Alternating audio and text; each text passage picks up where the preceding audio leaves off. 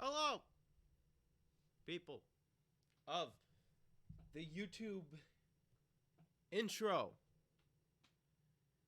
I'm your host, Sean Tyler, and this is more Umineko because screw it, this is what's getting my channel views. Because of this game, in the last 3 months, I've gained double the subscribers I was stagnant at for like 4 years. So, there's no reason for me not to play this game. I'm just gonna do our nightly check of Twitch homepage for Amaranth's ass, because might as well at this point. Might as well. I mean, she's become such a meme at this point on my channel that we kind of have to do it. Now, I've clicked on a stream once, last night, I believe. I'm going to tell you right now, I took one look at that chat, and the first message I read was, I like her a lot. And I'm like, you know what? Maybe let's just get out of this. Let's just leave. Let's just not pay attention to what's being said here. Let's just get out. Dude, I clicked on it just to see what the hell was going on, like what the chat was. And I was like, you know what? I'm good. Oh, the algorithm's going to make me a simp. I'm going to tell you right now. I'm going to shout out Amaranth every stream. For the sole fact that she's just a meme on this channel now. Her and Beatrice. I hate Beatrice, but I guess I love me some Amaranth. So right now, I'm going to tell you, like, she's literally just in, like, a Spider-Man towel, it seems like. I don't know. I'm not going to click on it. Like, I'm not clicking on the stream. If anything, I thought about taking the bit far enough to watch the stream while editing, but at that point, it's like, I'm just a simp. So let's not do that. Let's just leave it. Let's just check it, like, every time I stream. Just to see what's going on, just to continue the meme. But, hey, all I could say is this. Yeah, it's up there. It's up there. Like I was saying earlier, because of this game, my channel went from being stagnant at 31 subscribers to getting double that number in 3 months. Like, I'm at 66 now in 3 months. I went from 31 to 66 in 3 months. That's a lot compared to what I've been doing. All because of this. All because of this. That's literally it. But yeah, I've seen Amaranth's ass more times than I've seen my own ass. I'm gonna just say that right now. At this point. Now, I got a dice. Again, I have the dice. You know what? I'm gonna switch to the full cam so I can give you the rundown. Alright, I didn't really want to be on camera, but I'll be on camera. Hello, I'm wearing the sweatshirt I got in Ireland. To prove to you, I have assembled the council once again. They are here to help me once again. And again, I have the dice. Because if I get 3, something's going on. I'm not going to do the rolling technique. I'm just going to roll it normally on the ground. And there's no tricks. No tricks with this die. No fingers. No fingers. They might not. I don't know. I can't... They don't really talk to me yet. I don't think they do. Oh, no. I'll have to get with, like, the other people on this channel that exist. I know there's, like, 2 others. Oh no, they just call themselves intro men. So it's kind of weird on that front. All right. Okay, we got number 2. A little different this time. I'm gonna roll it again, see if there's gonna be a pattern or not. There's no pattern. I got number 5. The dice has been not messed with this time. I gotta say, that's gotta be it for bits. I don't have any snacks with me, because I don't like eating on camera. Got got the council members, got the sweatshirt that I'm not taking off at any point. So I'm not wearing a shaggy shirt, as you can see, not green. I'm not going to show you the shirt because I don't know if it tells you where I live, and I don't want that. I don't want people stalking me. Unless it's Amaranth.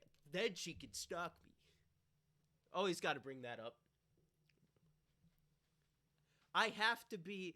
Here's what I have to be. I have to be the one person that simps Amaranth but doesn't give her money. If I have to be that one person, I will. Because I'm not giving her shit, to be honest. I'll just mention her name once or twice, and then that's it. Maybe like 50 times, but that's the absolute least amount of times I will mention her name. But I won't give her money. I guarantee that on my life.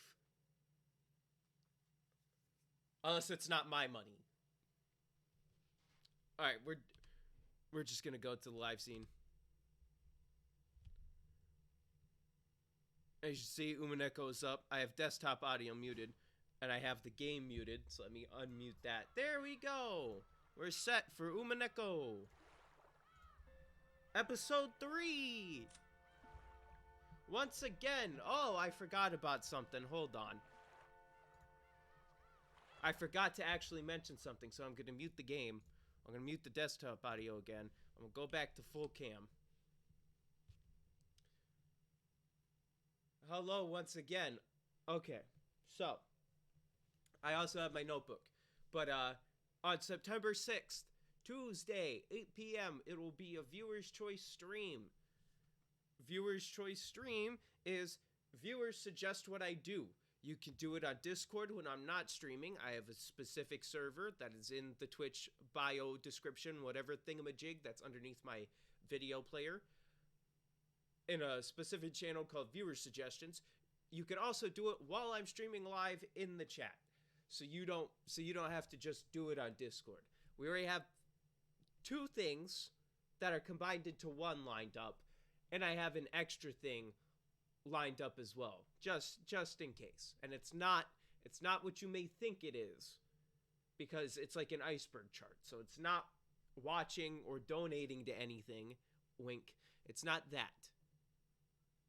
Just so we know, I'm not. Again, I swear on my blood. I swear on my life. But September 6th, Viewer's Choice stream. 8 p.m. That's all I could say. If you want to know what I'm going to be doing, you should probably join the Discord server and figure that out. Now that announcement's out of the way, and this is probably going to go in at the start of the video that this is going to become, September 6th has already passed. Probably. And at the start of every month will be a Viewer's Choice stream until deemed otherwise. Until the timing gets to be perfectly right. So if you're watching this after September 6th, just wait until like October, and then we'll have another Viewer's Choice. I get 1 veto per episode. So that means if I don't want to do something, I could say no, but that's it. I'm done. I can't say no anymore. But it can't be like some messed up shit. It can't be, oh, download a virus. I'm not going to do that. I'm not going to do that anyway. It's got to be normal, common sense things that aren't crazy. That seems fair. So, now I shall get to the actual game. Let me unmute. Why'd I close out of that? Unmute. There. Now we're set to get back into some Kraus misogyny. Because that's what we're all here for. The Kraus misogyny.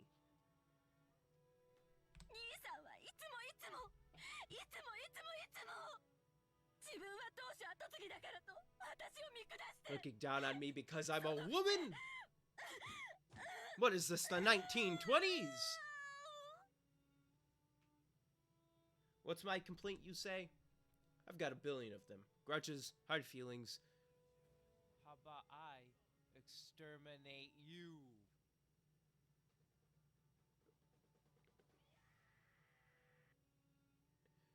All right, thank you, Ozzy, for the $4.20. Good old 420 with the Pog emote. Your reasoning will destroy Beatrice's feral locked rooms this episode. Use the red truth to your advantage and rule out the impossibilities. Again, thank you again, Ozymandias. If you want to know where I get my alerts from, they're social media clips. So by November, I will reset them, and they will be social media clips from the previous year, of year 2 of the Saberleaf network, that I'll never forget, kept floating through the back of my mind. They all built up at the same time, coming out of my throat as a shameful moan.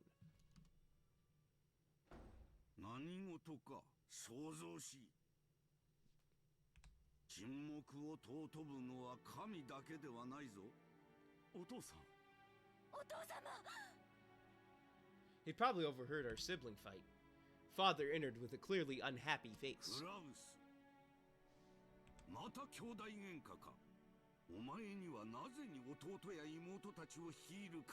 I like the fact he walked in and said, "Look, God and me both want you to shut the fuck up." In a flash, he struck across his face. I rated myself to be struck in the same way, but I wasn't hit. Probably because you weren't doing anything. It was literally only Kraus who was doing anything remotely terrible. He was the one who was yelling, essentially, I think.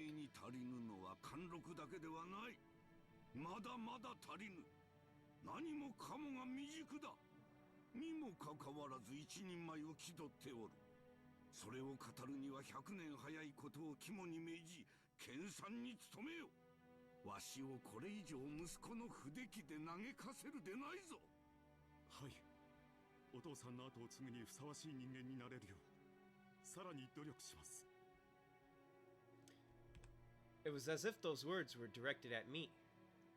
Well, I'll be honest, depending on what I know that takes place in the future, you don't even become even close to being worthy to succeed him. Because he thinks of you as literal vultures trying to strip his bones clean of everything he has. Even when he was being yelled at by Father, he was still bragging to me about how he was special, about how he was the successor. I just couldn't stand it and finally spoke what was on my mind. Even though I realized that would be improper for a member of the Ushiromiya family to do such a thing. You're a woman, obviously.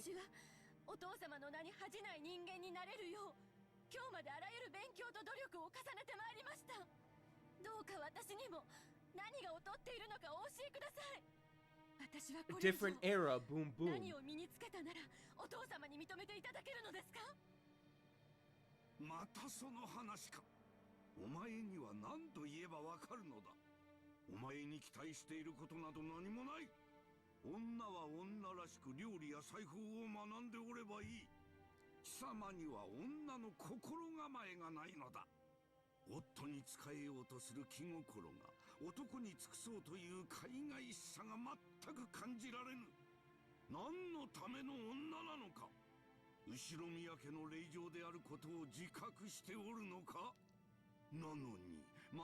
I'm gonna choose not to say anything in this moment.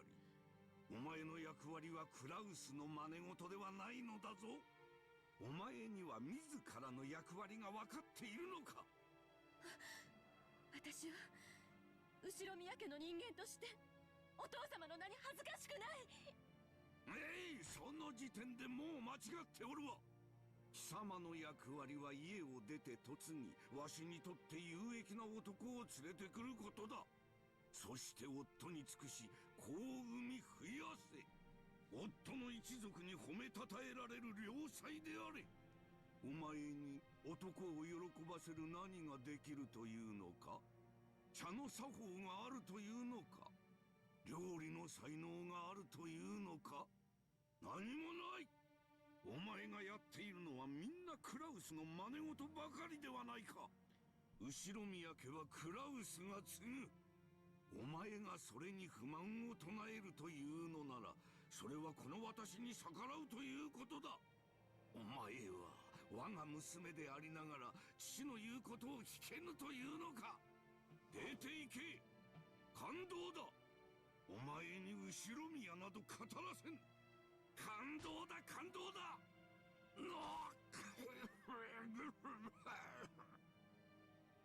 He's dying now. しっかり。 Nice job, Ava.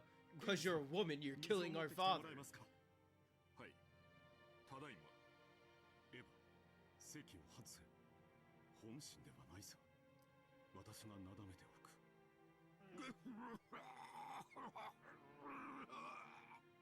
感動だ。私の言うことが危険なら感動だ。 Well, it doesn't matter, all of them become it, so. Father was coughing pretty badly, and Nissan patted his back, as if it was a duty that was naturally his. It was so vexing for me to let him take that duty all for himself right then. If I carelessly approached Father at that moment, then I would probably be the one to get hit next. However, I fearlessly tried to approach Father's back. Genji blocked me. 今は席をお外しになられた方が良いでしょう。親方様は今日はご機嫌がよくありません。でもなぜに私の息子たちはこうも不出来なのか。クラウスは貫禄が足りず、エヴァはいつまでたってもじゃじゃ馬だ。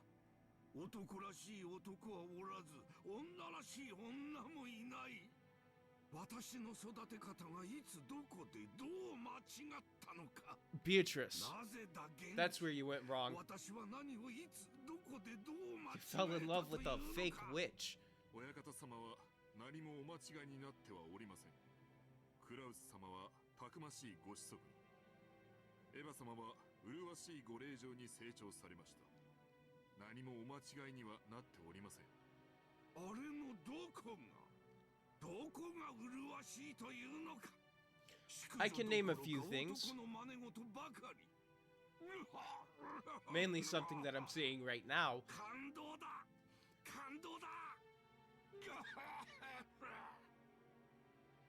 お父さん、それは私からよくエヴァに言い聞かせたところです。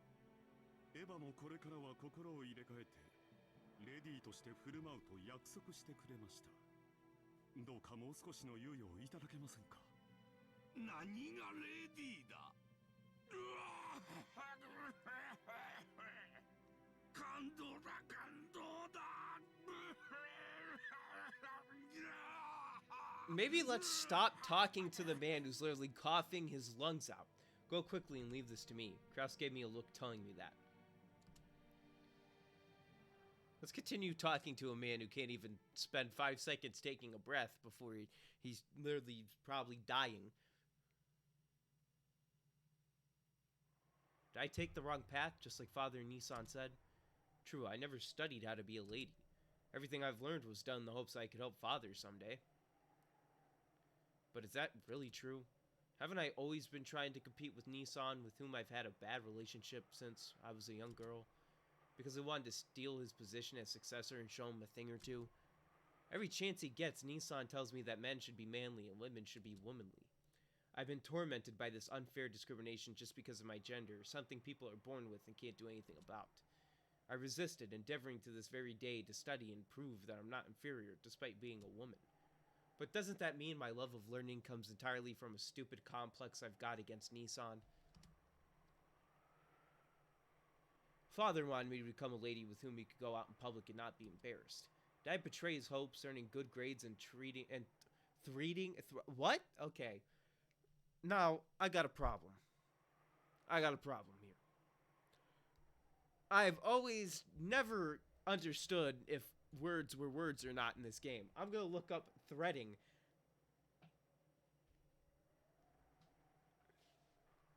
Because it's either threatening or treating. But if threading is a word, I'm out. It is not. It's they just have some fucked up English again. Okay. Did I portray his hopes, earning good grades and threatening Nissan just to satisfy a childhood resentment? Notice how when a word pops up that I don't know, my brain shuts off and goes, just stop, please, for 5 seconds. Can you just go somewhere? Can you stop looking at whatever you're looking at?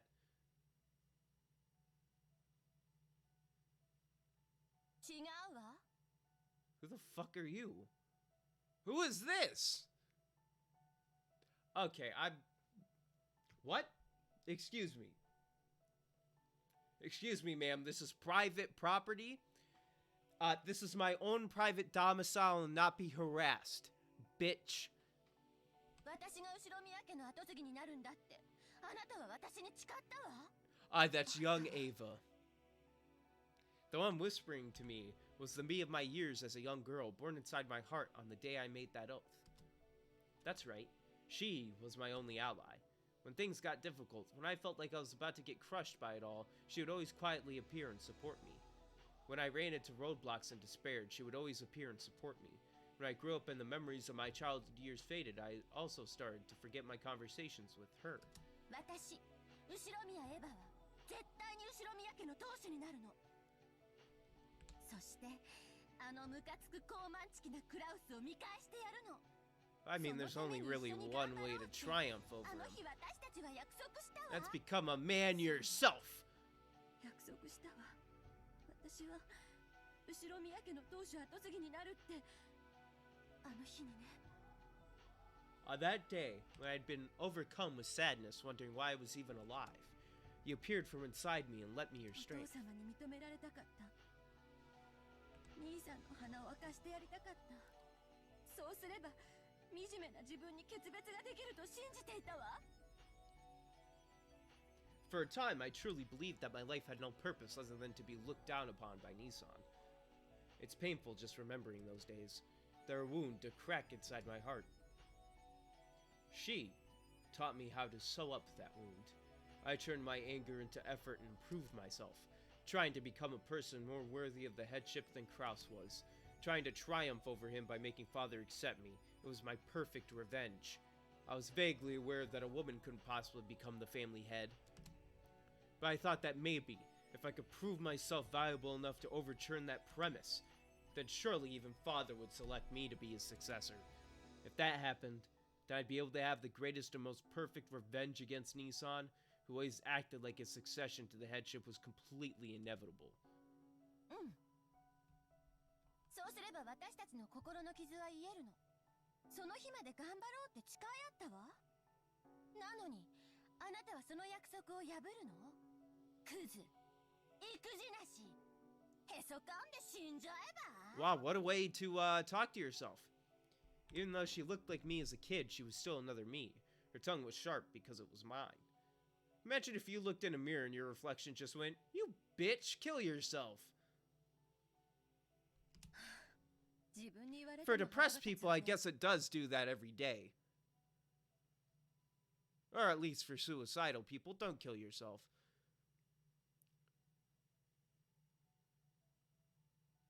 I would say it gets better, but I've kind of abandoned that logic, and I've adopted the logic of just find something to look forward to and just look forward to that. Once it passes, find something else. It's like, for example, you like wrestling? Oh, there's a pay-per-view coming up. Look forward to watching the pay-per-view. When that's done, look forward to a different thing. It's that simple. Because if you want to watch it, why not just watch it? And then you'll stay until you watch it, and then you'll find something else, and then you'll want to do that. Then once that happens, find something else, and you want to do that. Just focus on what you want to do, and get through it, and then once you get through that, find something else to grab. Simplest way to me. Saying it gets better, it does not attack, and does nothing for me, if anything. It'll be like, alright, how long? When? How? All those questions attached to it that can't be answered. What's something that doesn't have any questions, and if they do, they can be answered? Oh, hey, I'm looking forward to September 6th for the Viewer's Choice stream. So I'll at least be around till then. Bam, there you go. There's something there. That's my best advice for people with depression who want to kill themselves. Find something you want to do. Find something you want to watch. Find something you want to, like, take part in. Focus on doing on that. Look forward to doing that. And then once you get through it, find something else to look forward to. Because I guarantee you there's something in your life that you like to do. Alright, enough about depression. We aren't here to be depressed. We're here to be depressed when Beatrice decides to, shove something up my ass and make me kiss her feet. That's probably when we get depressed. But, I'm not planning on it. そこまでボロクソに言われる筋合いはないわ。ならばその怒りを勉強に費やしましょうよ。怒りを力に変えるのが私の魔法。この力で何度もあなたの窮地を救い、あなたはなせないはずのことを成し Letting 遂 you げてき two た。 succeed.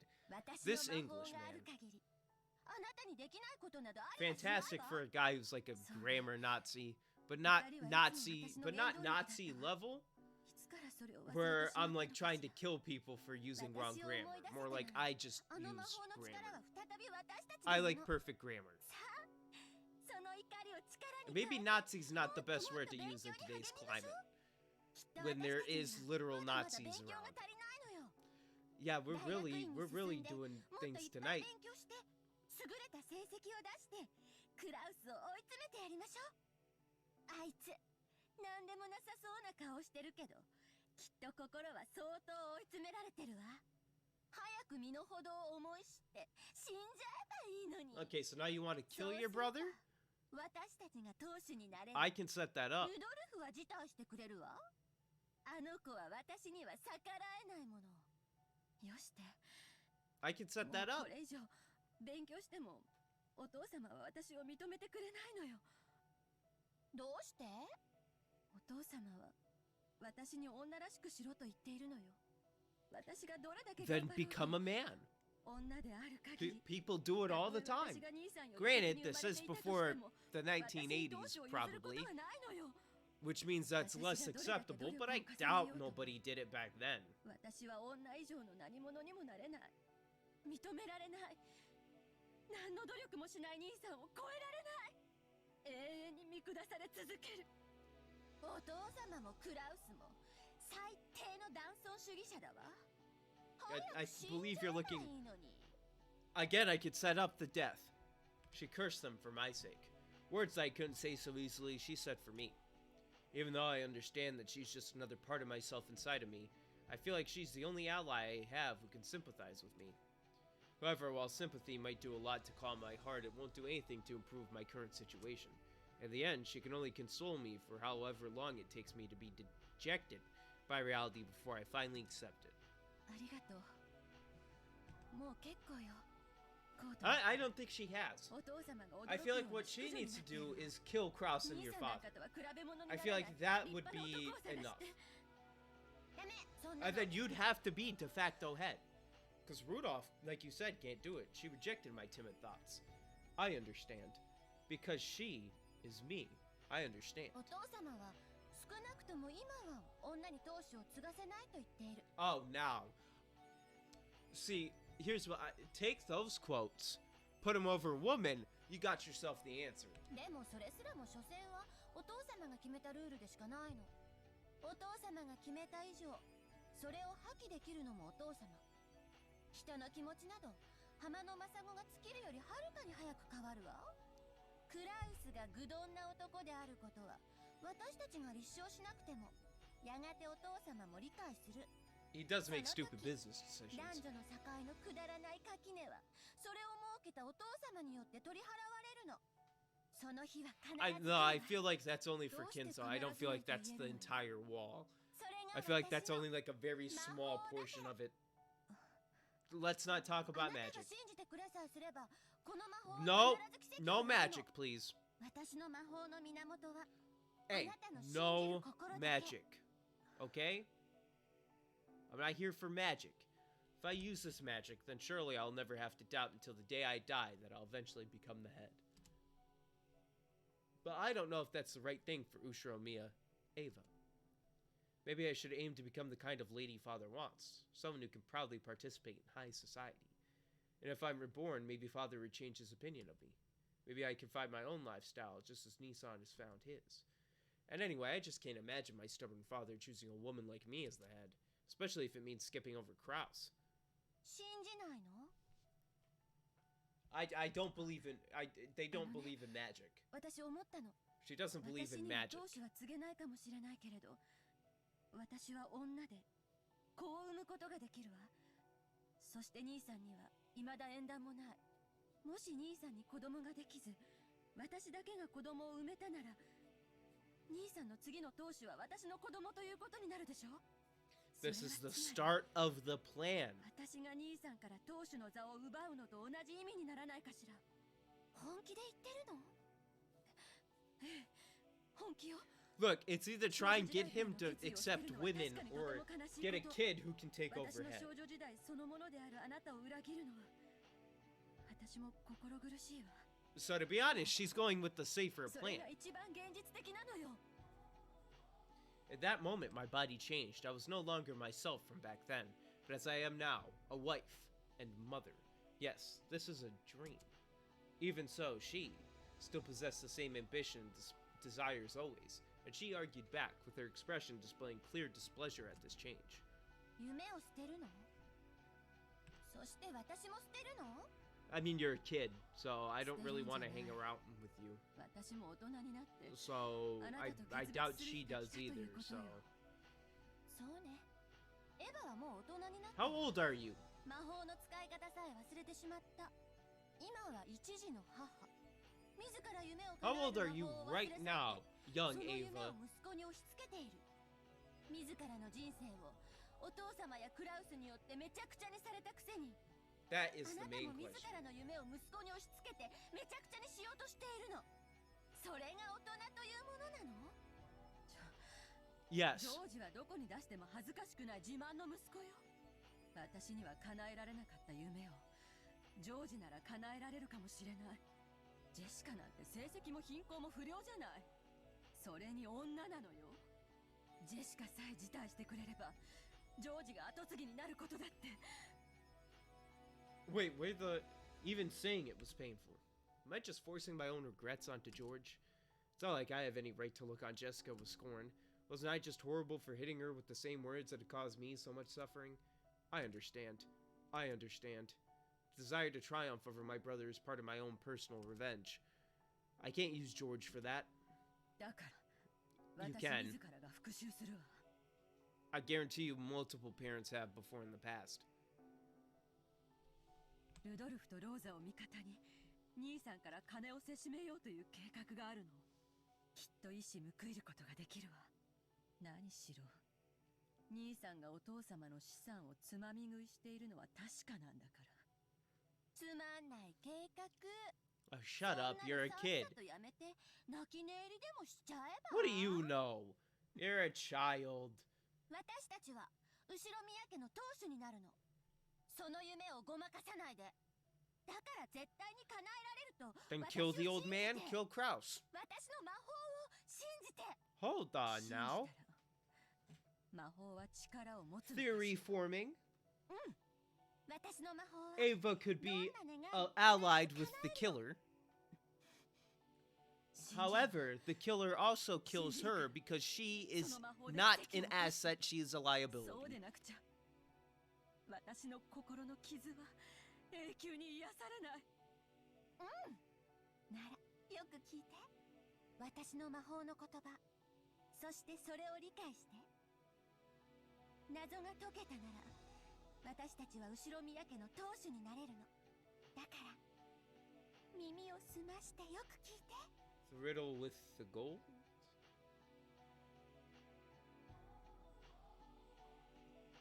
Behold the sweet fish river running through my beloved hometown. You who seek the golden land, follow its path downstream in search of the key.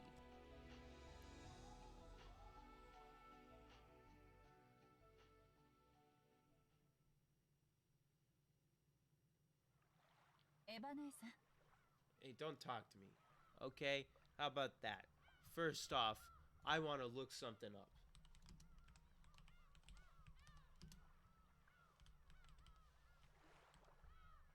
This is a weird thing to look up.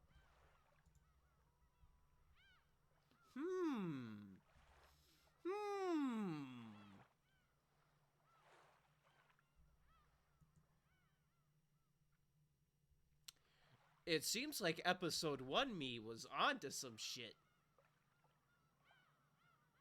I don't know why I never looked this up until now, but I had to look up if mackerel was sweet.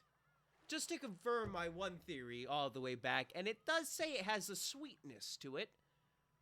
So, a clue.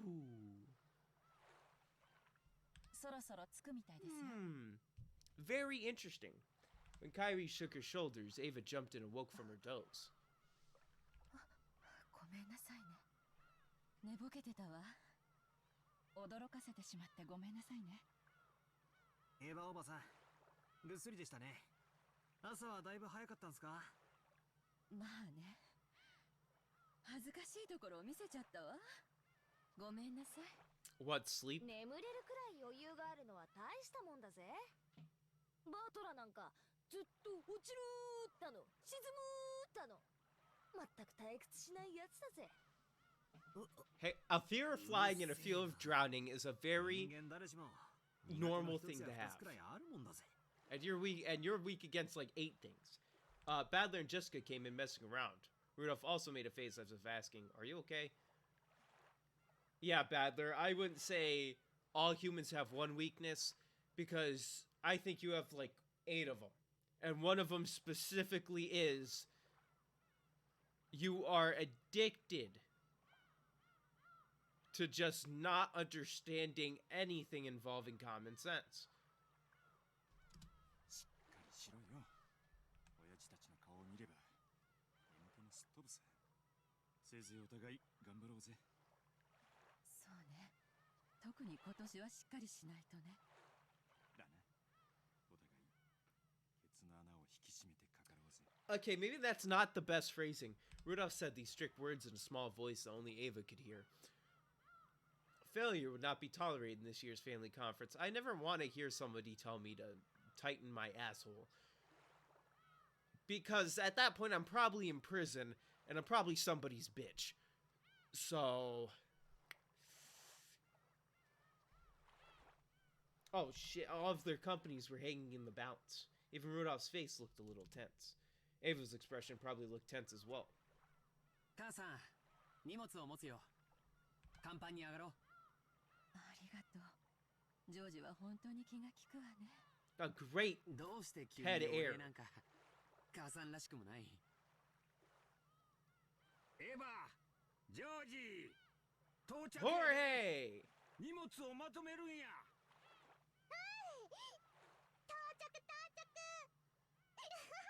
I feel like that could be a part of a beat. こらマリア。転ぶから走るのやめなさい。 Hit her! Trip her! It seemed Maria was already getting excited. She ran circles around Hideyoshi, escaping from Rosa, who was trying to catch her. Rosa, I expect you to drop kick the shit out of this child tonight. I want you to full-on Undertaker-style chokeslam this bitch.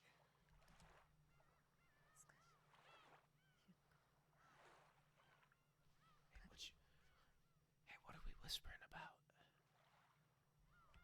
どうしたの、母さん。 Oh, nothing, Jorge. 具合悪いの。ジョージ、荷物を持って先に行ってなさい。母さんは貧血だろ。わしが肩を貸すわ。そう。わかったよ。先に行ってるよ。 Something odd in Ava's expression told Hideyoshi that it hadn't been a pleasant awakening, so it made Jorge go on ahead. Rudolph's family and Rosa's family also went up onto the deck, leaving only Ava and Hideyoshi inside the boat. Ava had a vague expression on her face, as though she still hadn't been able to escape from her daydream.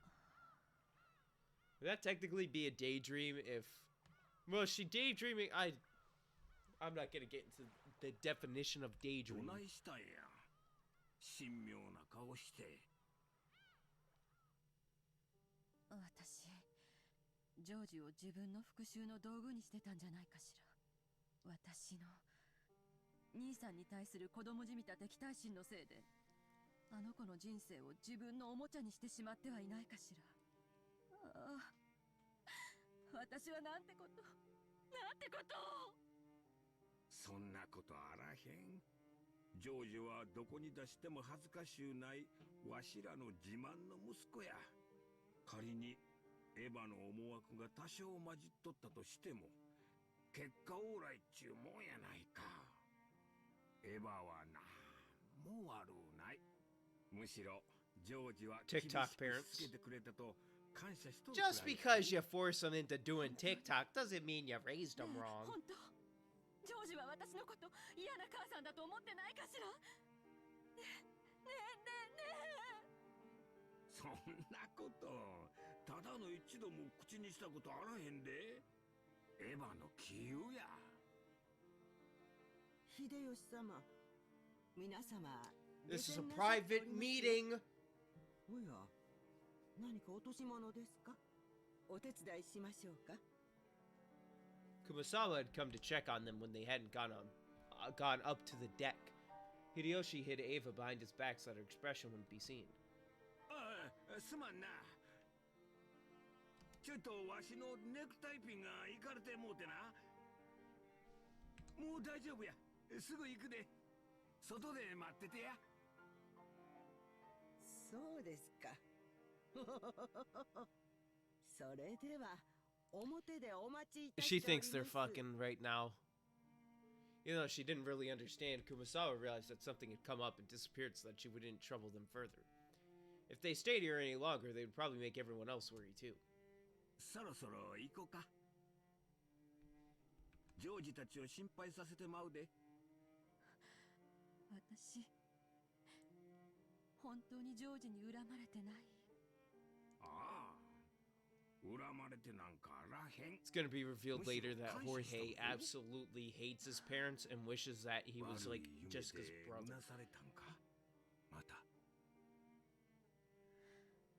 うん。 Hideyoshi knew that Eva was often tormented by nightmares. They always grew more marked on the days leading up to the family conference. Hideyoshi knew that Ava's relationship with Kraus was still full of antagonism to the point of being traumatic. That she still couldn't let go of the feelings she had as a child. That'd actually be hilarious. Aw, man, it's not gonna happen? Jorge himself is not gonna go? Fuck you, Mom! Get out of my room! それは I wish I was Jessica's brother! That I would actually be the family head!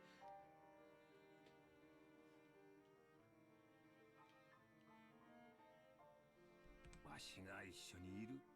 こうして手をギューッと握っとったら、そんな夢もどっか行ってしまうで。な、ほら。痛いわ。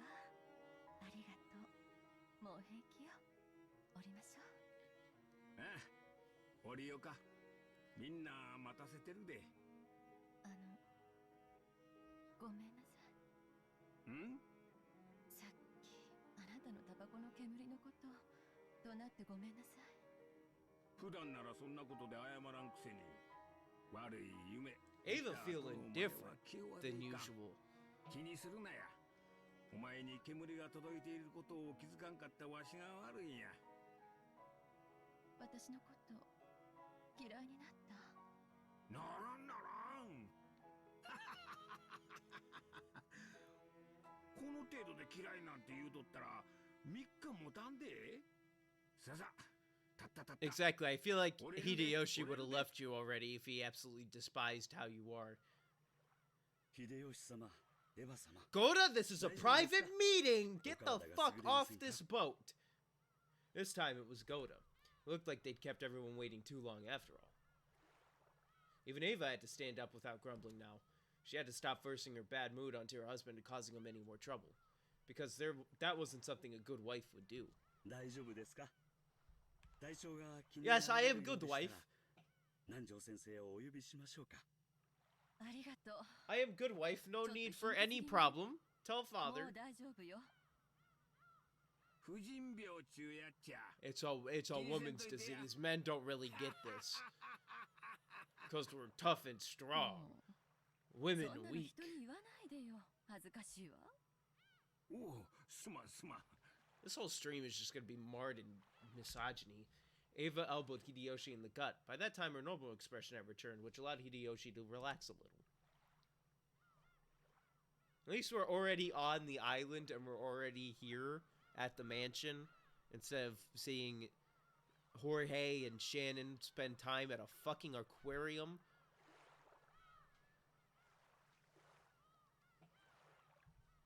The bright sunlight outside almost made her dizzy. A small plank for getting off the boat was lowered and Goto was waiting there smiling and ready to lend them a hand. どうぞエヴァ様、お手を。ありがとう。六軒島へようこそいらっしゃいました。おかえりなさい。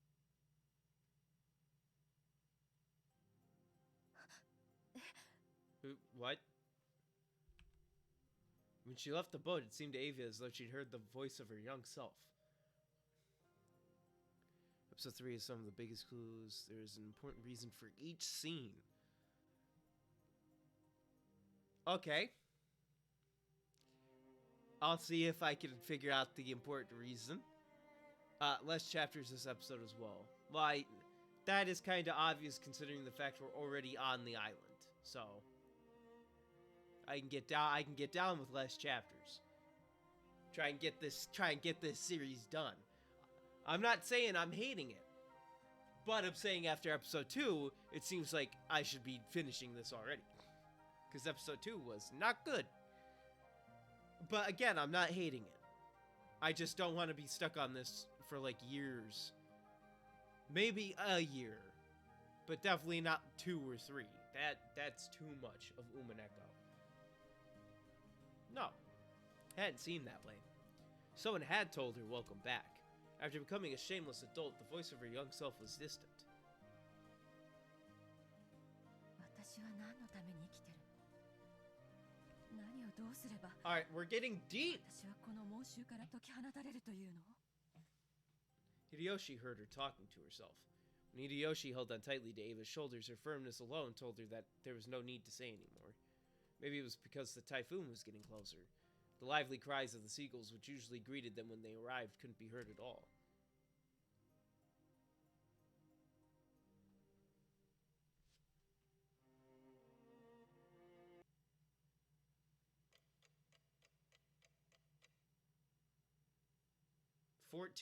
Yeah, my preparations are already complete.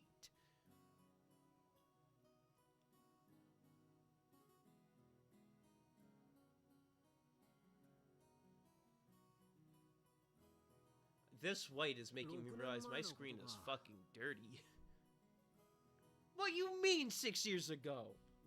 何しろ6年って言ったら小学校丸々一つ分じゃねえか。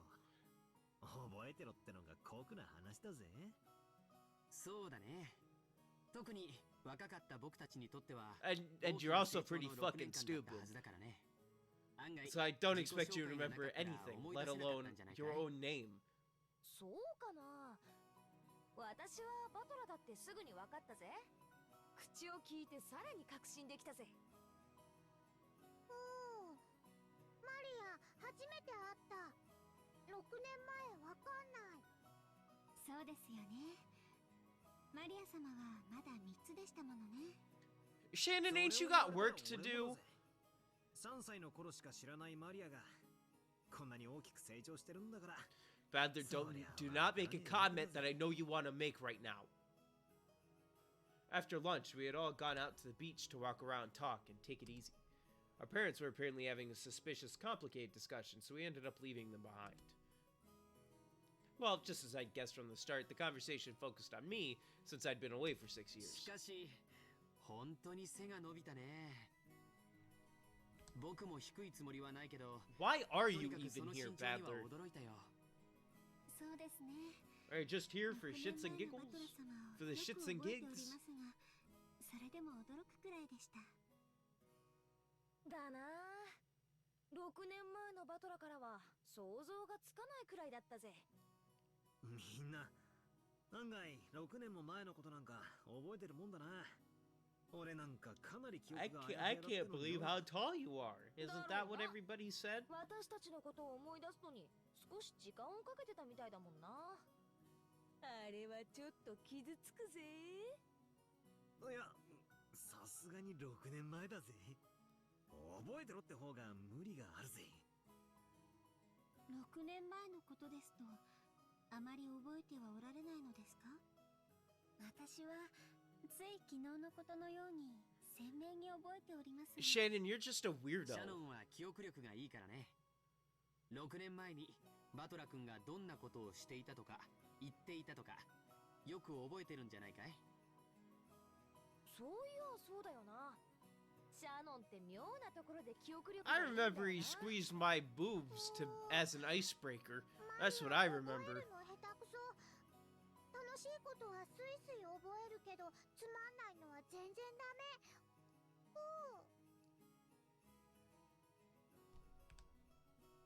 We all laughed saying that everyone was like that. ちなみに6年前のバトラはどんなだったんだ？ Oh, so you don't 何かエピ remember? ソードを覚えてないのかよ。 Huh. そうですね。確かお帰りの際は。 Oh, hell, the music stopped. Okay, what do you ま say? た来るぜ。See you again。きっと白馬にまたがって迎えに来るぜ。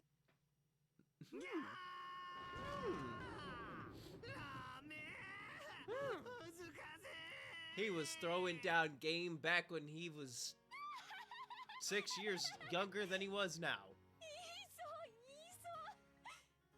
確かにそんな感じだった。6年前のバトラはそんな感 Dude じ spit in の game. バカっぽいセリフばかり言ってたぜ。 It may not be good game, but he got it. He got some game. 確かに当時のバトラ君がいかにも言いそうだな。恥ずかしい？恥ずかしい？ああ、最高に恥ずかしいぜ。マリアもきっと中学くらいになったらそういう恥ずかしいことが口にしたくなるからね。そういう時は口に出す前にチラシの裏に書いて3度読み直してから口にすべきかどうか考えるんだぞ。じゃねえときっと後悔するからな。いや、誰しもがそういう痛々 I しい feel like he 時代を said that 繰り line 抜け to てい every くのが female, and it's just haunting him. そして身の程を知り恥を覚えて大人になるんだ。そうさ、これは大人への過渡期なら誰もが犯す青春の甘酸っぱくて恥ずかしい消し去りたい記憶なんだ。うわーぐわー。 After all, this was all stuff I'd let slip out without thinking, so I didn't remember the words exactly. But now that those words were being recited to me, they were as embarrassing as all hell. I only recently came to understand this weakness, but was working hard to avoid such careless outbursts, but I guess I was just born with the habit of speaking without thinking. There's nothing I can do about it. シャノン、他にも何か恥ずかしいことは覚えてないのかよ。まあ、他にもいろいろと覚えておりますけ Say れど、 them. そのご本人もお忘れになりたいことみたいなので、これ以上は遠慮させてい You're た no だき fun. たいと思います。 I want Badler ぶ to っちゃ suffer. けると俺はもう何も覚えてないんだ。頼むから思い出させないでくれ。おお、シャノンがバトラーをいじめてる？うん、ダメ。いじめはいけないの。別にいじめてるわけじゃないんだよ。この話はこれくらいにしようか。でもシャノン、後でバトラ君のいないところでこっそり教えてね。なんだか面白そうだから。はい、かしこまりました。 Jorge wants the scoops. そう、そりゃねえぜ、シャノンちゃんよ。 For a while, Jorge Aniki laughed at me as though warming up for when Shannon-chan would tell him about more of my embarrassing misspeaks. They aren't misspeaks if you say them. Misspeak is like me saying misspec. That's a misspeak, Badler. Come on. You need to know the definition of words, Badler. Again, proving that he's stupid enough to not remember anything, including his own name. Jorge looked like he was flirting with Shannon, but he seemed somewhat open and frank about it. He was always that way with his cousins, but he usually took on a reserved, gentlemanly attitude when he came in contact with the servants. When I thought about it, I got the feeling he was being a bit overly friendly, which seemed strange. Maria started scribbling in the sand with a stick, and I almost said George. My bad. It's Jorge. And Jorge, Aniki, and Shannon-chan joined in. This left me and Jessica off to the side, so I asked her secretively. Yo, Jessica. Yeah, Jessica. Is Jorge and Shannon fucking? They got something going down. Is Shannon getting dicked down by the dude with the glasses? ジョージの兄貴ってさ、シャノンちゃんと付き合ってたりする？おお、なになんでわかったんだよ。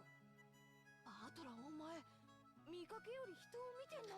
Okay, Jessica, maybe you're just stupid as well. I guess Shannon's the smart one in this group. 本当に付き合ってんのかよ。声が大きいって。一応内緒の付き合いってことらしいぜ。特にエヴァおばさんの耳には入れない方がいいよ。なるほど。使用人との恋か。いやでもいつの間に？はあ、6年ってすげえな。でも確かに兄貴なら人間もできてるし、シャノンちゃんも優しくて海外しそうだし、お似合いかもな。Actually, 6 years ago, I remember taking notice of her just a little bit. I see she really fits well with Jorge Aniki. Nothing I can do about that. Goodbye, my fleeting first love of 6 years ago. Which means that the collection of embarrassing lines Shannon just held back on probably had something to do with that. I can't take it. 兄貴たち、付き合ってどのくらいになるんだ？6 years, as soon as you left. Actually, Shannon and George started the business. どの段階から付き合ってると呼ぶのかにもよるだろうけど、確実に1年以上は続いてると思うぜ。双方片思い時代を含めると数年になるんじゃねえのかな。Before I'd realized that the two of them had separated themselves from the group and were walking down the beach talking about something. They looked calm, and rather than a light relationship between two lovers, it looked like a more serious one, as though they were already engaged. 6年か。でっけえ月日だな。俺にとってのこの6年は何だったんだ？図体がでかくなっただけだな。親父との親子喧嘩で意地を張り合ううちに6年も経っちまったってだけのくだらない時間だったな。バートラの方こそどうなんだよ。彼女とかできたのかよ。Why are you asking? さて、 This is incest. Do you understand that, 一緒に Jessica? 遊ぶ女の子は何人かいるぜ。 Whew. だけど、オンリーワンって関係はまだねえな。 Multiple stands, not just one night. You got that 誰かと二人っきりでい multi るよ night. りみんな大勢でワイワイやってる方が楽しいように思えるんだ。ああ、そりゃなんともバトラらしいぜ。でも女友達との関係はちゃんとしっかりしておけよ。女の思い込みとコミュニティは怖えぜ。勝手にバトラをめぐって暗闘が繰り広げられて、勝手に誰かが泣いたり傷ついたりしているかもしれないぜ。おかしいな。同じ忠告をつい先週クラスの女から受けた気がするぜ。なんだってんだろうな。どうしてみんなで楽しく過ごせねえんだ。そうまでしてつがいになりたいのかね。バトラがまだそういう相手に会ったことがねえからだろうぜ。まあ、おいおいそういう女に出会うこともあるだろうよ。気長に待つこったな。 Can we get into death なんだよ。 already, please? まるでお前にはもうそういう相手がいるみたいな。 I don't care about this love talk. お前はどうなんだ。 I want to see somebody brain. I want to see somebody's brains. 私かよ。いや、I don't have any. I have water, なんつうの so I could take a drink of water every time. 見たと But こ that's ろ about that. 気になる男はいるけど、まだ告白もできてねえってそういうところだろう。いや、そういうわけでは、先生、私のことなんかどうでもいいだろ。話を振ってきたのはそっちのくせに、なんで俺が逆ギレされなきゃならねえんだ。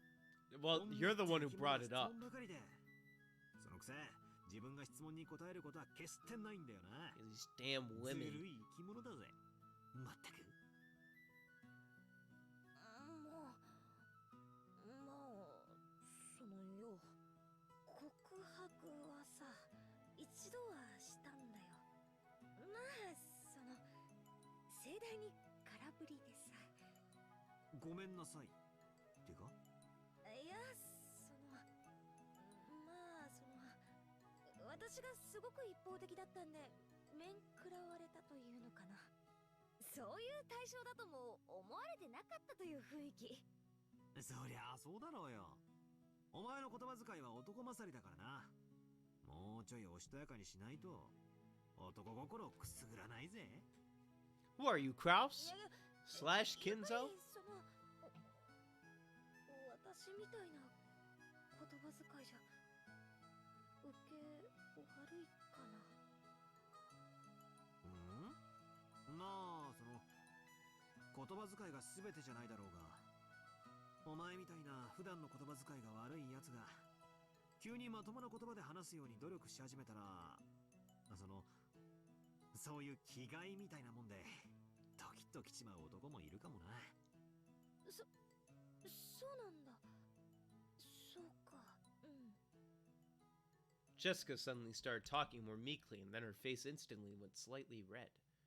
I see, even though her confession didn't go well, it looks like she still hasn't given up. But still, I get it. After seeing how close Jorge, Aniki, and Shannon-chan have gotten, I also kind of want to find a girlfriend.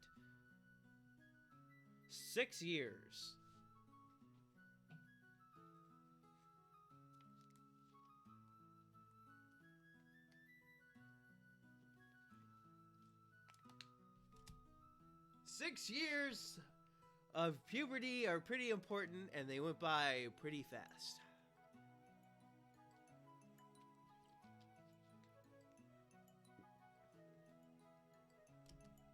As the typhoon approached, again, I'm drinking water. I don't have any actual drink on me.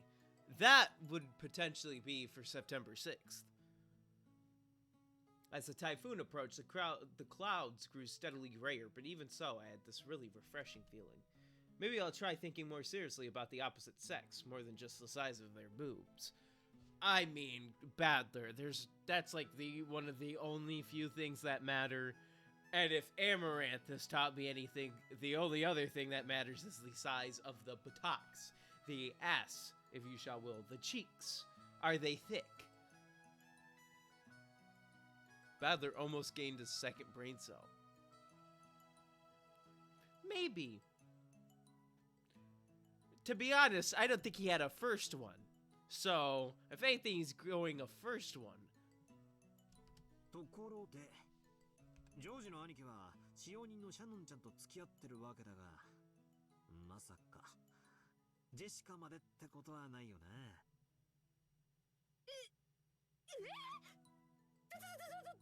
どうしてそう思うんだよ。そういや、バラ庭園で挨拶したカノン君って若い子。Okay, you know what? Maybe Badler is smart. やたらとかばってたよな。いや、そんなことは。Badler has grown a brain cell at this point. He's figured that out pretty fast. じゃあさ、これだけは教えろよ。今、この瞬間、ジェシカが狙ってる男は半径1キロ以内にいるか？いや、それは。What? She's not gonna say it in red. どうだろう。Was she Beatrice? Cannon-kun was the only boy on this island now who could possibly become her boyfriend. So judging by her reaction, I was right on. I didn't think of the Ushiromiya family as a noble family, but love with a servant? I wouldn't have dreamed that 2 pairs of Romeo and Juliet would be right next to me. Aunt Ava would probably become an obstacle to George Aniki and Shannon-chan's love. If Aunt Ava ever learned that Shannon-chan was the partner of her only beloved son, she'd probably scream at her for trying to steal away her precious George. No, Jorge! And a relationship between Jessica and Canon-kun would probably be just as full of difficulties. And Natsuki was also very strict about that kind of thing. After all, Jessica's husband would probably become the head of the Ushiromiya family in the future. If that person had once been a servant working for the family, well, things would get complicated. ま、人の恋路なんてそれぞれさ。一緒にいて楽しい相手とつがいになりゃいいじゃねえか。つがいってのは互いが互いを認め合う以外に何の許可もいりやしない。親がどうこう、家がどうこうなんて気にしたら負けだぜ。それを忘れるなよ。半端な気持ちで付き合うんじゃねえぜ。しゅ、恋もしたことねえくせに達観したようなことを言いやがって。And when he has like a peanut brain. 俺が言いたいことはそんだけさ。んじゃな。See you again. Have a nice day. That was very good English for have a nice day. ジョージ兄さん、シャーノン、聞いて聞いて。パートラったらこいつまた面白いセリフを言い出したぜ。何も言ってないって、何も言ってないって。ああ、茶化すな、茶化すな。マリア聞いてた。Oh God. See you again. See you again. That was actually pretty good too. For a while, we forgot that the wind was getting stronger and played around on the beach. I grew a lot these past 6 years.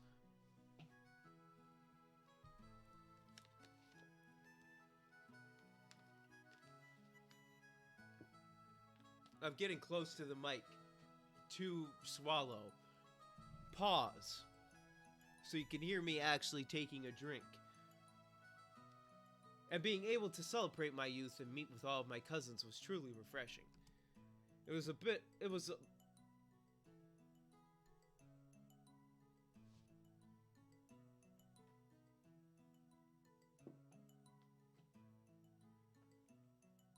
I didn't have my pen within reach, and I didn't want to throw this die against the wall.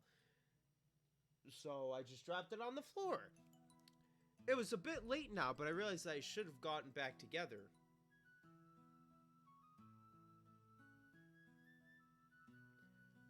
With everyone a lot sooner, return to the Ushiromiya family head. Not even family, return to the Ushiromiya family.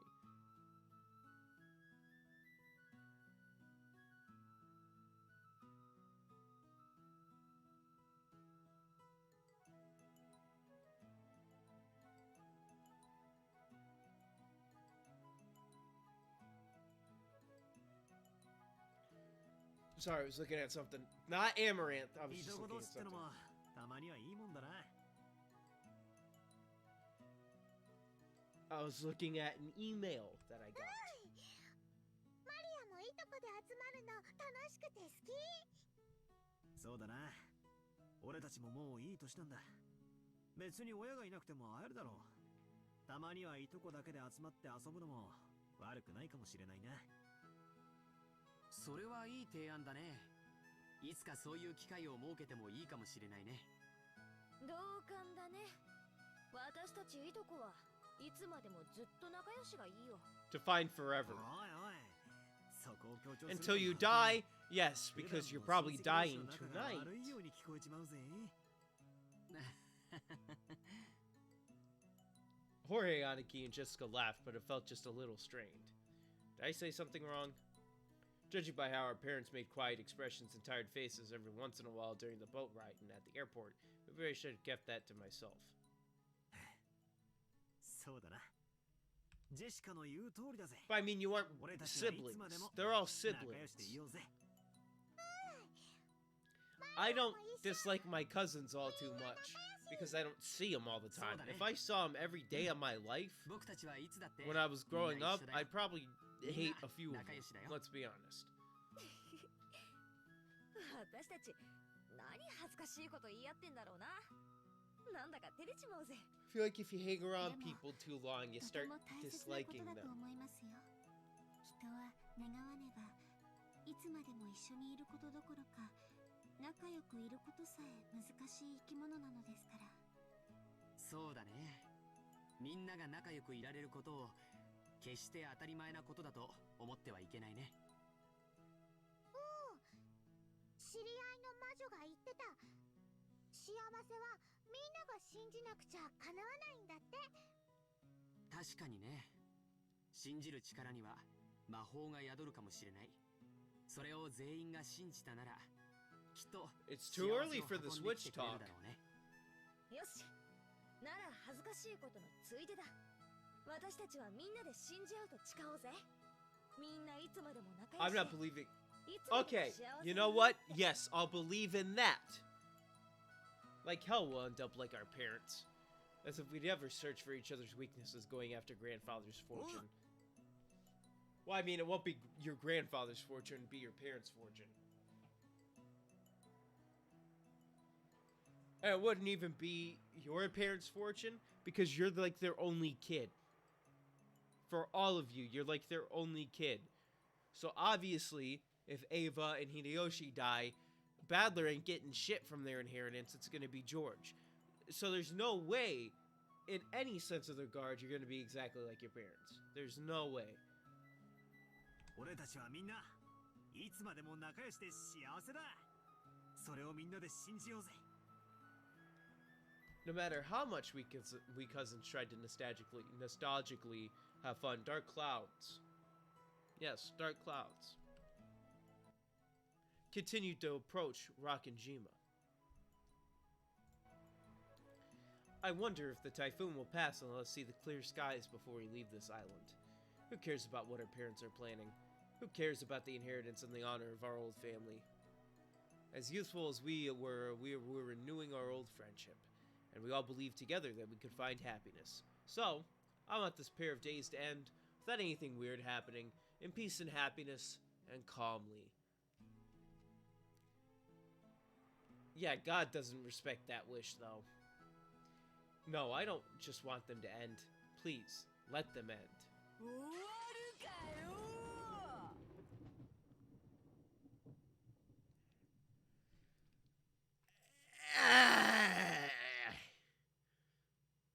It's literally the noise I made when I see you, Beatrice. Literally the noise that I make when I see you. Every time when you show up. That noise just rings out through my entire body.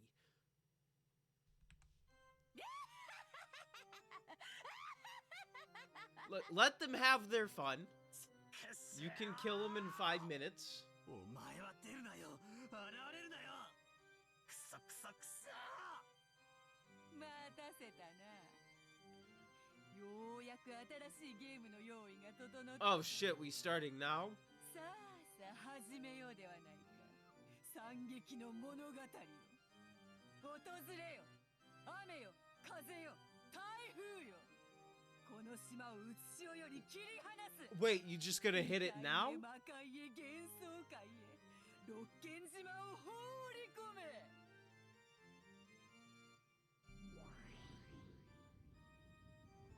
And so, the tale repeated for the 3rd time. Ever to an endless witch. What did it matter whether it was the 1st, 2nd, or 3rd time? Probably didn't matter at all. After all, this was a tale of fantasy, endlessly repeating until the match was settled.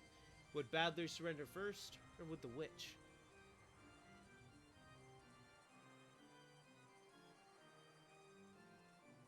Then the sky grew dark and cloudy, and the rain and wind were summoned together and became a typhoon. Maria could be seen in the rose garden paying no mind to the rain that had started falling, going around in circles, searching for the single rose that should have been marked.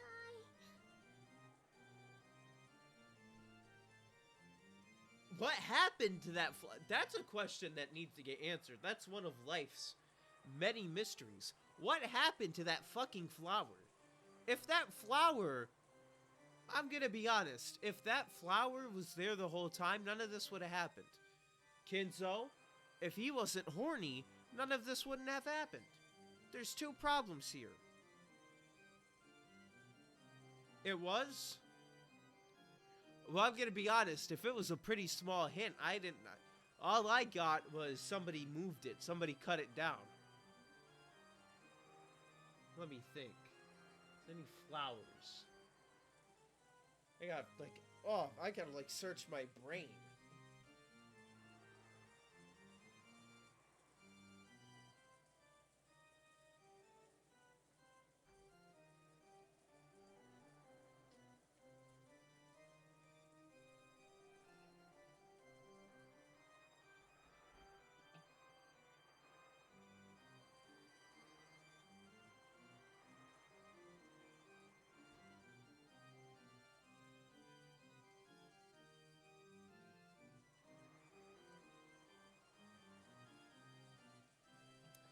only answer I can think of is the wind blew it away, but I guarantee you that's not the hint that they gave.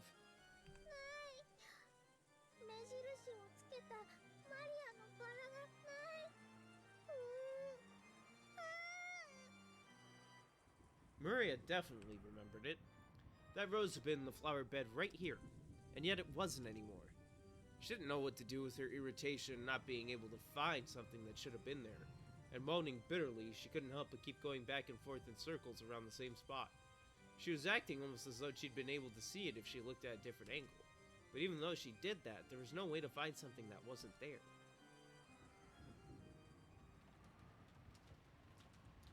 The wind grew increasingly stronger, and the rain turned into cold, large drops. There was no way even Maria would fail to notice this. However, if she couldn't find a rose here, it would surely disappear forever. Maria believed that. That feeling spurred her on to keep searching for a rose that she had no chance of finding. Just then, the cold drops of rain tormenting Maria were suddenly blocked. Oh my god, do we finally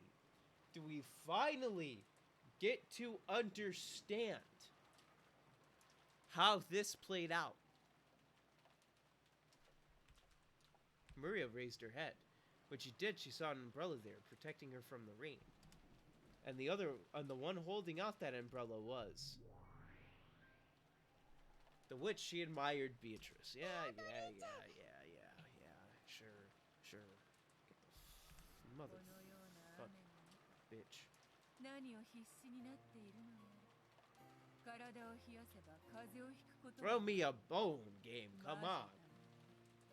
自らの健康も気遣いたいものよね。 She looks up, umbrella. All of a sudden, it's just there in her hand, and then the letter was secretly placed in her bag. でもね、ここにあったはずなのに見つからないの。 Maria told Beatrice about how there had been a slightly unhealthy, pitiful rose, and that she was sure they had marked it. それが見つからぬと。そなたも魔女の見習いならば、魔法にてバラを探してみるとよい。目だけで探そうとするうちは、それにははるかに及ばぬであろうな。見つけられない。マリアも頑張って魔法で探そうとしてるけど見つけられない。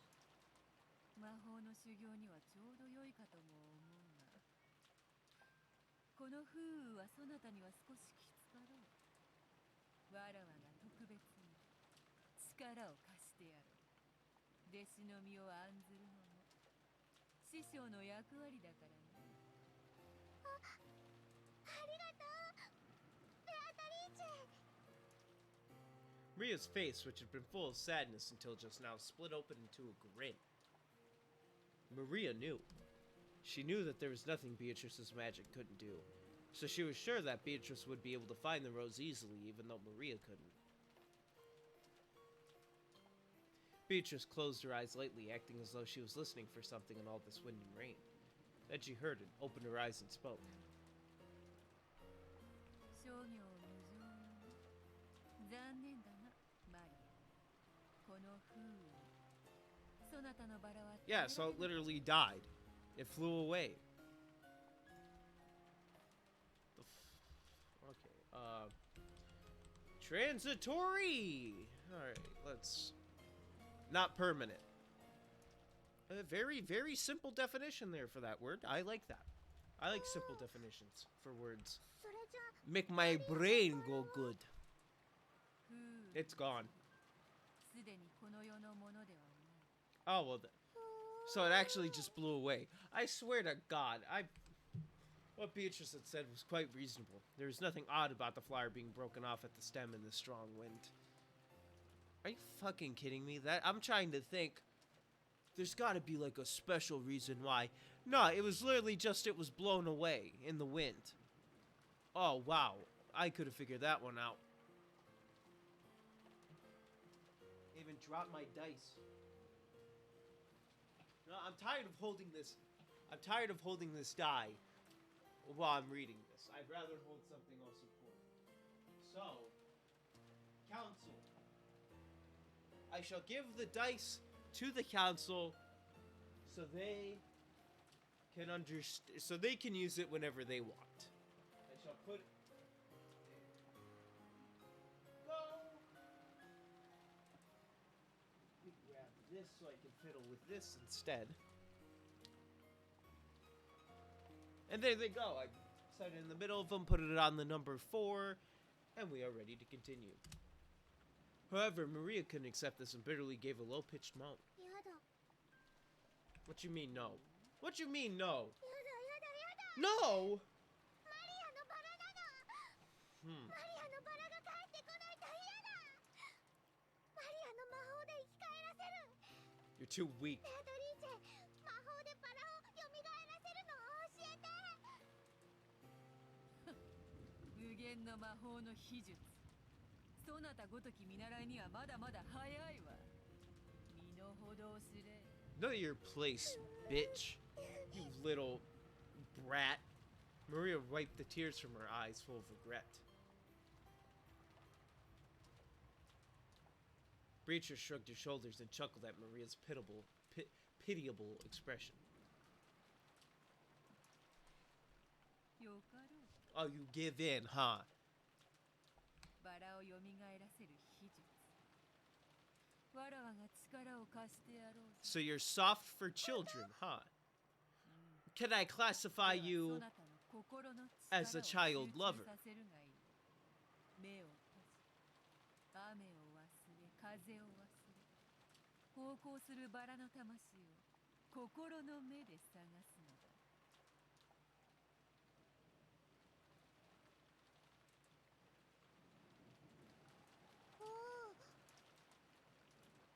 Maria closed her eyes. Then she repeated Beatrice's song-like words. 思い出してごらんなさい。バラ、そなたがどんな姿をしていたのか。さあさ思い出してごらんなさいバラよそなたがどんな姿をしていたのか見る、聞くの、そして信じる。 Yeah, that's not a flower. That's a butterfly. 魂の力を解放する。そう、良いさ。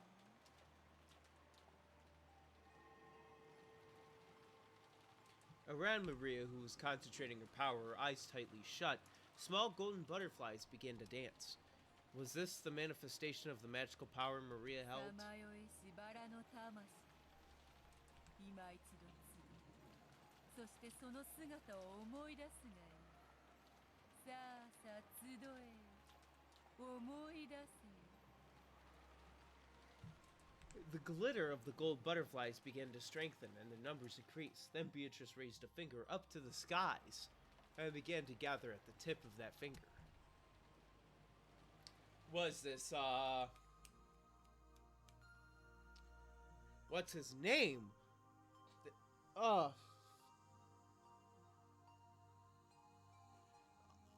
Come on. I know this. I know this scene that I'm thinking of. It's Halloween Town. Fuck, what's his name? It's like the mayor of Halloween Town. Fuck.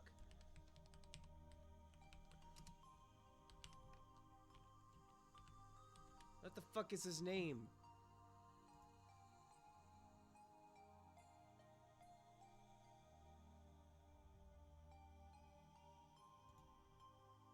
Calabar! What is he? This is like Calabar from Halloween Town. Gold butterflies began to condense into a single dazzling grain of gold. It was a single glittering gold seed. What, like they got an Elden Ring? It rode on the tip of Beatrice's finger, budded into the golden sprout, and opened into a golden leaf. It then slowly fell from that fingertip, sank into the mud of the flower bed, and began to grow steadily. Maria, who admired magic and the witch, really wanted to see this fantastical sight. However, as an apprentice, Maria was still not qualified to see it. No, she was probably afraid that if she opened her eyes to look, the power that she had concentrated in her heart would be cut off and the magic would be lost. Therefore, Beatrice, as the only one permitted to witness this golden miracle, was the only witch, the sole master of many miracles. Then the fully grown rose bloomed, creating one golden flower. When Beatrice poked it with her finger in just the right way, the gold color sparkled scattered, just as if a golden soap bubble had popped, and what remained was a single beautiful rose.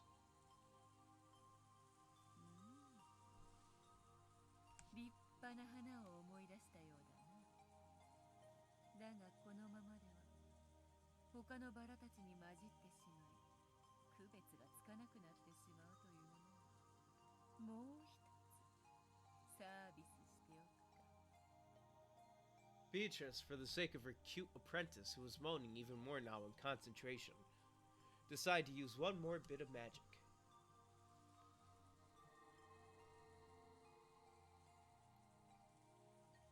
When she snapped her fingers, a single gold butterfly appeared, fluttered around, and landed on the flower that had just been revived. Then suddenly burst open and disappeared, becoming a golden lace and marking the rose. マリア、もう目を開けてもよいぞ。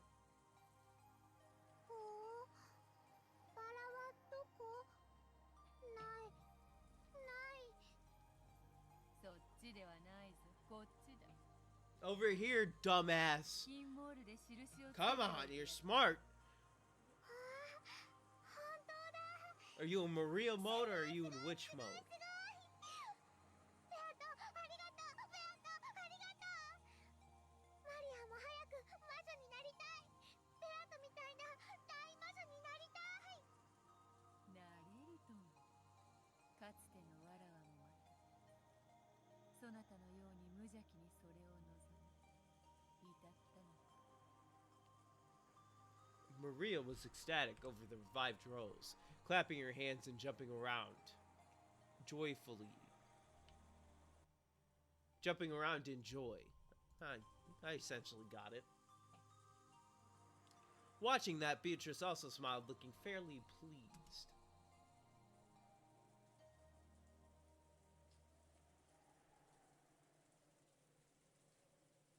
By now I can break and repair any soul if I try, not just that of a rose, and kill and revive as I pleased. Come the barrier of the storm has now sealed Rakajima off from the natural world. Now's the time for the Golden Witch Beatrice to descend as an endless witch. Beatrice pulled from her pockets an envelope with the family crest, the one-winged eagle, and gave it to Maria. Maria frolicked around at being selected to be the witch's messenger. Hey, stop dancing around and take this fucking letter. Okay, Maria? Take it! そなたの遊びに再び付き合いに来たぞ。わらわの準備はすでに万端よ。そなたの方はどうなのか。今宵のゲームにかけるコインの用意は十分であろうな。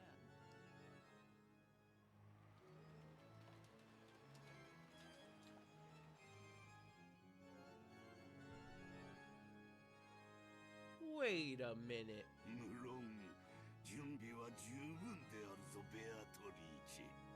駒はふんだんに用意したぞ。備えも心構えも十分だ。 Hold on just a second.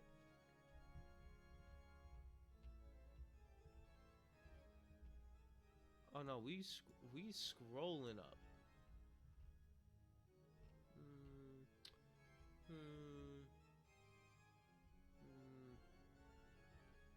Where is it? Where is it?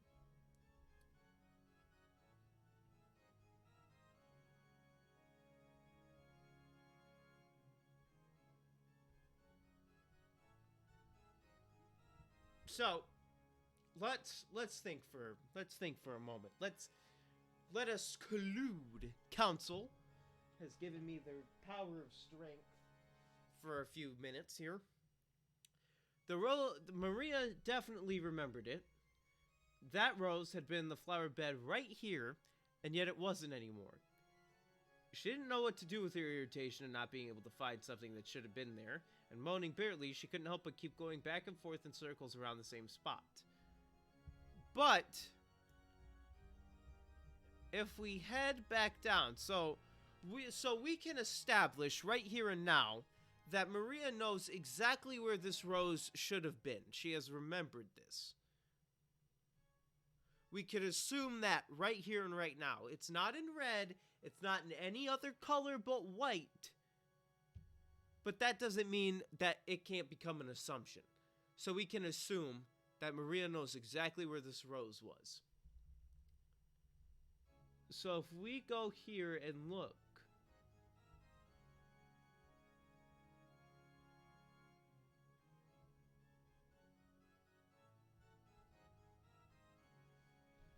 that will do.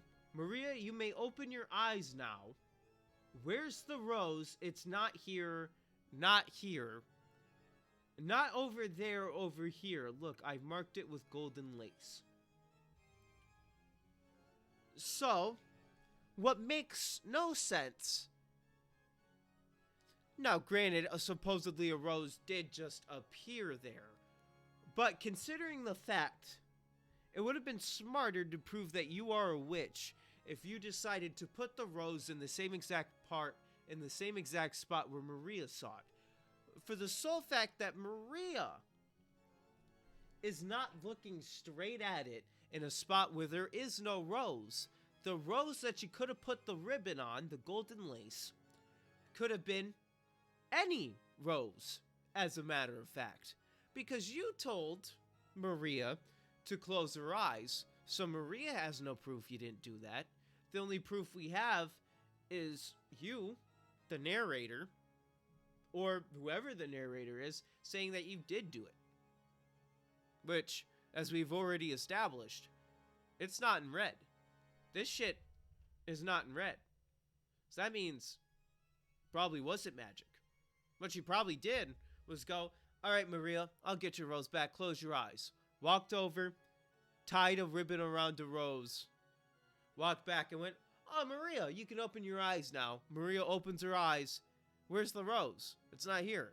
Oh no, it's not right there, it's over there. And she's surprised because she believed in the magic.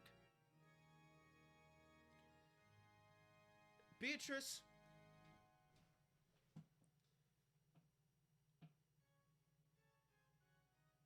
What the fuck is Blue Truth valid? I don't know what that is yet.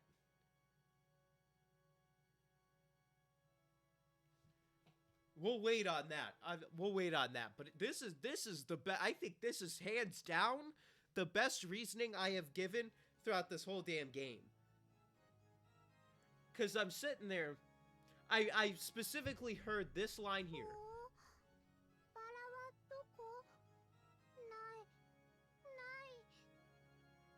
I heard that line, read it, and then I read the next one. And I was like, I was sitting here thinking. Then I went, hold on a second. Hold up now. Didn't she know where the rose was? So this is the sole fact that Beatrice could have just thrown it on any old rose. Again, assumption, nothing in red. But I'm going to go with this assumption being right.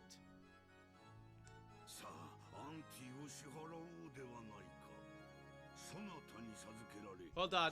Wait.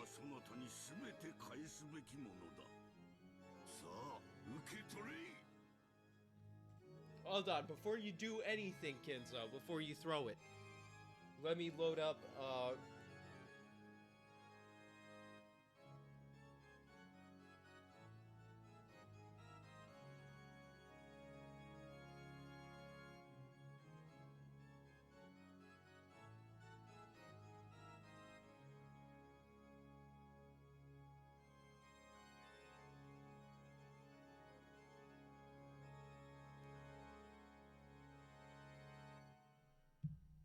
okay, this was stupid.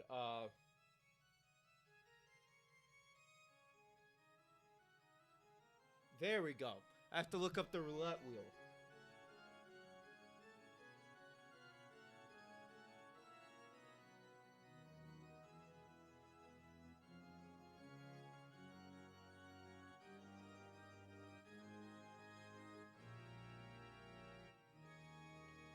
Well, I'm not trying to bet. I just want to spin this roulette. Alright, I'm going to spin it. Alright, let's see. Alright. Kinzo lives. I got a black 11. Kinzo flung the window of his study open wide, took off the valuable golden ring that had been on his finger, and threw it into the darkness of the raging wind and rain. So hold on a second.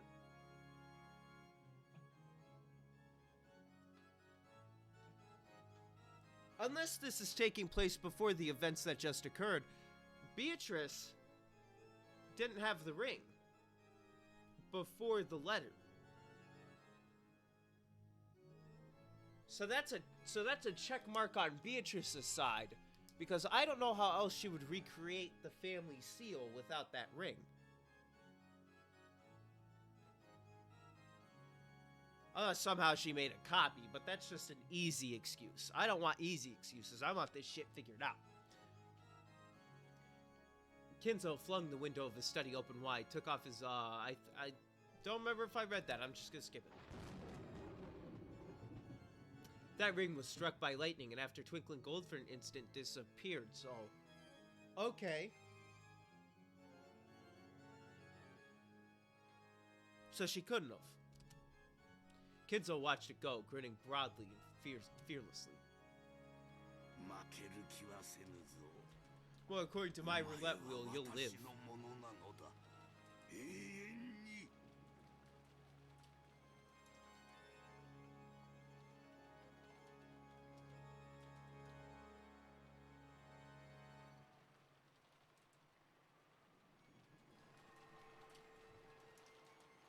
The ring that Kinzo had thrown became a single gold butterfly and fluttered around in the wind and rain. It headed for the rose garden, almost as though it was being guided there. It then found the fingers of the golden witch and fluttered down.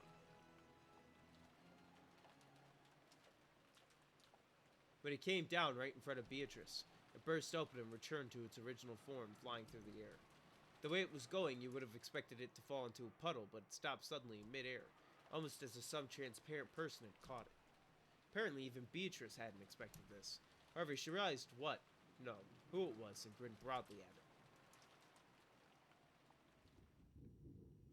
it. Okay, what the fuck is this?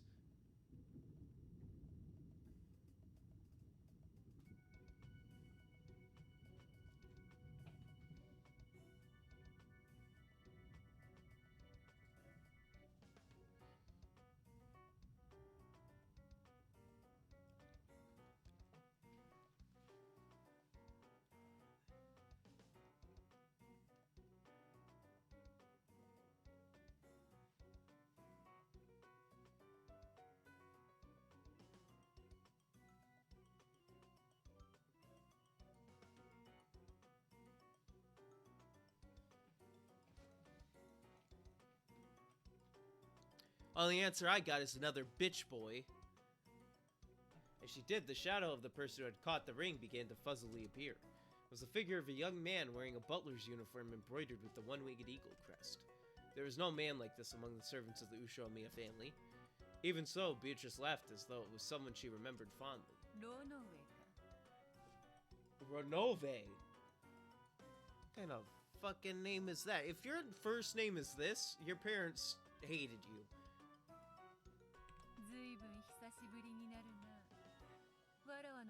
Renove.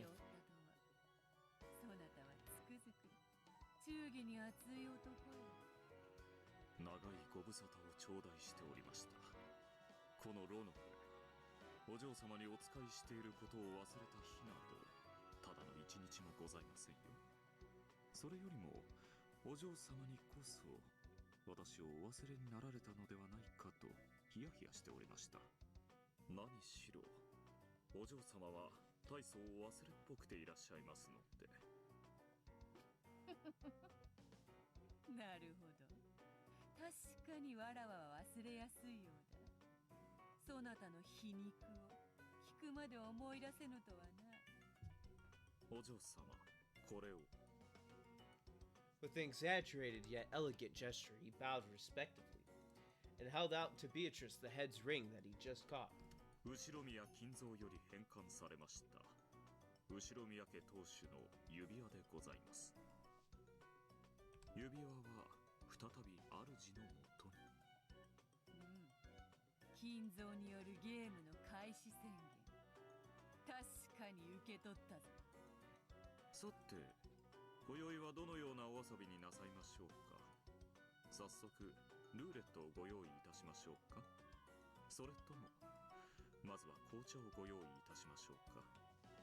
どちらにしようか迷うが、とりあえずそなたの挨拶が必要であろうな。あやつめ、開いた口が塞がらぬというような顔をしているに違いないぞ。Well, yeah.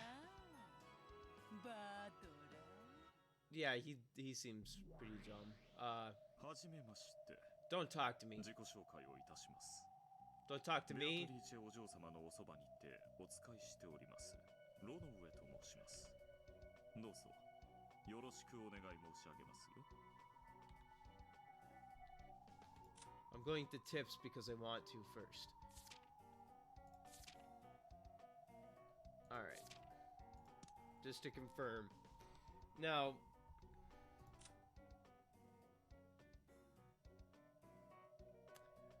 Ah!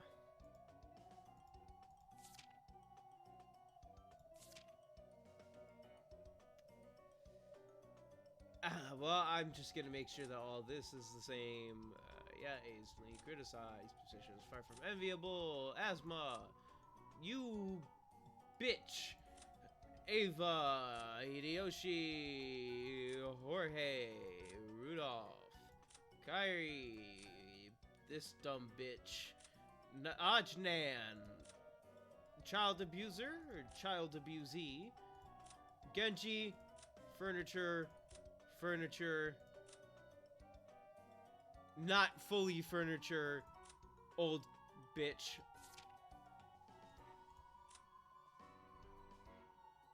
Okay, I don't know if I read this shit, so I'm gonna read it. The Endless Witch who has lived for 1,000 years. Check Genji's character screen. Why him? He's a bitch.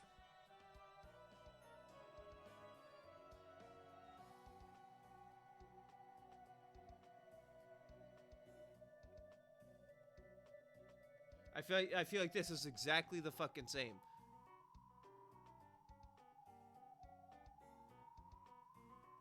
All this info I already know. I already know all this info. Am I missing something on his image? Like that's always red. Okay, I've just... she's known for being exceptionally cruel even among witches. She does bullying the weak and is capable of using trial and error endlessly to find the cruelest fate that can possibly be given. And she toys with her victims even further by piling on one after another. This witch is extremely powerful, but word has it that she sometimes becomes obsessed with the art of creating certain patterns, so that her means end up becoming goals. Rodolph 1 to 72! Read every word on that page, not just description. What the fuck?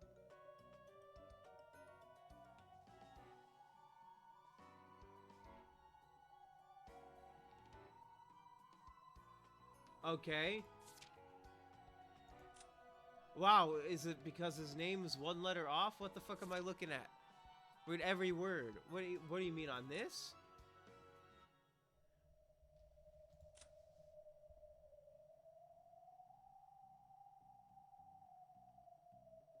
The fuck?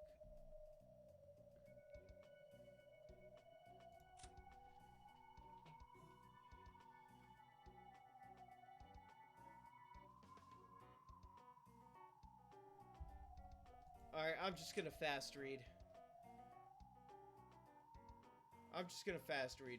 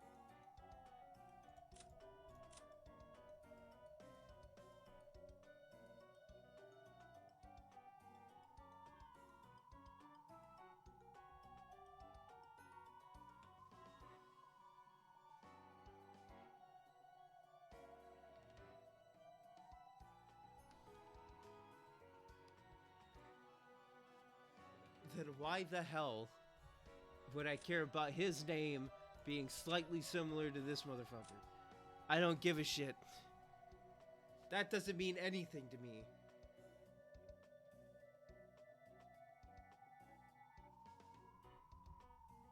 Alright, where the fuck was I?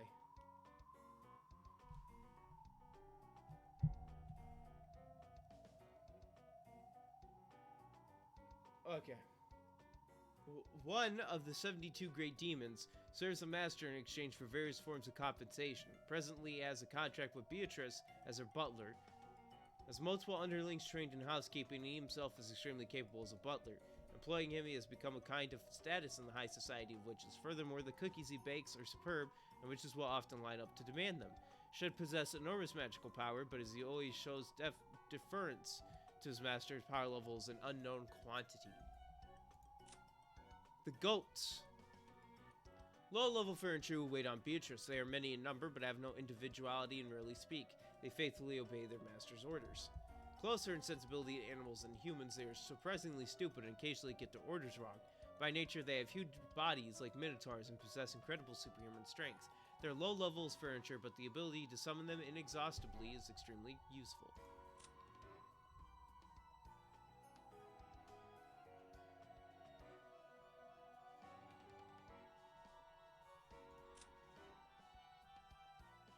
Okay, yep, this is,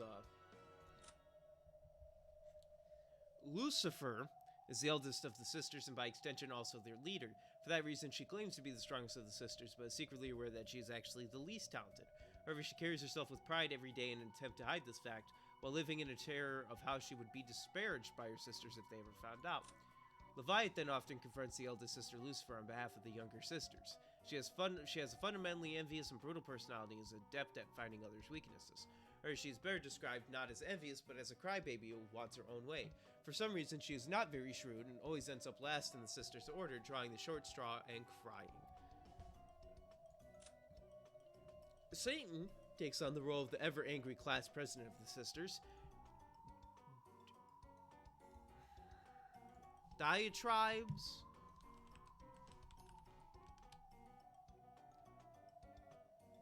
A forceful and bitter verbal attack against someone or something. Diatribes threaten to fly out of her mouth in rapid succession until she is feared by the other sisters. Because of this fear, no one is willing to talk back to her, and she is actually quite lonely. From time to time, she will intentionally do things so that she gets yelled at, but none of her sisters will admonish her for making her feel empty. Belphegor is taciturn, assiduous, and the most trusted of the sisters is Furnitures. However, that's partly because of her demonic desire to turn her masters into lazy pigs. In that sense, she could probably be called the most demon-like of all the sisters. Her flaw is that she is too serious. Conversely, she is not used to being treated with kindness. Mammon is extraordinarily quick to take what she wants, and she never holds back, not even for her sisters. Her motto is to be greedy and have things all to herself. For this reason, most arguments between the sisters are sparked and instigated by her. However, among the sisters, she is the most honest about her own emotions and the most devoted to trying to please the opposite sex. Greedy but a hard worker, she will spare no effort to have a permanent monopoly on someone's affection. Beelzebub is the gourmet of the sisters and is known for being a big and picky eater. Her personality is similar to Mammon's, and they often vie to beat each other to the prize. She's also always talking about food, which makes her a calming influence among the sisters. However, she also has a disturbing desire to kidnap pretty boys and store them in the food cellar. As the youngest of the sisters, Asmodeus is doted upon by everyone. This might be why she alone is kept out of the way when the conversation turns a little saucy. In the hopes that her older sisters will accept her as an adult, she is constantly on the lookout for a boyfriend. However, she sets her sights too high and spends her days fantasizing about the prince who will never come. Yeah, it's not a pleasure, my guy. ほらな、開いた口が塞がらないという顔であろう。当たり前だろ。またこんなわけのわかんないやつが出てきやがった。ヤギ頭が盆踊りを始めるのかとぼやいたら、ヤギ頭がうようよ現れて、太もも姉ちゃんたちが7人も出てきて、その上今度は執事まで出てきやがった。わけわかんねえよ。もういい加減にしやがれよ。ところでバトラー、気づいていたか？ What? こやつとそなたの対面だが、これが本当の悪魔の証明であることを気づいたかな？悪魔の証明だと？ What? I can't prove he ど never ういう意味 existed? だよ。こやつはこう見えても72柱に名を連ねる生粋の悪魔でな。つまりわらわは悪魔を直接連れてきて、まさにその存在を証明してみせたわけだ。 Say it in red then, bitch. Prove to me he's a demon. どの上は Then we talk. 地獄に爵位を持つ序列 Ooh, number 27 27. Give me number 1. なかなかに使える男でな。高級で召し上げてわらわの世話をさせておるのだ。ご紹介いただけまして光栄です。地獄の貴族に名を連ねと、今は卑しい人間の分際で悪魔も裸足で逃げ出すような大魔女であられるベアトリーチェ様の家具頭として使える身ですよ。実に使える男なのだが、何しろ口のヘラのやつでな。時に主への敬いを忘れるのがたまに傷よ。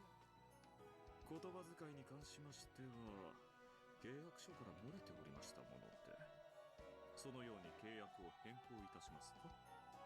わらわも退屈せぬからそれでいい。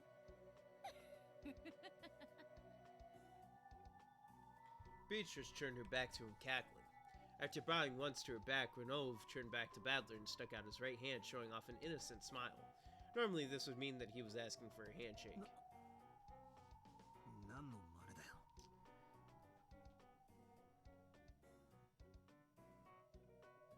How about fuck you, up yours, suck it. 私もお嬢様のわがままに振り回されている身です。 There's no respect. その意味では私たちは良き友人になれるかと思いますよ。これは友情の握手です。もちろん Yeah, and here's my 悪魔の契約の締結を意 Here's my 味するもので crotch. はありませんので。 put this in your hand. 悪いが、俺はあんたの主と大喧嘩の真っ最中でね。俺が敵と握手をするのは雨の校庭でぶちのめし合って互いがボロボロになって交わす青春ドラマみたいなシチュエーションの時だけさ。覚えておきな。なるほど。マトラ様と握手を交わすには十分な雰囲気作りとふさわしい場、そして心に響く甘い言葉と肉体言語の交わし合いが必要ということですね。機会を見てその場を準備いたしましょう。私めもそういうシチュエーションは大好きでございますよ。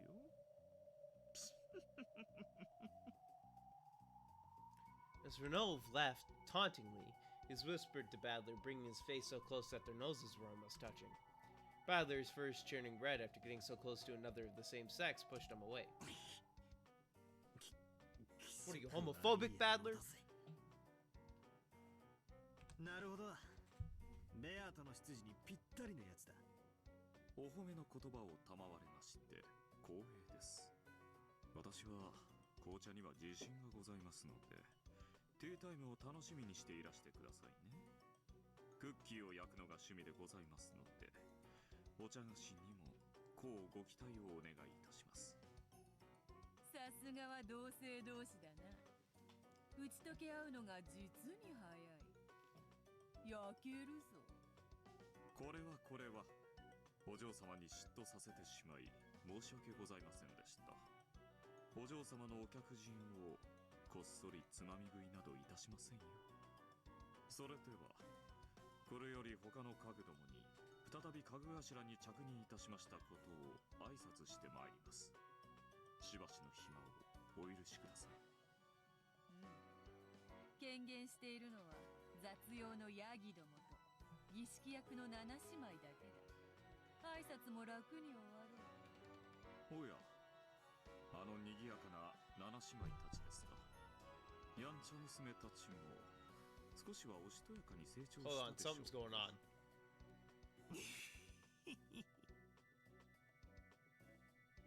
あれがおしとやかだってんなら、俺はおしとやかの定義を疑う The ぜ。 fuck is happening? The fuck is that light doing? What the fuck? The fuck is that light?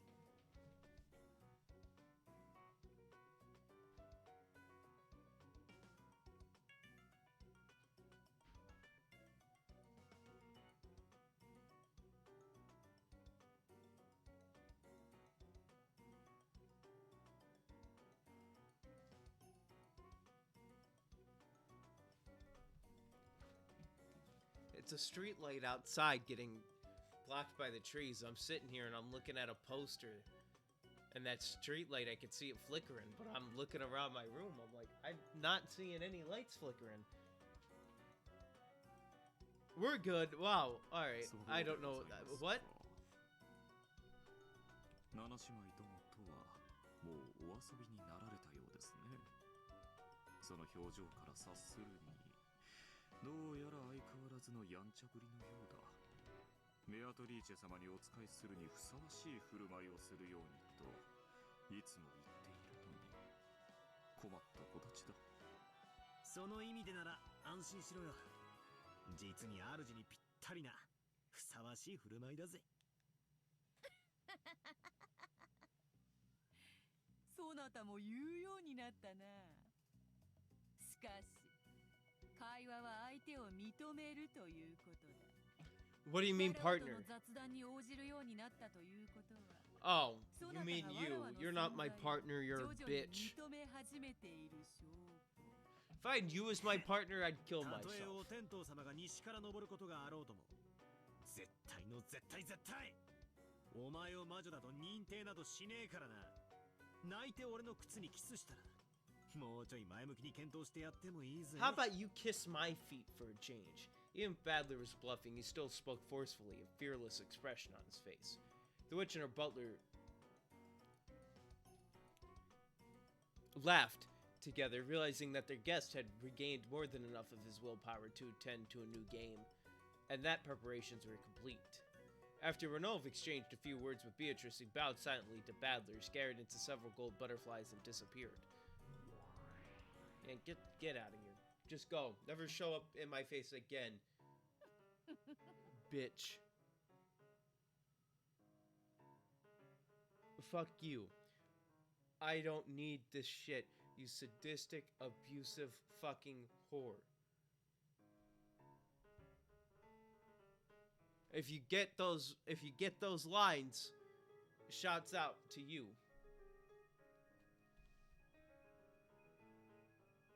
賑やかになるのは実に嬉しいことだ。この島にたった一人閉じ込められ、己の力を取り戻せず、誰に話しかけることもできなかった日々のなんと退屈だったことか。あの気持ち悪いやつがお前に似合いの執事だってことはよくわかった。だが教えろ、その執事がなぜ今頃になって現れた。権限しているのはヤギと七食いの姉ちゃんたちとかなんとか言ったな。どういう意味だ。そなたは抗っておるが、わらわはれっきとした魔女だ。魔界に通じ、人ならざるあまたの存在と交流を持っておる。だろうな。お前の関係にはろくな連中がいねえぜ。ヤギの化け物に太もも姉ちゃんに、そして今度は悪魔の執事と来たわけだ。まさかとは思うが、この調子でまだおかしな連中が増えるってんじゃねえだろうな。わらわの荘厳なる黄金館に仕える家具どもと、そこへ遊びに来る悪魔たちがどれほどいると思っているのか。まだまだ訪れるぞ。いくらでも現れるぞ。黄金鏡の扉を開き、すべての家具たちを呼び戻し、わらわはこの六軒島に新たなる城を建てるのだ。そして懐かしき友人たちすべてを招き、三日三晩を飲み明かし、踊り明かしてやるつもりよ。無論金蔵の一族たちも招くつもりでいるぞ。望めばそなたもな。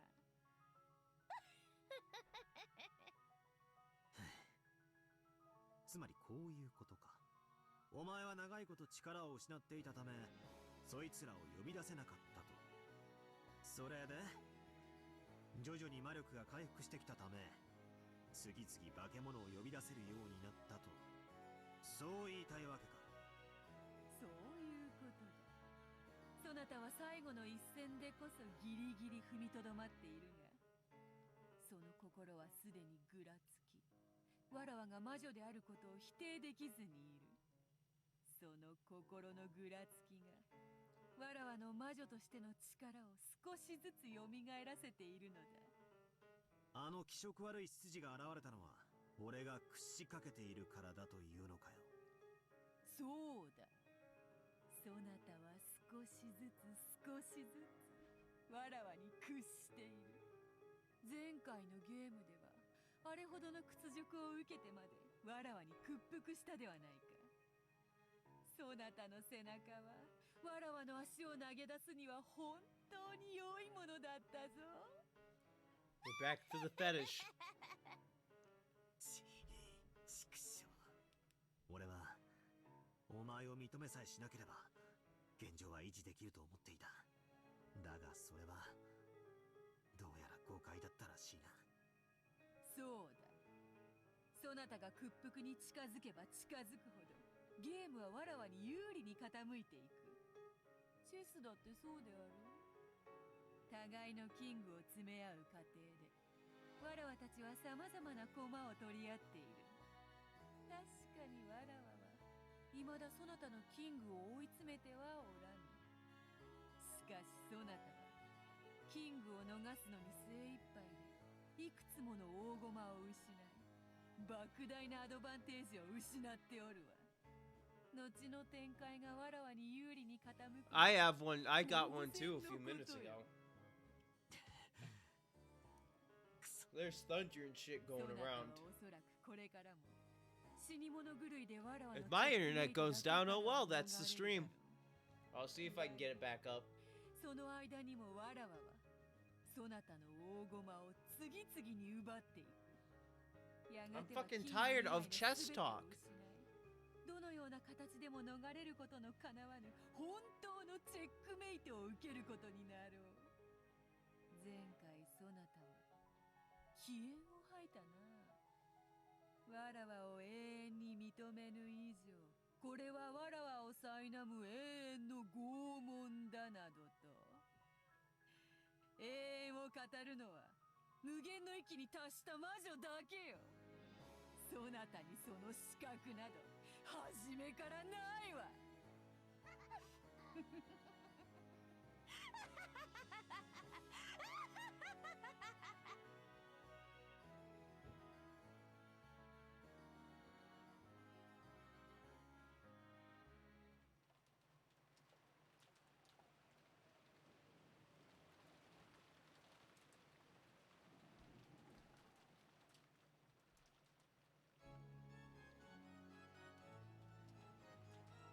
黄金の隠し場所についてはすでに金蔵様が私の肖像画の下に碑文にて公示されております。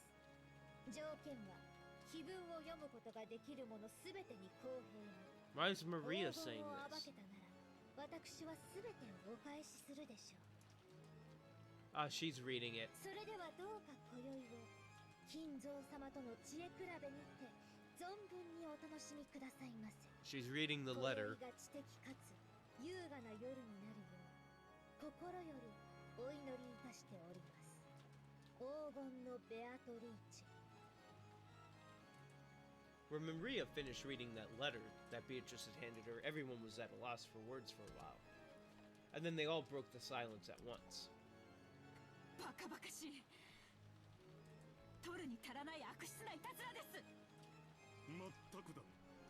親父殿が当主の指輪を手放すなどあり得るわけがないじゃないか。ベアトリチェその名を語れば右往左往するだろうという見えすいたいたずらだ。おいおい、このちょいとパンチの効きすぎたデザートを仕込んだのは誰なんだ？今なら喝采で褒めてやるから正直に白状しろよ。ローザか？とんでもない。お父様の名を語るいたずらなんてしません。じゃあ姉貴か？兄貴か？私？ It was me! Dio! 兄さんでしょ？こういう悪趣味な仕掛けは。愚弄する気か。私こそお前たちに問いたい。このたちの悪いいたずらは誰の仕業なんだ？ Kraus beat the table and stared at everyone. Since that included the children too, he scared most of them. お父様から財産の全権を任せられたと称する謎の人物からの手紙。そして今日がそれを話し合うための親族会議であることを考えると、いたずらだと決めつけるのも早計だと思うわ。わからんで。まさにお父さんの悪趣味ないたずらかもしれん。自分抜きで遺産分配の話をまとめようとしているわしらを。Woo, trophy! A lot of clicks. こいつを仕組んだのが親父だってんだ。マリアちゃんが読み上げた内容は冗談ってわけにはならねえぜ。そうね。文面通りに解釈するなら、これはお父様からのテストね。魔女の碑文は私たち誰にでも解けるようにずっと広間に掲示されていた。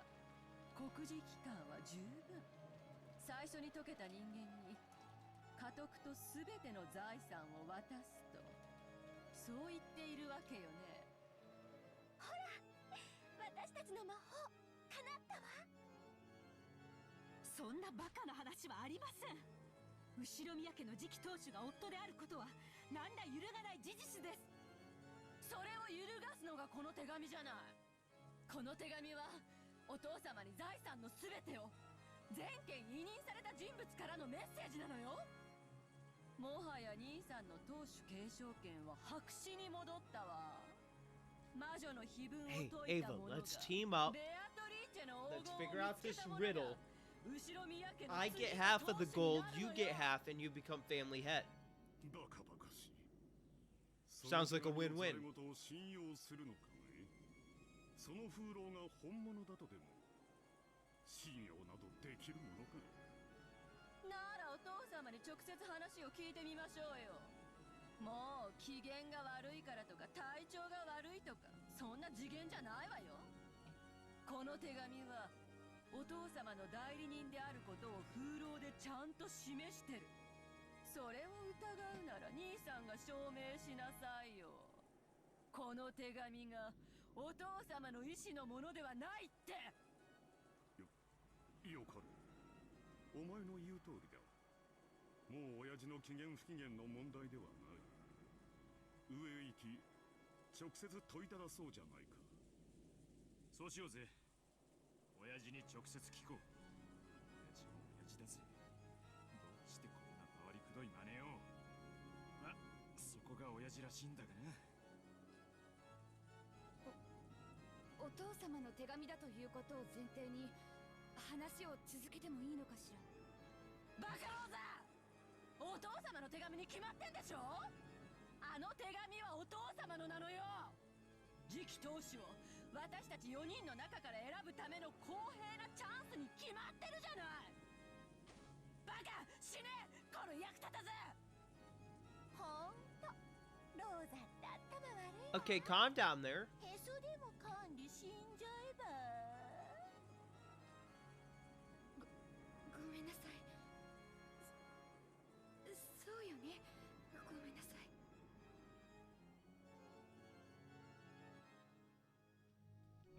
In the beginning, the adults had all doubted the credibility of the letter. But after realizing that this was a once-in-a-lifetime chance in the inheritance struggle for the three younger siblings, Ava changed her position, claiming that the letter was authentic. Rudolph and Rosa caught on and agreed. まったく。そんなくだらないいたずらを大の大人がこれほどまで真に受けるとは。お父様でなくても呆れたい気持ちよくわかります。ま夏日さん、それはお父さんに聞けば済む話じゃないか。お父さんがその手紙は知らんって一言言ってくれれば済む話やで。兄さん、責任を持ってその手紙は知らないという一言を引き出すのよ。機嫌が悪そうだからってビビってる場合じゃないんだからね。いい年してお父様が怖いなんてバカみたい。へそかんで死んじゃえば。おう、はっきり白黒をつけようじゃないか。今頃は書斎で食事中だろう。一度箸を休めてもらおうじゃないか。決まりだな。行こう。キリエはちょっと待っててくれ。真偽を確かめてすぐ戻る。ありがとう。ゴーダさんがデザートを持ってくるのをのんびり待ってるわ。The four siblings, Natsuki and Hideyoshi, all rose from their seats forcefully and flowed out into the hallway with a clatter. Afterwards, only the children stunned completely speechless, Nanjo, who looked uncomfortable, and Kairi, who just shrugged, were left.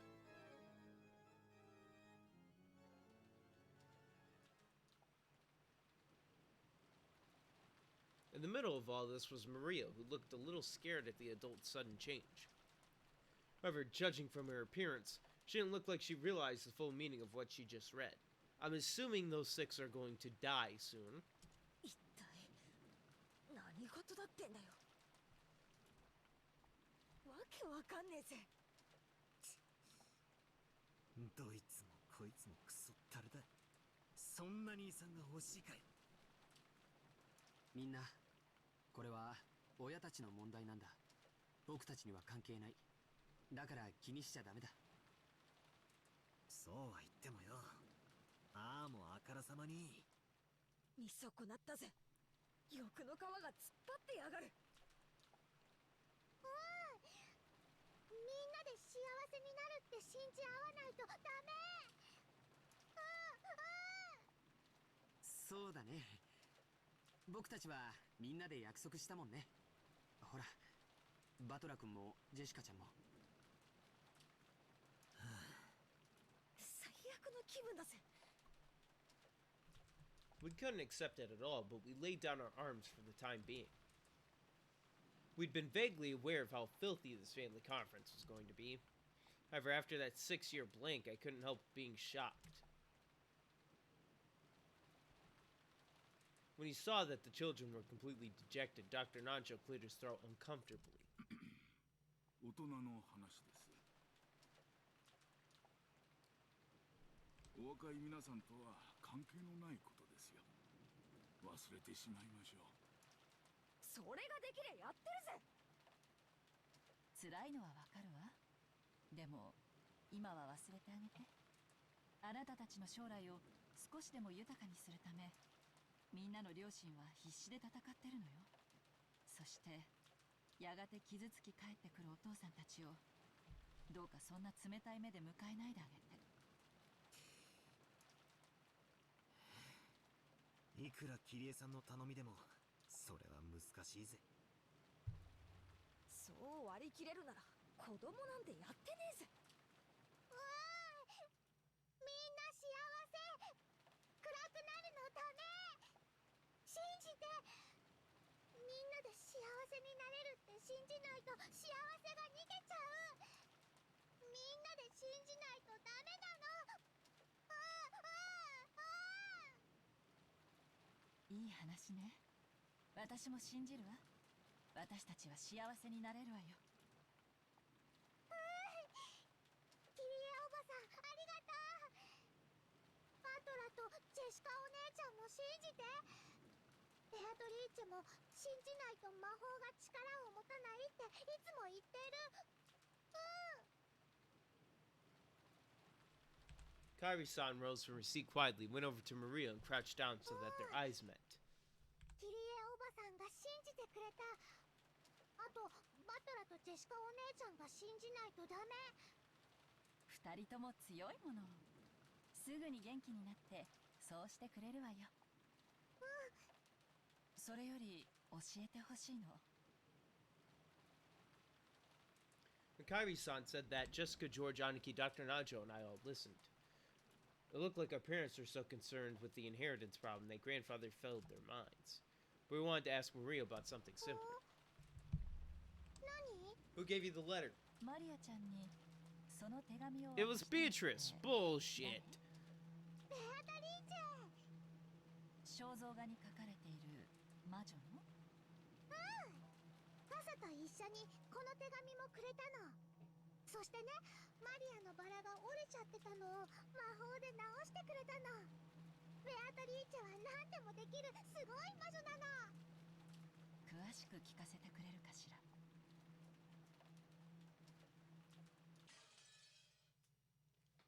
Oh, hell yeah, Sean.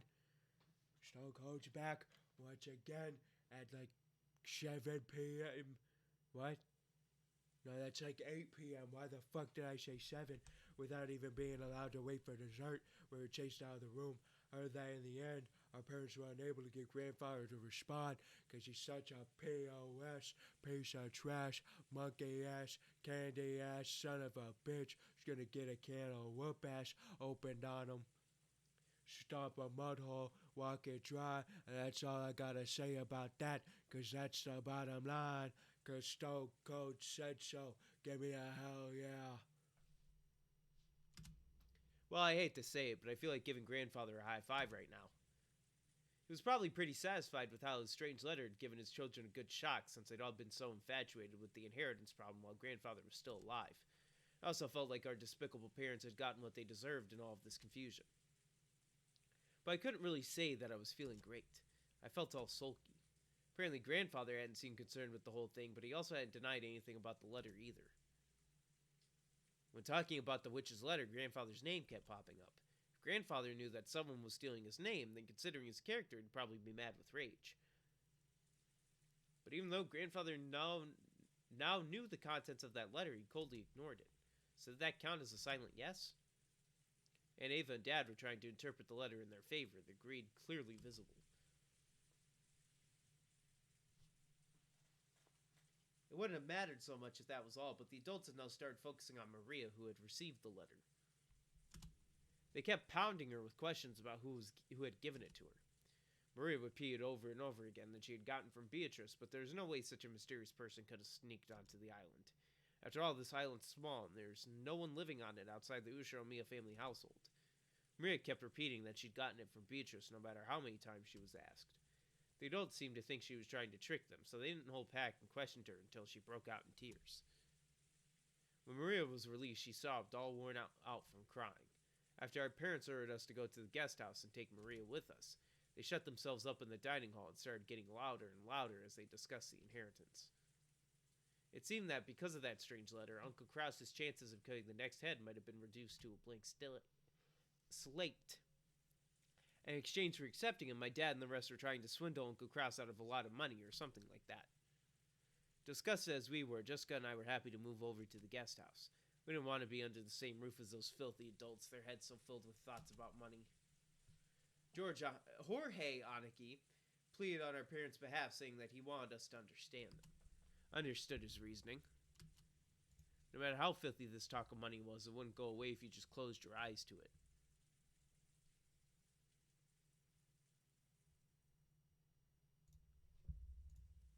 But even so, how could they sink so low as to overtly fight over the money of the dead?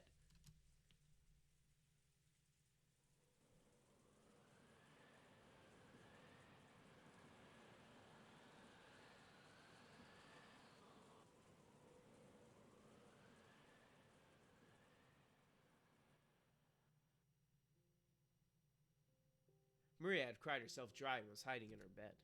She hadn't even twitched for a while, so she was probably sweeping. She was sweeping. 一体誰にあの手紙をもらったんだろうね。 Carmen San Diego. ジョージ兄さん、それはもう聞いちゃダメだぜ。マリアがベアトリーチェにもらったって言うなら、それでいいじゃねえかよ。これ以上マリアを泣かせたくないしな。 Even though we said that, we couldn't clear away a gloomy feeling. この島には今18人しかいないんだよ。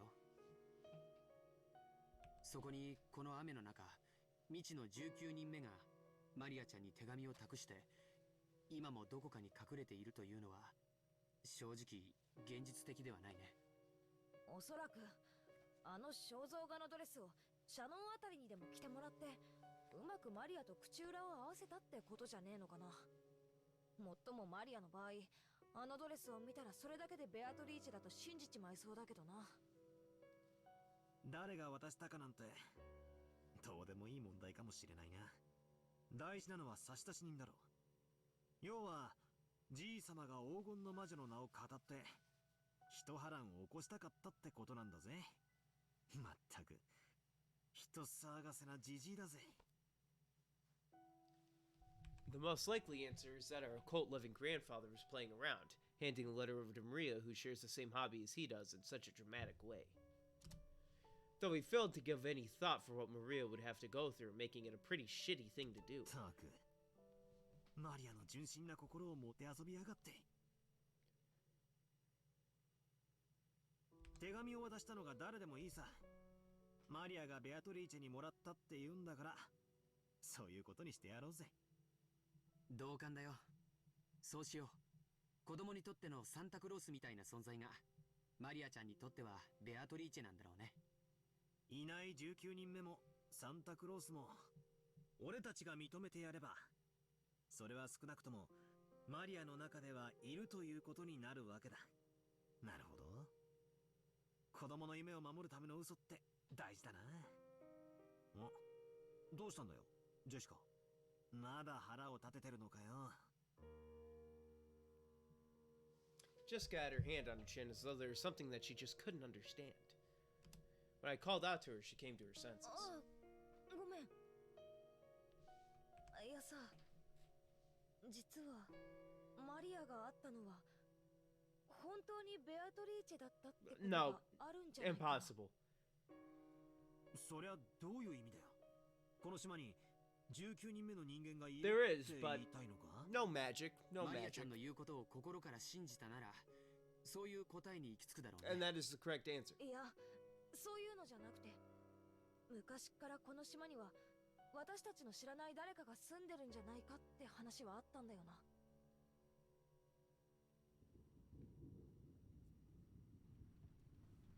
住んでるってどこに？森の中にさ。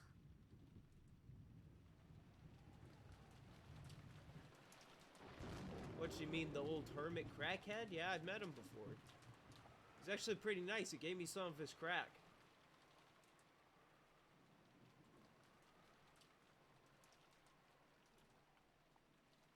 It's up to you guys to figure out whether or not I used it. The adults are gathered in the dining hall, spending a very long time continuing the discussion that had been started by Beatrice's letter. Cross strongly claimed that the letter was a simple prank, but he couldn't overturn the claim that Kinzo's failure to deny the letter was answer enough. Judging by Kinzo's character, he knew that if he knew that a letter had been written in his name, he would be mad with rage. Since all of the siblings knew that Kraus had no choice but to withdraw his claim.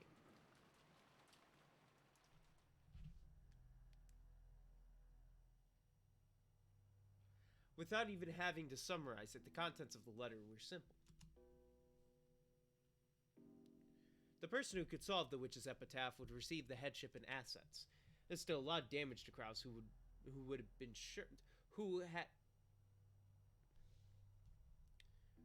All right, give me strength, Amaranth ass.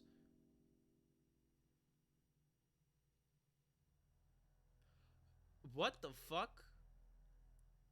In real life date, IRL date with chat. Are you, what the fuck does that mean? You know what, Amaranth? I don't think you gave me strength to read this.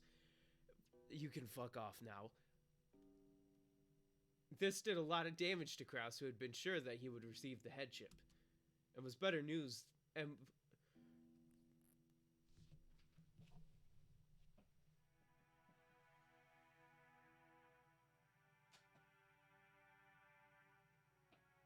was better news than the rest of them who had already given up could have hoped for. However, there are some points that worried them. The person who solved the epitaph was not limited to a member of the Ushiromiya family. Taken literally, anyone, no matter how doubtful their origin, might receive the headship. And furthermore, This meant there was a chance that all of the Ushiromiya family's assets would be stolen by some unknown person. In that sense, it was definitely not a situation where even the other siblings could afford to lower their guard. Had this letter come from an assassin sent by Kinzo calling themselves Beatrice? Or was this the scheme of some unknown person trying to steal the Ushiromiya family's wealth? They still didn't know the truth, but they could say one thing for certain. Maria had received this problematic letter today on this island. In other words, someone planning something to do with that letter was on this island today. Had it been set up by Kinzo, one of the four siblings, or maybe some unknown person? No matter how much they suspected each other, they couldn't reach a conclusion. After getting tired of bickering with each other, they finally reached the extremely obvious conclusion that doubting each other was just a waste of time.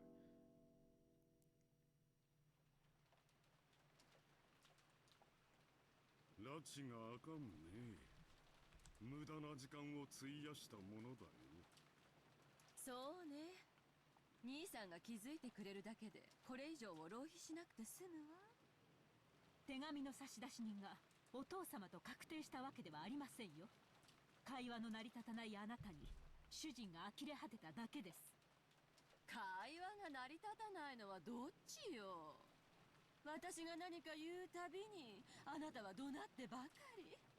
そんな無様で後ろ宮家にふさわしいと本気でお思いなのかしら。予算かエヴァ。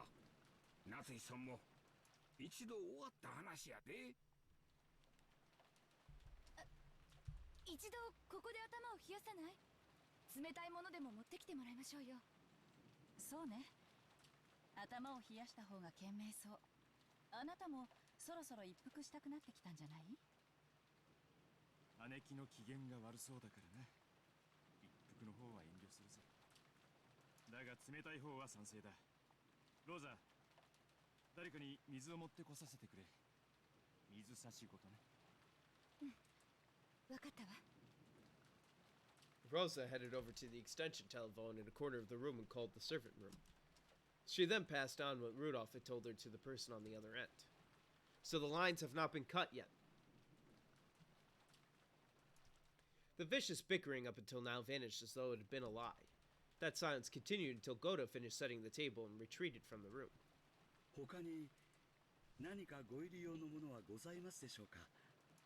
Yes, your ass out this room. Unseat this room. ありません。もう下がりなさい。はい。それでは失礼いたします。何かございましたらいつでもお呼びください。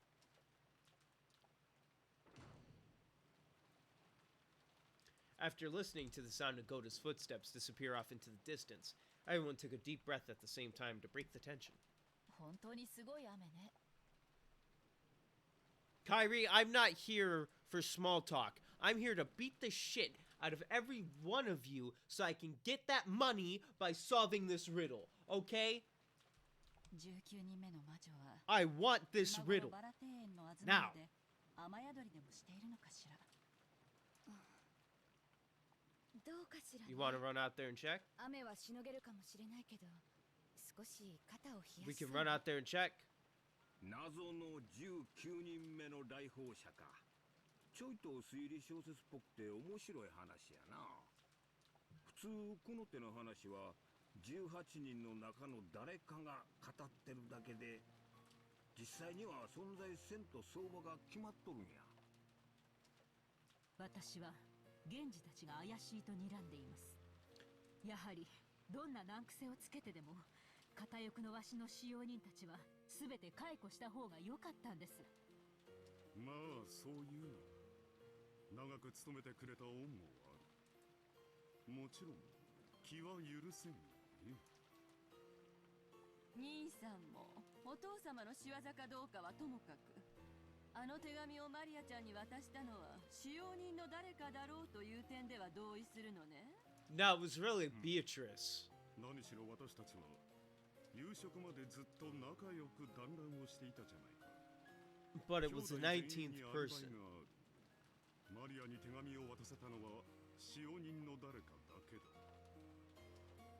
でも使用人の人たちもみんなベッドメイクとかで忙しくて、バラ庭園のマリアのところへ行く余裕なんかなかったって言ってたし。おいおい、じゃあ何だってんだよ。まさか森の魔女ベアトリーチェ様がお越しになって She's saying one of the kids did it. 渡したって言い出すのか？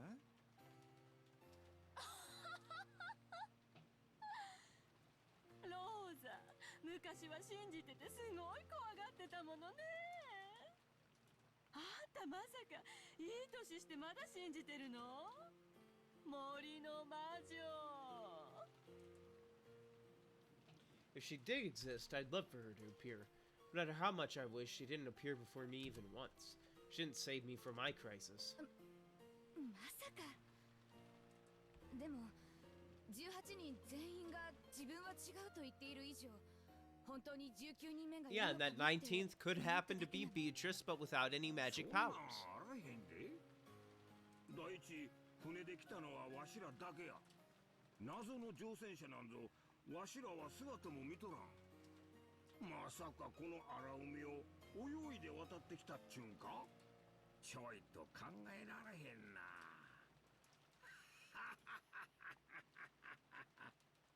理屈ではそうね。この隔絶された島に招かれていない客が一人隠れているというのは常識的に考えがたいんだけれど、でもどうもその可能性を捨てきれない人たちがいるみたいね。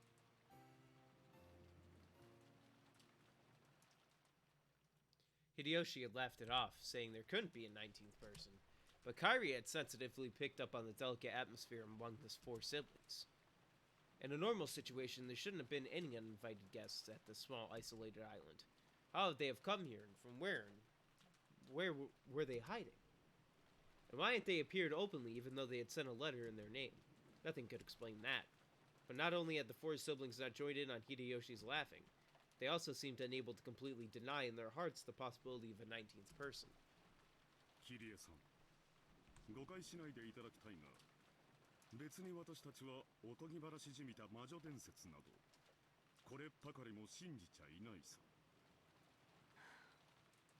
またお父様を侮辱する話ですか？それを口にすること自体がお父様への裏切りです。まあね。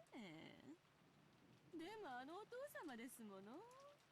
あるいは本当にねえ。私は何も知らないわ。なんやなんや。何を見学になっとるんや。どういうことや。つまり魔女伝説は笑い話でも何でもなく事実だっちゅうんか？そんなアホな。もちろんほうきにまたがって空を飛ぶ魔女なんて誰も信じちゃいないさ。だがあの肖像画の女ベアトリーチェは本当にこの島に存在したかもしれない。秀吉さん、魔女とかの話じゃなくてもっとシンプルな話みたいよ。つまりこういうことね。ベアトリーチェという名の愛人をお父さんがこの島のどこかに隠れ住まわせていたのではないかとみんなは疑っている。そういうことかしら。お父様は自己を厳しく律する模範的な方です。そのような汚らわしい存在を島に連れ込むなど到底考えられません。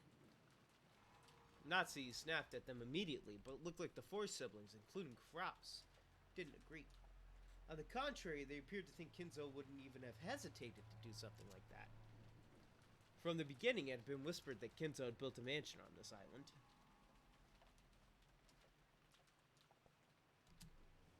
Specifically because of the existence of an entrancing mistress. 親父を尊敬してる夏日さんには悪いが、だいぶ昔からそういう噂はあったんだよ。親父は自分一人でこの六軒島の設備すべてを作り上げた。屋敷の中には親父しかわからない仕掛けや隠し部屋なんかがあるんじゃないかって初めから疑われてたし、俺たちの知らない秘密の屋敷がこの島のどこかに隠されてるんじゃないかともずっとささやかれてた。そうね。地図上は小さな島かもしれないけれど、後宮家だけが住むには広大す So ぎ he る put his 島だ。 second family on the そして island. 未開の森のどこかに愛人を住まわせる He た had め a の side 隠し chick 屋 live 敷を next to 作 his ったか main もし chick. れないと、そう思われてたのね。ずいぶんスケールの大きな話ね。最初はそれはこの屋敷の中じゃないかと言われてた。秘密の地下とかがあったりして、そこに豪華な隠し部屋があり、あの肖像画の魔女が隠れ住んでるんじゃないかとかね。親父の書斎の凝ったオートロックの仕掛けとかを見てると、それも納得できるだろう。何しろ莫大な黄金をどこか秘密の場所に秘密の仕掛けで隠したと吹聴する親父殿だ。この屋敷とてまだ我々の知らぬ隠し部屋があったとしても驚くには足りんね。お母様は存命中。よくお父様の不在をついて屋敷内をしらみつぶしに探し回ってたわね。ルドルフが言ったことをお母様も疑ってたのよ。どこかに秘密の扉や階段があって、その中に金髪の愛人が隠れていると信じていたわ。 It's hard to believe, but there are some actual examples in other countries of people cheating with someone over a period of several decades by making them live in a hidden attic room. Furthermore, Kinslow had a mansion this extravagant. Who the fuck is narrating this, and how do they know that? They participated in it, that's how. It is possible to suspect the existence of a hidden room. 六軒島の魔女伝説って、私の聞いてた話では、子供たちが未開の森に入り込まないようにって言って作った怖がらせるためのおとぎ話だったんだけど、なんだかそれだけじゃないって気がしてきたわ。まあな、何しろ後宮の屋敷以外に何もない寂しい島だからね。俺やローザがガキの頃は、そりゃ雷雨の夜に森から聞こえてくる木々のざわめきに怯えたもんさ。その木々の間から不気味な何かが様子を伺ってるんじゃないか。That's just Bigfoot. He fine. He good. Maybe Slender Man, but Bigfoot definitely. He chill. He chill. He chill. そうだろ、姉貴。私や兄さんはこの島に隠れ住んでいる愛人が人目を忍んで出歩いていたのを偶然あんたたちが目撃したのではないかと考えていたわ。もちろんお母様もね。古い使用人たちの中にも深夜の屋敷内に肖像画の魔女が徘徊しているというような怪談が語られていた。私はそれを表向き怪談として笑い捨てていたが、内心は秘密の愛人の存在を十分に疑っていたよ。となると、この島に19人目の何者かがいるかもしれないってのは全くバカバカしい話でもないっちゅうことなんか。いや、むしろどこかにいるかもしれないわけか。よくルドルフさんの言う悪魔の証明というやつになったわね。19人目がいることは証明可能だけれど、19人目が存在しないことは証明不能。私たちはベアトリーチェという名の人物が島のどこかに潜んでいることを前提に We should continue the discussion based on the fact that there's a 19th person there, but they aren't fully Beatrice. No magic. A hidden mistress. Correct. Yes, that is one of my theories. That's the child of a mistress. すまん、ちょいと不用心が過ぎたわ。ローザさん、さっきは笑ってすまんかったな。別に気にしてないです。Hideyoshi apologized deeply for taking the worst-case scenario lightly, despite calling himself the president of a company.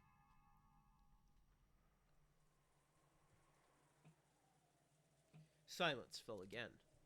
Preparing for the existence of a 19th person would mean, in effect, acknowledging the presence of some unknown person hidden on this island. And since this person might be planning something shady, it was only natural that the conversation would turn in an ominous direction.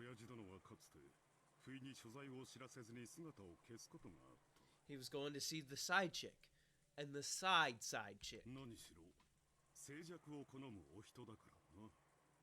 わざと所在を知らせず、どこかの書庫に閉じこもっているなどということは、別に不思議なことではなかったよ。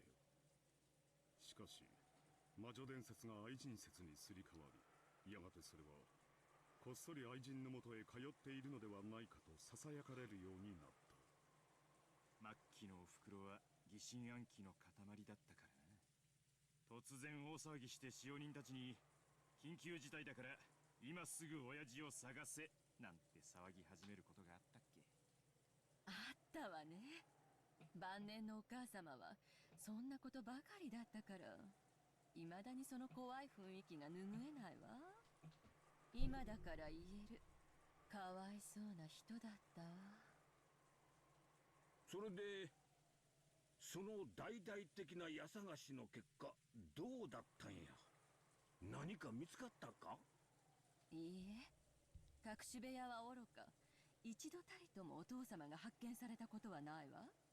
そしていつも、それからだいぶ時間が経ってからひょっこりとどこからか姿を現すの。どこかの書庫で昼寝していたとか、風に誘われて浜辺を散歩していたとかなんとか言ってね。でもそれらの場所はいずれも使用人たちが必ず探している場所。お父様がどこに行っていたのかはいつもわからなかった。当時からお父様はオカルトに傾倒していることが有名だったから、一部の使用人たちは蝶にでも化けてバラ庭園を待っていたのだろうなんて嘘吹いていたっけ。つまりお父さんは誰も知らないどこかへ姿を消すことが頻繁にあったのね。ああ、どんなに屋敷中を探しても見つからないんだから、親父は屋敷の外へ行っているのだろうという見解になった。だが屋敷の外ったってそれほど大した場所はない。となると残るのは広大な森だ。それで森の魔女伝説と融合してできた仮説はこうだった。親父は実は森のどこかに隠し屋敷を作っていて、そこにベアトリーチェという名の愛人を住まわせていて、時折通っているんじゃないかってわけだ。私も当時は若くてね、親父殿の浮気の現場を抑えてやろうと意気込み、My crackhead also lives in the forest on this island, just so you guys know. Guy got crack from earlier, you remember that story. 異様に人目を嫌い、誰かに見られてないか警戒していた。それこそ異常なくらいにね。だから逆に確信したよ。家人に知られてはならぬ理由で出かけているに違いないとね。そら愛人のところへ出かけるんや。人目も忍ぶやろな。After seeing Hideyoshi nod and say yes, yes, as though this was quite obvious, Ava got a little sullen. まあとにかく西洋かぶれのお父様が自分の夢をまるでスケッチブックに描くみたいに実現したのがこの島なのよ。すべてがお父様の思い通りの島。 With this weird 愛人を住まわせる rifle. 隠し屋敷があっても何の不思議もない。Ava's words spoke for what all of the siblings had come to think. For a while, the room returned to silence again, and everyone listened to the sound of the wind and rain. Was there a hidden mansion on this island, and had Kinzo's mistress been living there and hiding for a long, long time? Everyone thought they were being too suspicious, and they hesitated for a long time without speaking. But everyone shared a common opinion. Kairi, who had been listening the whole time with her eyes closed, spoke to no one in particular. そのお父様の愛人の噂はいつ頃から？この島に引っ越してきた当初からだから、あれこれ30年くらい前だな。何しろ隠し屋敷の工事なんて俺たちが島に来ちまったら無理だろう。人とか機材の出入りがあるもんな。すぐにバレちまうさ。だから可能だとしたら、俺たちが引っ越してくる以前、多分俺たちがまだ小田原に住んでいた頃に、この屋敷の工事と一緒に済ましていたんだろうよ。お父様は家族生活と愛人との生活の2つを両立させようと最初から想定していたと考えるのが妥当なんでしょうね。多分愛人との関係は小田原時代にまで遡るでしょうし。だろうな。親父殿が言うように、後宮家復興の軍資金となった莫大な黄金が彼女によってもたらされたとするなら、小田原時代にはもう信仰があったと見るべきだろう。莫大な黄金を貸し付けられるだけの信頼関係だ。どれほどの古い縁か想像もつかんね。おそらくお父様が事業で成功する上で何か貴重な助言をしてくれたのでしょう。 There's something more valuable for her than that. その人物が黄金を与 And えて that's くれ that. たというような言い方をしたと That's 考 that えるの business. は自然です。そうと考えれ And ば I don't mean その business 後も信仰 business. があったのは I 当然 mean でしょう。 business それはおそらく business. 愛人というただれた関係ではなく、後宮家の危機を救った恩人としてに違いありません。夏木さんの言うのも一理あるかもわからんな。だが仮にそうでも隠し屋敷を作って住まわせるってのはちょいと行き過ぎた話やろな。恩だけでは計れん感情があったんとちゃうか。まあ全ては憶測だ。第一、その隠し屋敷は誰も見つけたことがねえ。兄貴はこの島をリゾート開発する気なんだろ。その際にひょっこり見つかるかもしれねえぜ。案外そこに黄金もあったりするかもな。お前は六軒島を宝島か何かだとでも思っているのかね。とぼけないでよ。兄さんがリゾート開発と称して島の全域調査を計上しようとしてたのを知ってるのよ。例のトラブルのごたごたでできなくなっちゃったそうだけどね。なんだか知らんが誤解だな。島の調査はリゾート化の第一段階として極めて当然のことだ。Kraus tried to play dumb, but it was plainly obvious to his siblings who knew him so well. Kraus was definitely sure of the existence of a hidden mansion. And under the pretense of opening a resort, he had been closely investigating the island, searching for a clue as to the location of the hidden gold. They couldn't tell whether that conviction was just him overthinking things or whether it was based on some physical proof.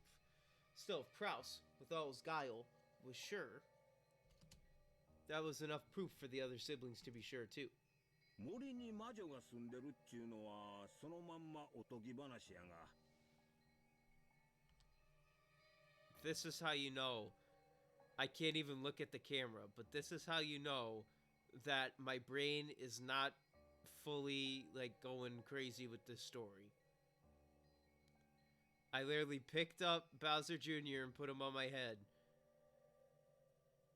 And then that's it. There you go. There. That's what I think of this story right now. Oh, nice. I can barely read the chat, but fantastic. I wish I could look at the... There we go. That's as best as I'm going to be able to look at the camera. Oh, no, I just put him on my head like 10 seconds ago, so... I'm just sitting here taking it in and reading, and I'm like, I don't like doing this. I feel like I need to do something. So there you go. I did something funny. There you go. I did a bit.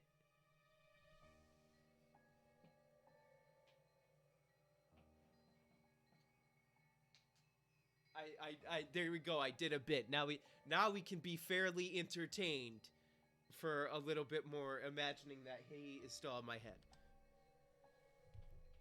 All right, here we go. Let's continue. I had to do a bit. I felt like I was just sitting here not doing shit. I had to do a bit. Because all we're talking about right now is there's probably a mistress living in a secret mansion somewhere. And Kraus has been looking for it. That's essentially what this whole thing has been. まあね。この島に屋敷を建てた頃は親父殿の特に全盛期だ。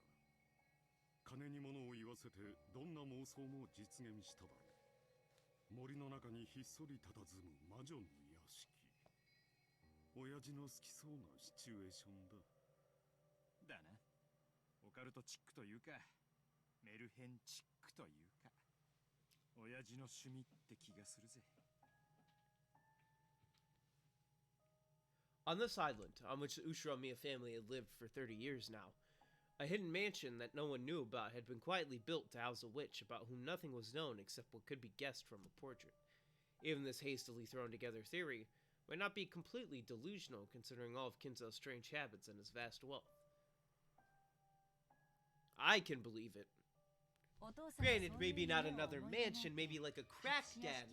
Because again, the crackhead is out there, I've seen him.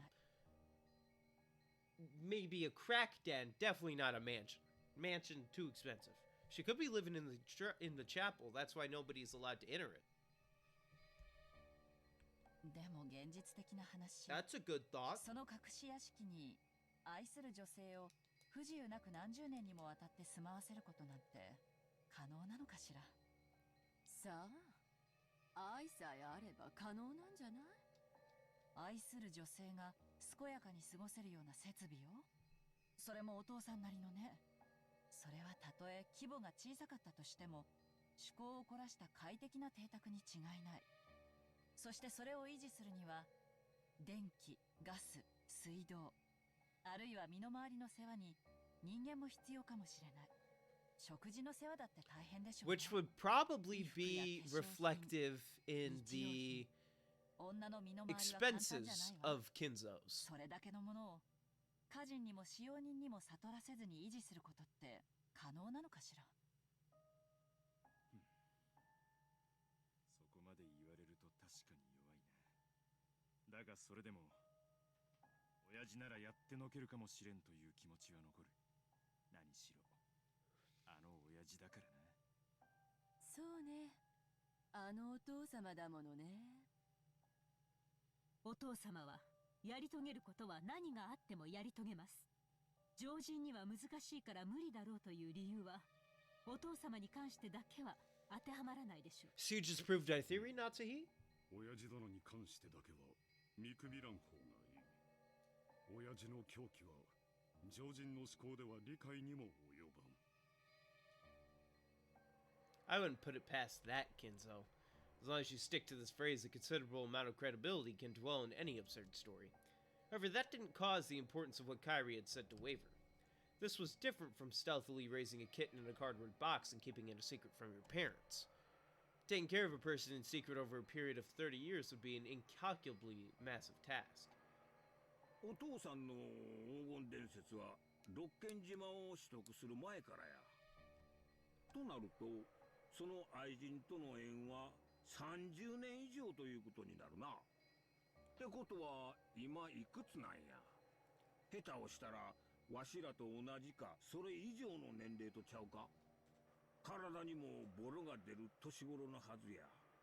どんな屋敷か知らんが人目に触れんようなほとんど軟禁に近い生活はそう快適とは言えんやろな。そうね。お父様が語るベアトリーチェについての話が正しいならその縁は30年以上。当時は魅惑的な若い女性だったかもしれないけど今は私たちと同格のタフな食えない女と考えるのが妥当でしょうね。手紙の内容からもそれは容易に想像できるわ。お前が言うか。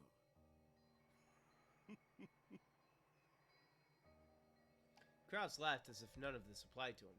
Of course, Ava was offended, but she didn't strike back. よせよ兄貴。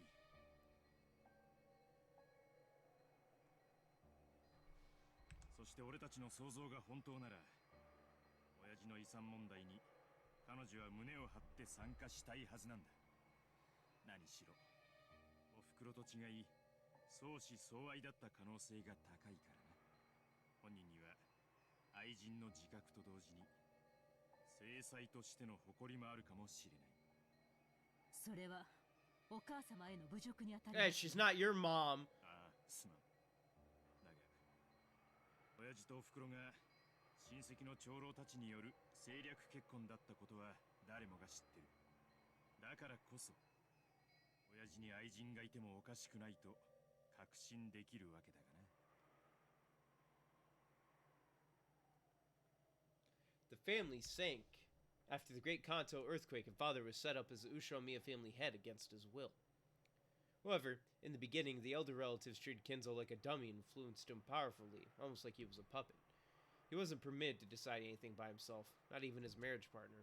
Ever since he met that golden witch Beatrice in those distant days, Kinzo's legend of the gold was quickly embellished into something dramatic. In other words, it could mean that Kinzo really did find a woman he loved. If she also knew the whole story, even if they weren't marriage partners, it wouldn't have been odd for her to consider herself his true wife inside her heart. And now the person registered as his true wife was already dead. So she can slide right in. 財産権どころか家督争いにも食い込む気満々ってことになるでい。なるほどな。この手紙の趣旨が少しだけ見えてきたよ。碑文の謎を解く者に家督を。そういう意味か。仮にその愛人が後宮家に序列を得ていたとしても、その序列はお父様の血を直接引かない以上子供に劣る。つまり序列はローザより一つ下ね。とても家督争いに加われるようなレベルじゃないわ。Dude, if everyone in the family is like, yeah, Kinzo probably had an affair, then you know it's bad, Lamau. 魔女の碑文 Well, I mean, it's Kinzo. 序列に関係なく So there's your answer. It's pretty obvious that he would have had an affair. 全く可能性のないベアトリーチ Especially に with とって Beatrice, how he's going on about 最も有 Beatrice. 利な条 Ooh. 件ってわけだ。 He simps harder than I do. The revival of the Ushiromiya family was made possible by the gold Beatrice had bestowed. It was quite a distinguishing service she had provided. She had built that wealth together with Kinzo, so it was natural that she would think of herself as the one who should inherit it. It would also be natural for her to despise the thought of giving it up to the children of the wife Kinzo never loved. ずうつうしいにも程があります。仮に愛人が実在したとしても当主継承権を争うなど身の程をわきまえぬ暴挙です。なんという身の程知らず。 Natsuki turned red, her fist quivering. She had also come into the Ushiromiya register due to complicated circumstances. Those who knew that understood more or less why she was so angry for the sake of Kinzo's dead wife. まあ、その暴挙のおかげで私たちにも公平にチャンスがあるわけなんだけどねえ。それにお父様はこの暴挙を黙認されている。後宮家を継ぐのは愛人ベアトリーチェか、愛はなくとも血を受け継ぐ私たちか。それを争わせて確かめたいというのでしょうね。Zeva giggled roguishly. でもその条件を向こうが出してきたということは。 Hold on, let me actually read that. Zeva giggled roguishly, Kraus shrugged his shoulders and looked away. 向こうは十分な賞賛があるということじゃないのかしら。それもそうや。第一、ベアトリーチェはあの手紙の文面通りならお父さんの顧問錬金術師、つまり黄金の管理者や。その隠し場所を知っていても何の不思議もないやないか。こらひどい話やで。答えを知っている謎々を出してきたも同じや。これでシャーシャーと現れて、これが答えや、家督はいただきやでなんて言われたらわしらすべてかっぱらわれちまうわ。そうね。謎々の出題者は常に正解を知っているものよ。これは私たちから全てを奪うために作られた罠の可能性が高いわ。そこまで考えるとそもそも彼女が本当に黄金を持っているかどうかは怪しいと思わんかね。なぜ我々にその存在を教える。黙って着服すればよいもの。確かにおかしな話だな。 That certainly was the case. If the epitaph showed the way to the hidden gold, why would she challenge them to try and solve it? If they actually did solve it, wouldn't the gold all be stolen from her? Could it be that this person was trying to stir the siblings up so they'd solve the epitaph and then planned to steal it away at the last second? It was an extremely logical possibility. いいえ、チェス盤をひっくり返して考えれば、黄金を実際に持っている可能性は低くないかもしれない。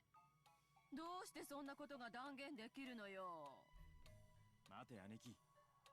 キリエ、続きを話してくれ。どうしてそう思うんだ。だって私たちは魔女の碑文なんていう謎々の答えを教えられたくらいで、本気で後宮家の家督を明け渡す気？謎々の答えに感服して降参を？そらまあ、それもそうやな。謎々の答えを教えられたくらいで、わしらがあっさり降参して家督を「はいどうぞ」と渡すかっちゅうたら、そら甘い話やな。当然です。後宮家の家督をそんな程度のことで譲ることがあるわけがない。そういうことよ。いくらベアトリーチェが一方的にこんなゲームを提案しても、そして見事その答えを示してみせたとしても、私たちは家督を素直に譲るわけもない。つまり私たちがこのゲームに対等な条件で挑まなくてはならないという強制力がない限り、このゲームは成立しないのよ。そうだな。負けた時、家督を譲ることに強制力を持たせなきゃこのゲームは成立しない。その強制力というのはどういう意味だね。我々を鎖で縛って家督を譲るよう脅迫でもしようというのかね。なるほどね。わかったわ。They brought in the special 放棄 forces. したくなるようにすればいいわけね。なるほど。ならば確かにベアトリーチェは10トンの黄金を持っていなければならない。そうか。わしにもわかったで。つまり取引っちゅうわけやな。どういう意味ですか？取引？何を？後宮家の家督と隠し黄金をよ。ベアトリーチェはきっと10トンの黄金の所在を明かし、それで後宮家の家督を買収するつもりなのよ。バカバカしい。栄光ある後宮家の家督をお金でやり取りしようというのですか？冒涜です。後宮家への冒涜です。怒らずに聞いて。その栄光ある後宮家には今どの程度の財産があるの？私たちはそんなにも裕福なの？裕福の定義とは財産で決まるのではありません。心の持ちようで決まります。私たちの財産状況が一体何の？ Kraus interrupted Nazi as she started to go on and on emotionally. In this situation, the more she went on like that, the worse it would actually sound. 私はともかくお前たちの状況は芳しくないと聞いているよ。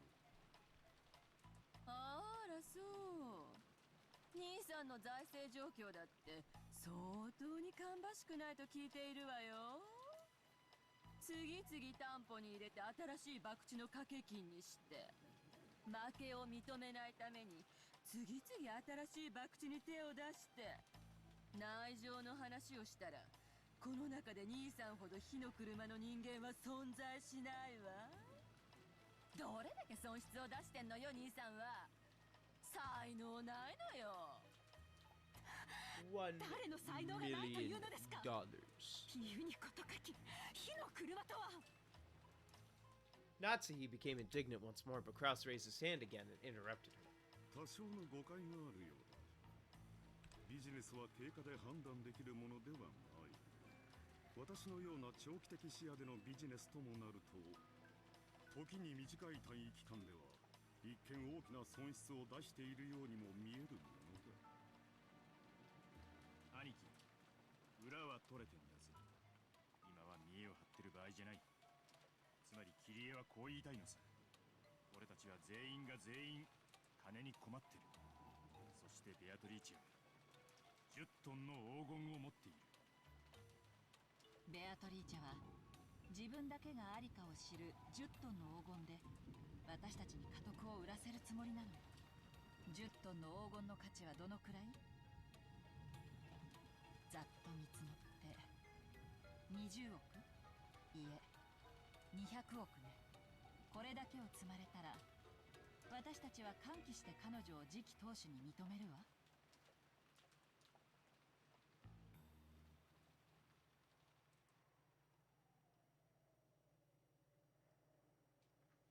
The scene returned to silence. In fact, the rain and wind felt even noisier now. It's probably the sound of the windstorm racing through the insides of their minds. 冗談じゃないわよ。多少お金を積まれたくらいでどこの馬の骨とも知れない女に家督を譲るなんて。 It's not a little money, that's a lot of も money. ともとお前に家督なんぞいかんやないか。わしらは何も失わずに金だけをもらえる話やで。そら損得感情は必要やろが、聞くに値する話や。They knew that Kraus had eaten up much of the Ushiromiya family's assets. So it was dregs that remained of that inheritance versus the cost of being accepted as a head that Beatrice would pay. It was a shame, but honestly the former was less enticing than the latter. まあ4等分とはならねえだろうな。次期当主を降りることになる兄貴に取り分が多くなるのはやむを得ねえだろうよ。羨ましい話だぜ。あなた、金額の問題じゃないでしょ。不甲斐ない弟たちはお金で後宮家の栄光を売り払うつもりなのですよ。 Yes, but it's ここで money. 長男の威厳を示さずして何とするのです。夏希、しばらく黙っていなさい。あなた Leave, bitch. こりゃクラッとくる話だぜ。俺たちは兄貴から2億半ずつ引っ張ろうと思ってた。もし魔女様が俺たちに10トンのうちの1割も弾んでくれたなら、20億ね。ああ、俺たちは当初の見積もりの10倍も弾まれちまうことになる。 So obviously we know what to go with. 十分だぜ。どうせ後ろ宮なんて名前に未練はねえんだ。喜んで売っ払ってやら。10トンすべてを提 No, 供してくれるから。 if I don't, again, I don't have any liquor. なるほど。私たちにとって魅力的な話になるわね。私たちは I don't do ベアトリ liquor. ーチェなどというよそ者を But 弾き again, 出すため September に 6th. 兄弟同盟を組もうとしていた。 Keep an eye out. しか There し may be liquor 彼女の involved in 目論み that. がこうならば私たち兄弟の団結はバラバラにされるわ。ええ、今こそはっきり断言できる。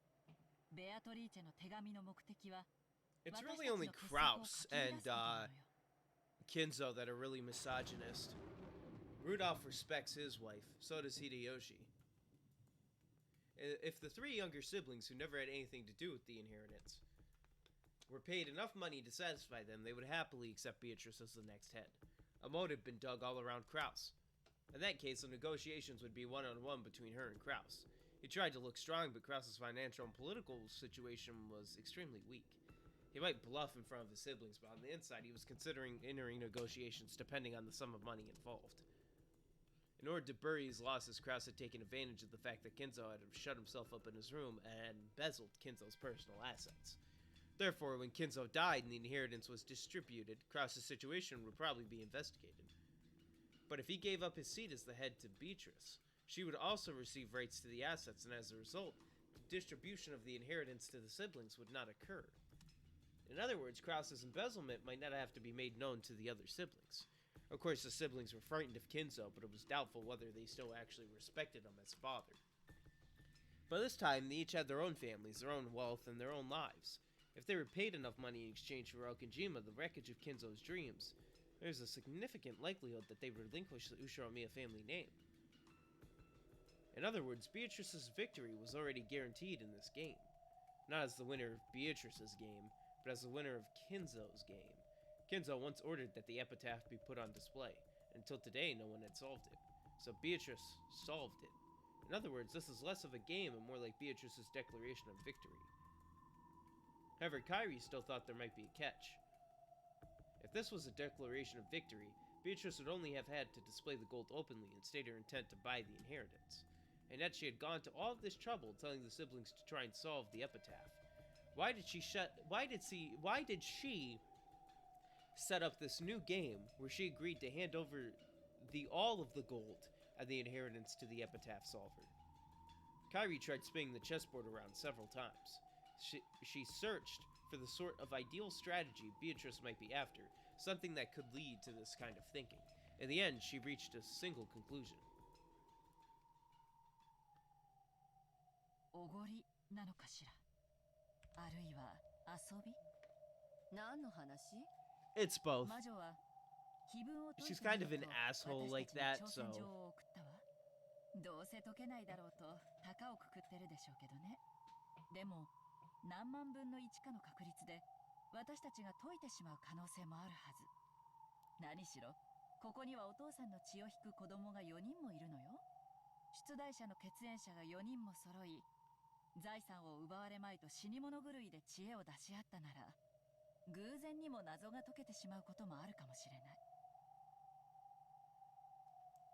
The reason the witch had a superior position in negotiations compared to the siblings was that only she knew the location of the hidden gold. But if that hiding place was exposed to someone other than her, the witch's advantage would crumble. つまり、魔女の手紙に書かれている挑発文は、ベアトリーチェにとってリスクにしかならないのよ。確かに、兄弟の連帯を分断するという効果はあったけれど、それを狙うためだけに、わずかとはいえこのようなリスクを？私は不用心だと思う。でもね、ある種の感情を念頭に置いたとき、このリスクは理解可能になるのよ。それがおごりだというの？ええ、そうよ。圧倒的な優位に立つと人はおごるわ。すると敗者に対しその優位性をひけらかすために微小なリスクをわざと背負うことがある。適度なリスクは勝利の喜びを引き立たせるスパイスだもの。リスクなき勝利ほど退屈なものはない。 Okay, you can stop saying risk. 私もそういうの好き It's だ。 like calling people furniture. You say it too much. ベアトリーチェの手紙の真意をもっともらしくいろいろと解釈してみたけれど、実はこれが真実かもしれない。あの手紙の裏に潜む感情はおごりなのよ。おごり。難解な碑文がお前たちに解けるものかと私たちを見下して威張り散らしたい。 I mean, it's not difficult. I already figured out that the sweet fish is 自分は mackerel. お父さんじゃなく彼女が作ったのかもしれないわね。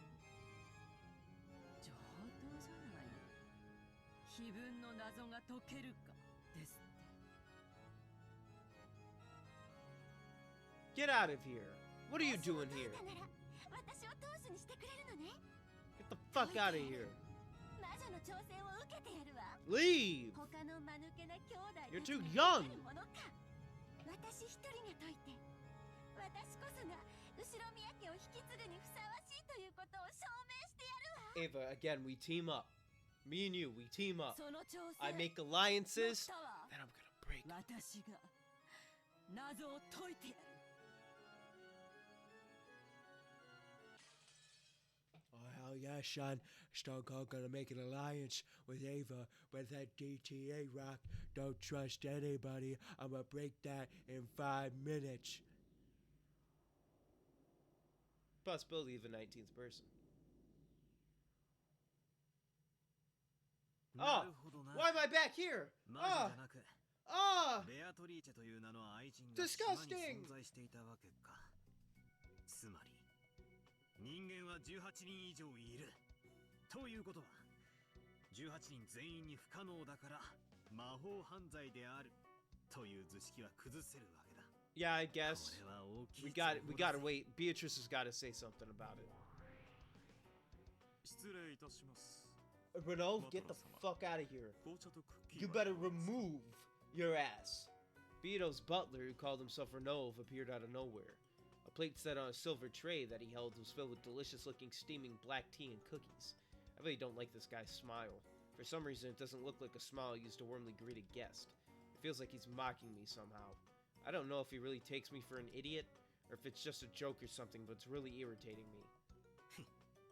いらねえよ。俺は今取り込み中なんだ。放っておいてくれ。Yeah, remove. Renov needs to remove. 美味しく焼けたクッキーなのに、とても残念です。人間ごときにはもったいないくらいに素敵に焼き上がった。それは素敵なクッキーなのに。気が向いたら食ってやるぜ。その辺に置いて、とっととうせな。さようでございますか。それでは、そのようにいたしますよ。冷めてからお召し上がりになって、焼きたてを召し上がらなかったことを、存分に後悔なさい。Good, you know what? I'm gonna do that on purpose now. Get the fuck out of here. I'm thinking! まあ、耳元で気色悪くケラケラ笑うベアトのやつよりゃ、数段マシ。 Well then here comes Beatrice, because I'm never gonna call her fucking Beto. お嬢様の笑い声は時折、実に品がありません。それを聞くたびに、なぜ私ほどの高貴な悪魔が、あのようなものを主にしなければならないのか、理解に苦しむのでございますよ。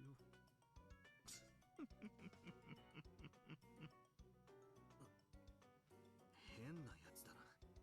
そんなに嫌なら使えなきゃいいだろうが。それでもなお This chapter has some seriously big hints. I'm excited for you to interpret them. それでなくては家具は務まりません。それはさておき、ゲームの方はいかがでございますか。It's been going. 先ほど良い情報を見つけたようなことを言われ、I found more than just some. I completely debased the whole Rose thing. どのような浅知恵が思いついたやら。 As Renov mocked me and giggled, he followed my earlier words literally and placed the black tea and cookies in a random spot nearby.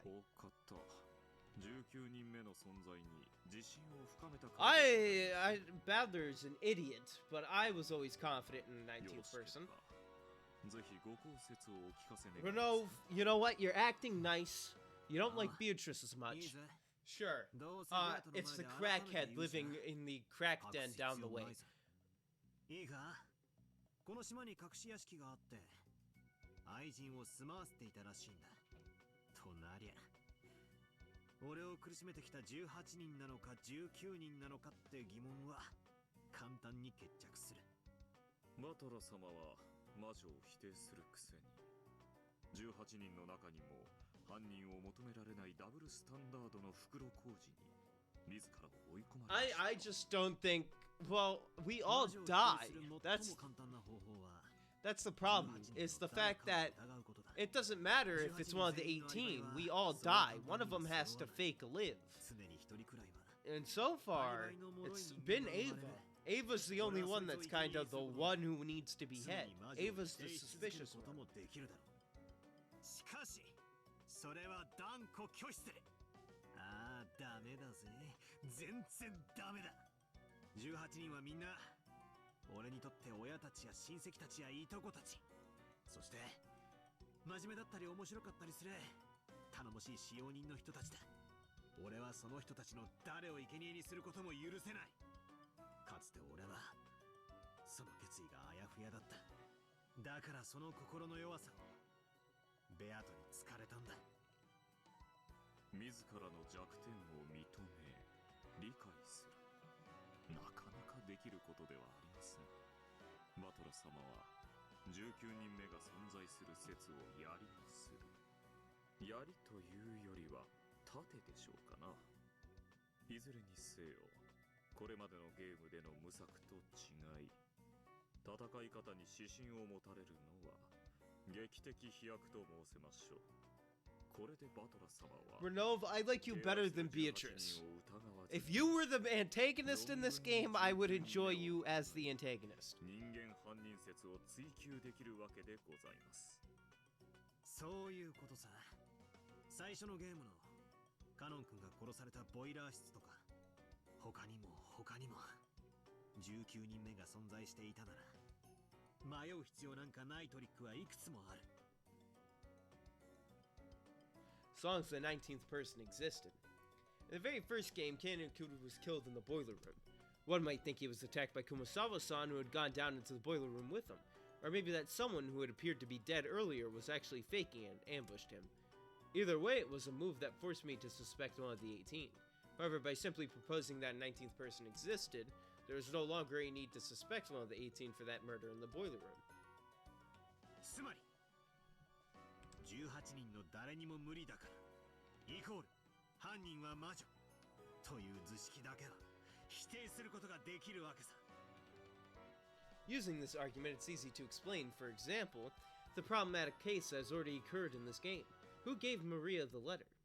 Even if all 18 people have alibis, I could easily explain everything by saying that 19th person must have visited her and given her the letter. とても良い一手だと思いますよ。私だったらどう切り返しましょうか。たとえバトラ様が理解されたとしても。 I mean, it's a game. Every character has a weak point. 18人攻めは有効な手でしょうね。バトラ様の守りがどの程度か確かめる意味でも、改めてそこをつくのも。What are you about to do to me, Renov? ならどうくる? Don't do it, please. Don't make me hate you. Don't make me hate you. Don't do it. バトラ様が刺された。19人目の駒を迎え Don't make me hate you, Renov. バトラ様は19人目にお会いしておりませんね。 Correct. 19人目が存在する証拠をお願いできますかな。あめえぜ。もちろん。その差し手で来るだろうことは読んでいる。 Then prove that Beatrice can use magic. There you go, done. 魔女だの悪魔だの。 Prove that they exist. Like, come on. Like, you can't say prove that they exist. Prove that Beatrice can do magic. I still haven't seen that shit. When you try to make some claim to humans like us, we always counterattack by telling you to show some proof. Because that's a human move. But I'm fighting with a witch. I'm taking part in a battle with someone who isn't human. And some moves exist that can only be used in a game against a witch. There are cheap moves. That's what this devil's proof is. Because it's impossible to prove. Let's assume that there's a hidden mansion on Rokkenjima separate from the Ushomiya family mansion, and that a woman named Beatrice lives there. In order to prove this, one must find this mansion and actually bring Beatrice out of it. That's called actual proof in the human world. However, if we follow the rules of the devil's proof, you can't deny that she exists even if there's no proof that she does. Because it's impossible to prove that something doesn't exist. That's right, I'm finally able to turn the tables using this devil's proof, which tormented me so much before. But I will say this, Badler, you can deny that the house existed. Because if you look at anything, because any construction needs plans. So I'm gonna tell you right now, you can figure out whether this house existed or not by following a paper trail of plans. I guarantee you it's somewhere out there. You cannot just do something and just tell people to fucking wing it. Unless it's a crack den made out of dirt. Those guys were always trying to force me to accept the existence of the witch with it. After all, it was physically impossible for me to show any proof that witches don't exist and deny Bito's claims. That's why I kept getting hit with the reckless argument that witches do exist and was unable to counterattack. And that's why I'll spin the chessboard around right now. If I can't disprove the existence of witches, then that means, if I suggest that a 19th human exists, you can't deny that either. In other words, because this problematic and mysterious mistress is craftily hiding herself, it'd be perfectly natural if you never found her no matter how hard you looked. So you can't say that your inability to find this 19th person proves that she doesn't exist. Therefore, it's impossible to deny that the 19th person's existence. Bito used the devil's proof to make denying her own existence impossible, but this time it's become my weapon. If we can get away with this argument, then forget just a 19th person. This island could be full of people we don't know about. And even if there were 10 or 100 of them, she still couldn't deny that they existed.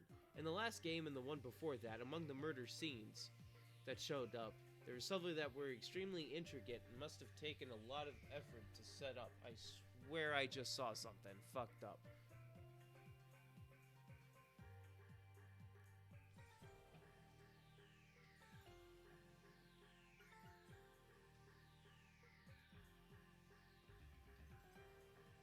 been a while, Ghost. Are you actually hanging around again?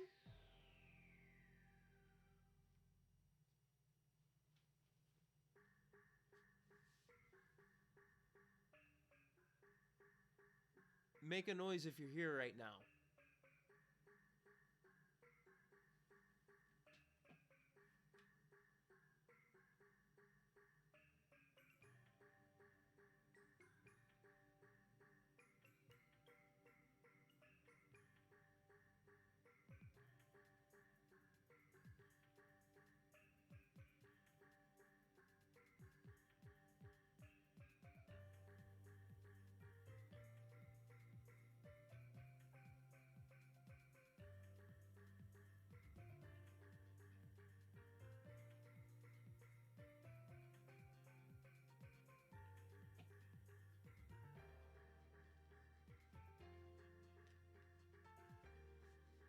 I might have to review the audio here. I saw my mic audio on my stream elements shoot up, but there was no thunder or lightning happening at the time because right after it, thunder happened. Something might have been caught there. It's really hard to imagine a single culprit setting up all of those. However, if not just a 19th person, but 10 or 100 people were hidden somewhere, that wouldn't be any problem at all. If they all split up the work, they could handle any job in a short period of time.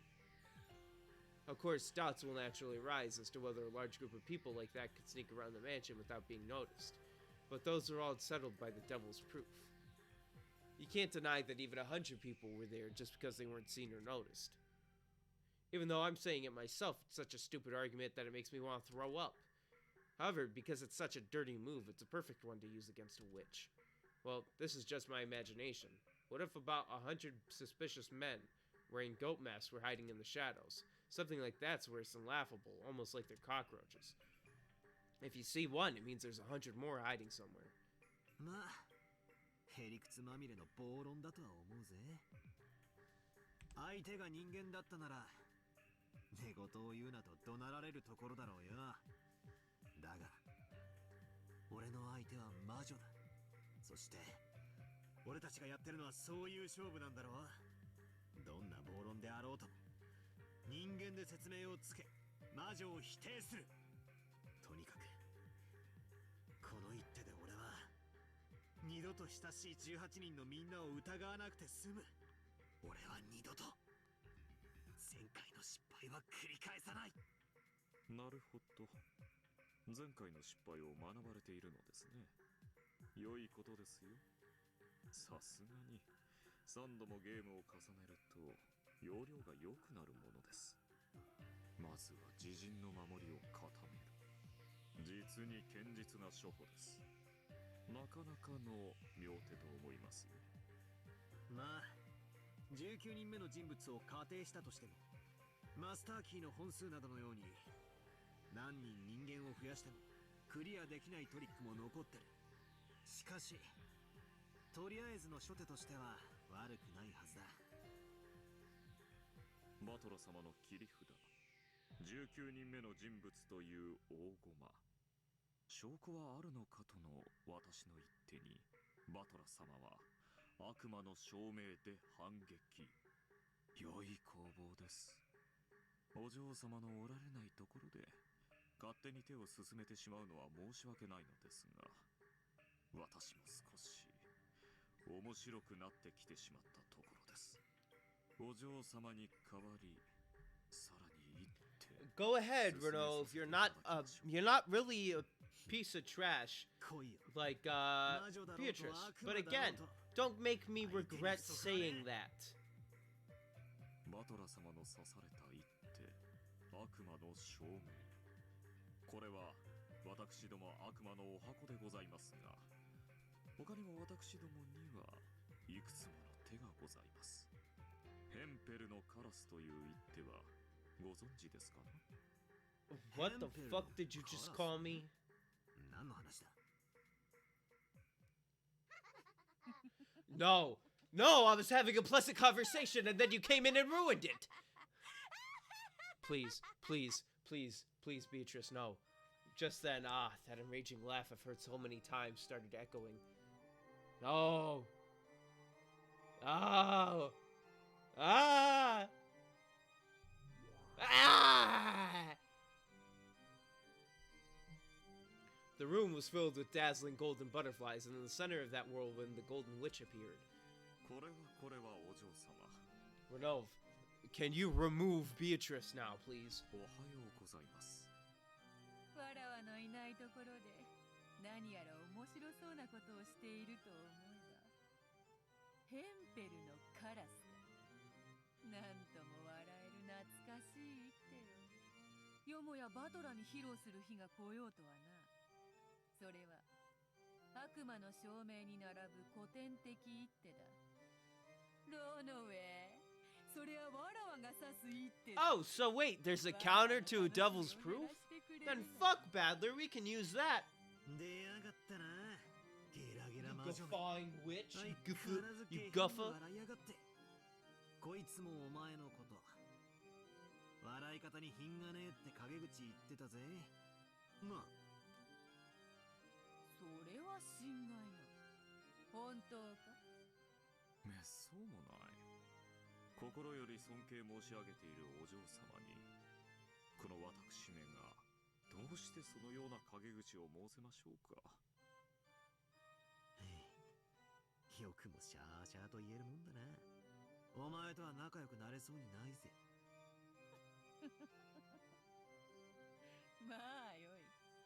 話を戻そう。ヘンペルのカラスは実証を待遇的に行ってみせる。つまりこういう手だ。カラスが黒いことを証明するにはどうすればいい？あ？何の話？ What color are they? Black. Okay, カラ done. スが黒いことを証明ってカラスを捕まえてきて色が黒いことを確認すりゃいいだけの話だろ。その通り。 Okay. カラスイコール黒いを証明すればよい。 Yeah, it's called color. ということは黒くない鳥イコールカラスではないを証明しても同じ論法になるのが No, わかるか be な？ what? 世界中のカラスでない鳥をすべて調べ、それらが黒くないことを証明すれば。 But there's a bunch of birds that are black. ゆえに黒い鳥はカラスであるとなるわけだ。 This is a stupid fucking thing. That is a dumb argument. It's essentially saying that if you prove that all of something is not something, then you can say that that something is this. 2つの箱があり、片方は当たりでクッキーが入っているといたします。もちろん、もう片方は Yeah, and you just look in one, and then you can determine by looking at one that the other one is that. For example, here are two boxes, where one has a cookie inside and means you win, while the other is empty and means you lose. At this moment, it has a cookie inside equals you win, which implies that you do not win equals it had no cookie inside. When such a relationship exists, the latter is called the contrapositive. When if A, then B is true, then if not B, then not A is also true. そりゃ当然だろう。 Yeah, so もし選んだ方が外れだったなら、 exactly. もう片方は自動的に当たりってことになる。 It's essentially if you know that this is true, then the opposite is true, 箱を適当に選び、 or then the contrary is proof 最初の一手で is true. どっちの箱にクッキーが入っているか特定できるわけだ。その通り。開けた箱にクッキーが入っていたなら悪魔の証明を満たす。この箱は当たりイコールこの箱にはクッキーが入っているをまさに実証できるわけだ。しかし開けた箱が空っぽだったならこの時は逆にヘンペルのカラスを満たす。この箱にクッキーが入っていないイコールこの箱は当たりではないとなるのだから。そしてそれは箱が2つしかないことを前提としている限り、もう片方の箱が自動的に当たりであることを待遇的に示している。ま、なんとなく理屈は分かったぜ。毒を制するには毒、へりくつにはへりくつってわけだ。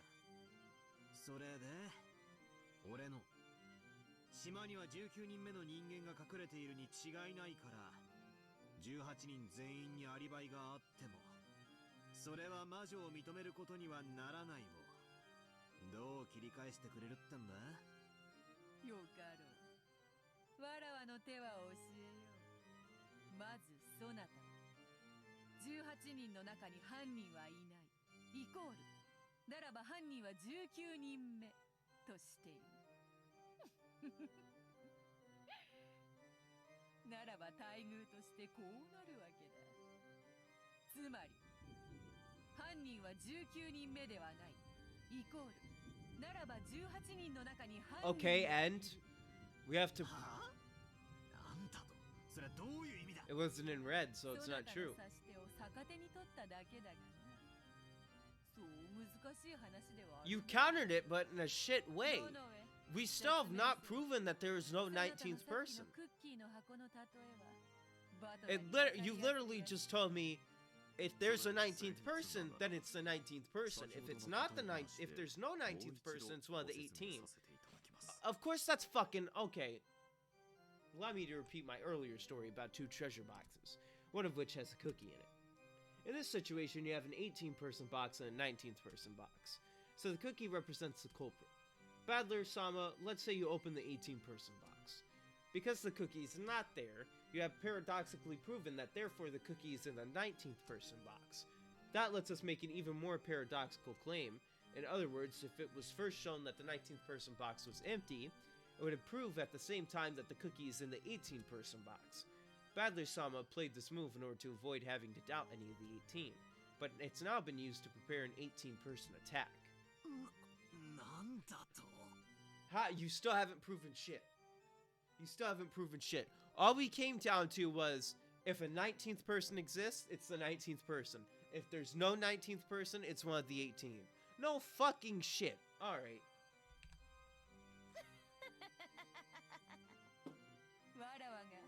19人目の箱の中身が空っぽであることを先に証明すれば、そなたは自動的に Alright, yeah, that's fact. That's what we're proving. So yes, if you prove that there is absolutely no way a 19th person exists,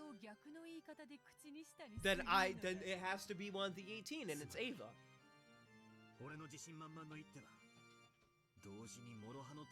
But you just made it easy for me to prove something else happened. Because I can use that against you later.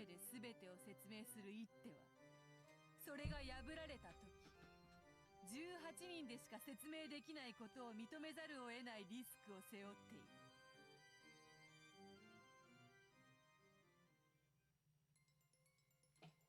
I see. Hempel's Raven. So this is a countering technique. But if I really think about it, this counter is really disadvantageous for me. This isn't a cookie we're talking about. If I imagine that the loser treasure chest actually has a bomb in it, it gets even clearer. And there aren't just 2 treasure chests, but 18 plus 1 more for the 19th person. If you think about it as a total of 19 boxes, it gets even easier to picture.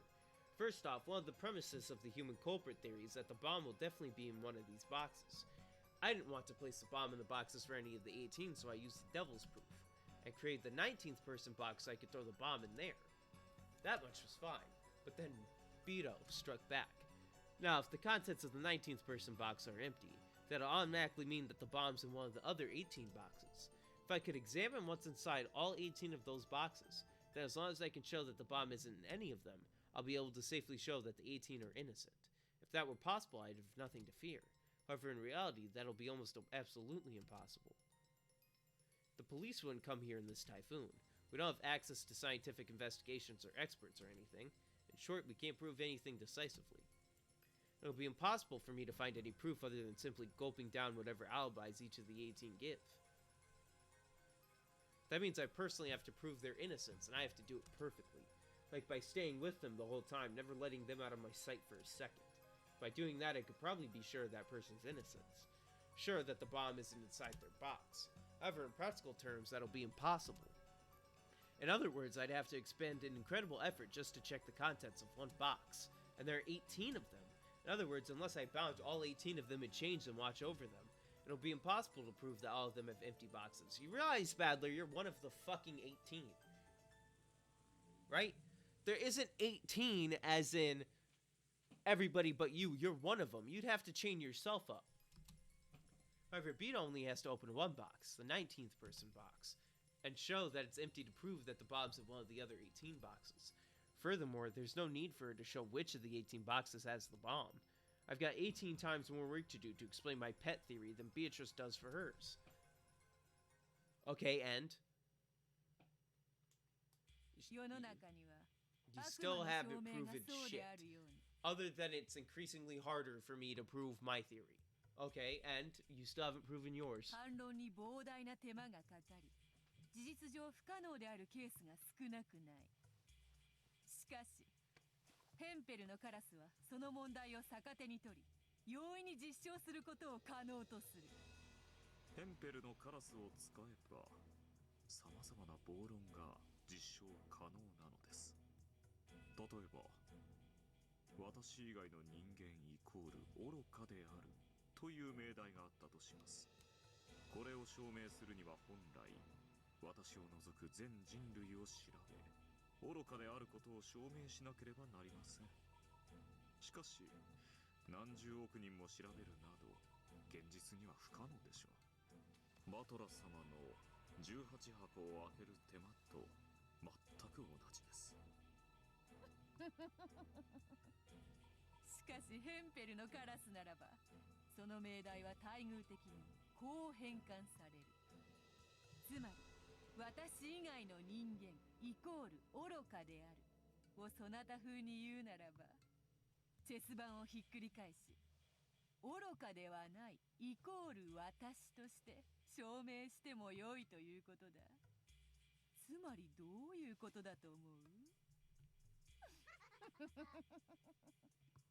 わらわが聡明であるという事実を知るだけで、全人類は愚かであることの何十億人分もの証明が直ちに終了してしまうわけだ。全人類がわらわよりも愚かであることをわずか1秒もかけずに証明終了できる。世界最強最速の QED。 I still know what QED... Quick erectile dysfunction. That's what that stands for. なんつ暴論だよ。これはとても便利な一手ですよ。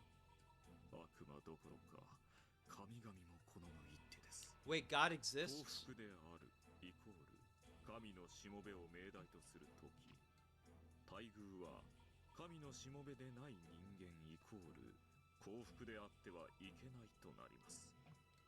つまり神のしもべがその加護によって幸福であることを実証するためには、その加護を受けぬ人々が不幸であることを実証すればいいわけです。そして彼らは自らの神を信じない人々を不幸に突き落とすことで自らの幸福を実証する。人に幸福を与えるには莫大なコストがかかる。しかし人を不幸にするのに必要なコストははるかに安上がりだ。つまりヘンペルのカラスを使えば、神々は実に低コストで信者に加護の喜びを与えられるわけよ。悪魔だ。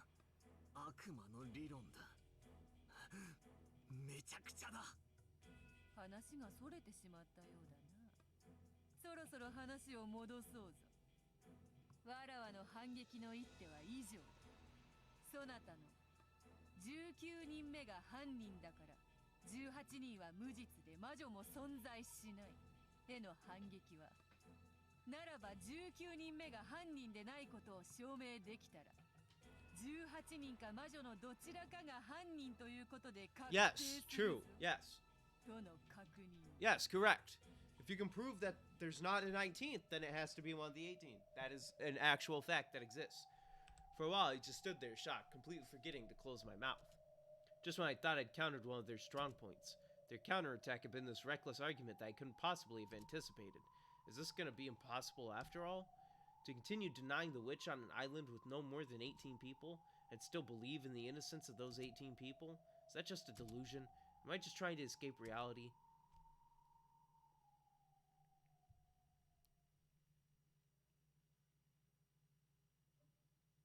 Not yet. Don't give up this desperate struggle yet. Who cares about whoever's Raven?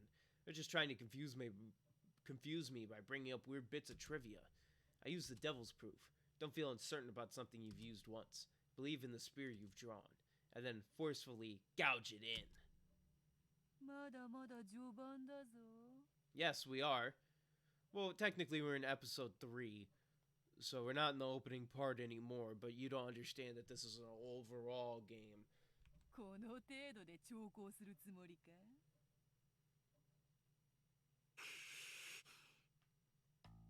いや待て、確認するぞ。確かに俺は分かりやすく19人目という言い方をしたが、 Badler, are you about to ask something in red? 18人以上人間を増やせるなら、それは10人いるか100人いるかもわからない。不特定多数ということだ。お前が想定する人数より常に1人多い。わかるか？ They countered my twisted logic with something even more twisted. So the only thing that could counter that would be even crazier twisted logic. なるほど。わらわが19人目のアリバイを何らかの方法で証明したとしても、 You'd have to prove that another person. Exactly. You know what? That's a good plan, Badler. Just forever claim that no matter what, there's still another person in there. Fantastic. さながらイナゴの大群を呼び出す魔王よな。さすがは金蔵の孫よ。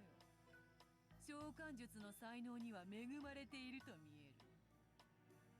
つまり18人以外の存在 X は常にアリバイを証明することが不可能なんだ。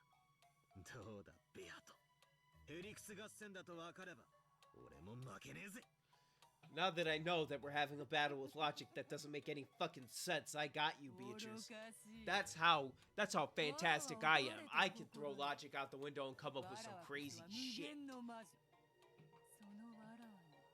無限にて挑むとは肩払いたいわ。無限を操ることはつまり無限を殺すこともできる。 Yeah, well, go ahead. I don't give a fuck. わらわが19人目を切れば、そなたは20人目を呼び、20人目を切れば21人目を呼び、21人目を切れば22人目を切れば、23人目を呼び34人目を呼び、6計4358兆2235億7967万3204人目を呼び。 Exactly. 永遠に翻弄で生きるとでも。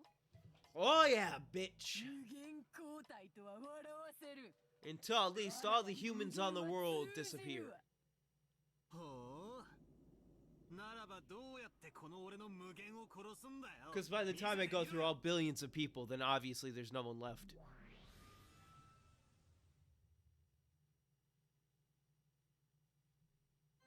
わらわには真実を赤で語る力があろうが。 Yeah,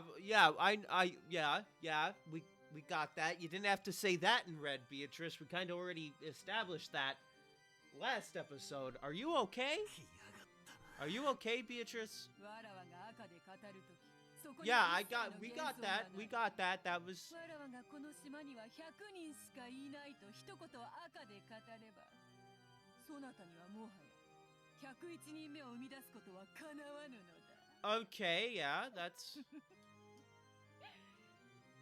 ほら、バトラ。 But Beatrice, 今度はどんな真実を赤で語る。 tell me if there's more than one person. Tell me if there's more than 18 people. Just get me right in there. Just force it right in. Throw it right in, Beatrice. Come on. What, are you scared? Just throw it right in. Just shove it up my ass already. Just raw dog it right now.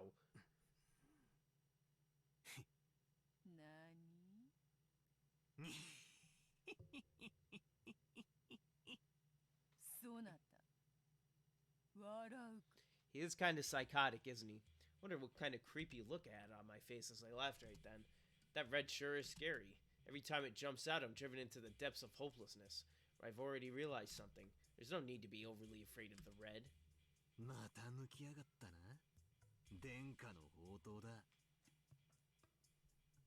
それで今度はベアトリーチェ様は何をどう赤で語ってくださるってんだ。それはどういう意味？急に余裕を見せよって。悪いが、その真っ赤な宝刀は俺も抜いてくれるのを待ってたんだ。さて、お前は今度は何を赤で宣言してくれるんだ？犯人は18人の中にいるとでも言ってくれるのか？言っとくが、そいつは自爆だぜ。その時点でお前は魔女説を自ら捨てたも同然。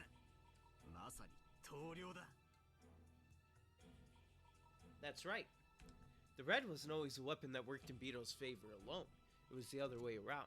She used it the wrong way. It was dangerous enough that she could bring about her own death. 確かに俺にとっても。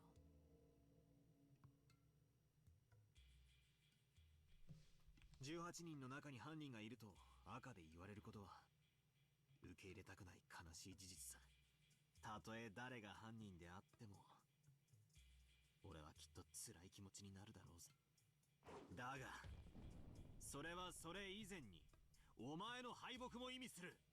人間が犯人だとお前が赤で語ることはお前の棟梁宣言にも等しい。お前が俺と差し違えても相打ちにしたいってんならそれも面白い一手だろうぜ。だがこの勝負は俺の勝ちで終わる。Beatrice's red was her true trump card. When that person speaks in red, it's definitely the truth, and no amount of proof or counter-arguments can change that. Till now, she used that to severely wound me, and each time the tiny foundation supporting my heart got split in half. Okay, Ghost, can you stop scaring me? Look, I'm gonna ask you one more time, Ghost. If you are here, make yourself known.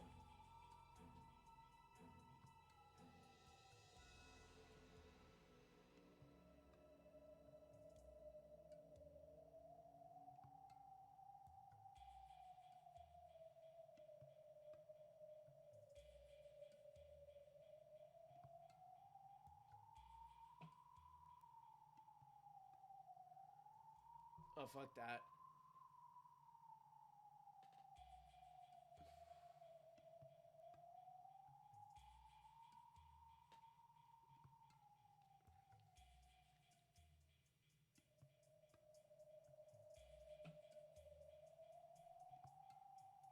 Oh, no, I don't like that. Oh, that was kind of fucked up.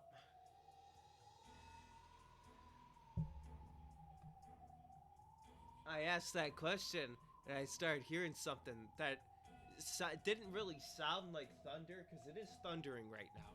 I turn around to, like, listen to the sound, and I see this object just fly in front of me. Oh, fuck this. I was about to say this ghost a pussy, but, dude, this ghost not. This ghost got balls, dude. This ghost got the grapefruits. Holy shit.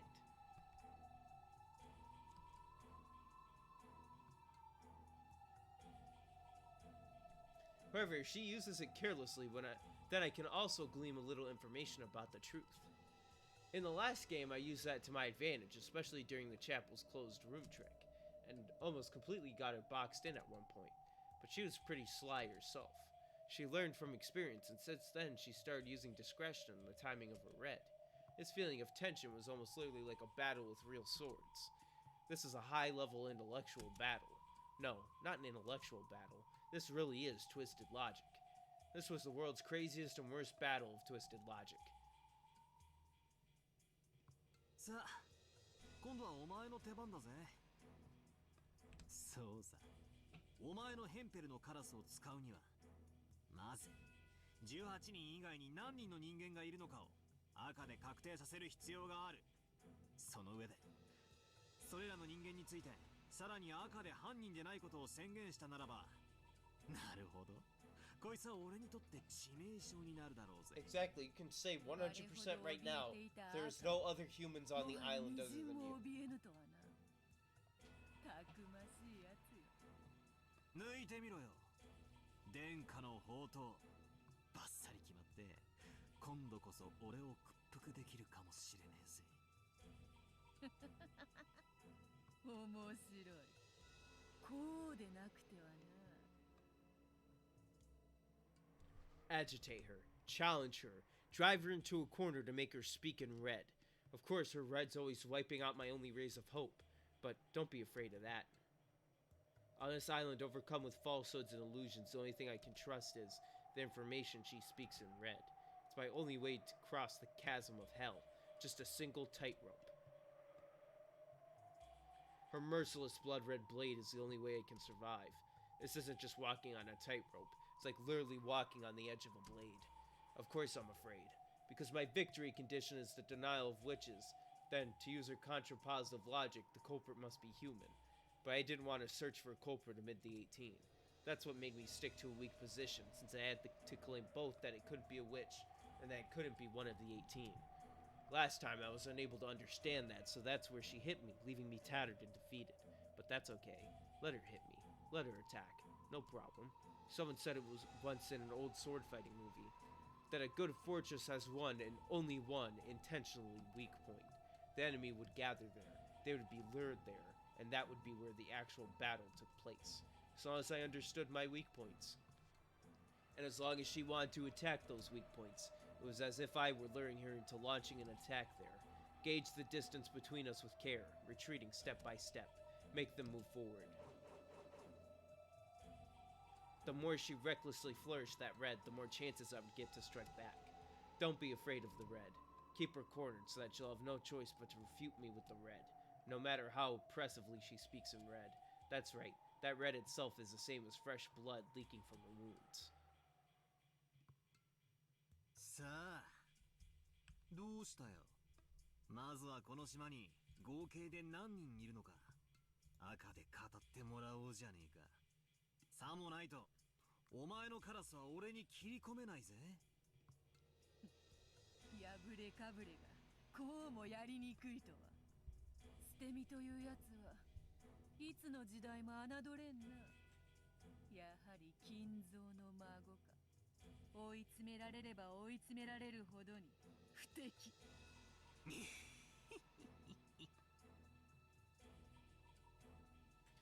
Renault cleared his throat.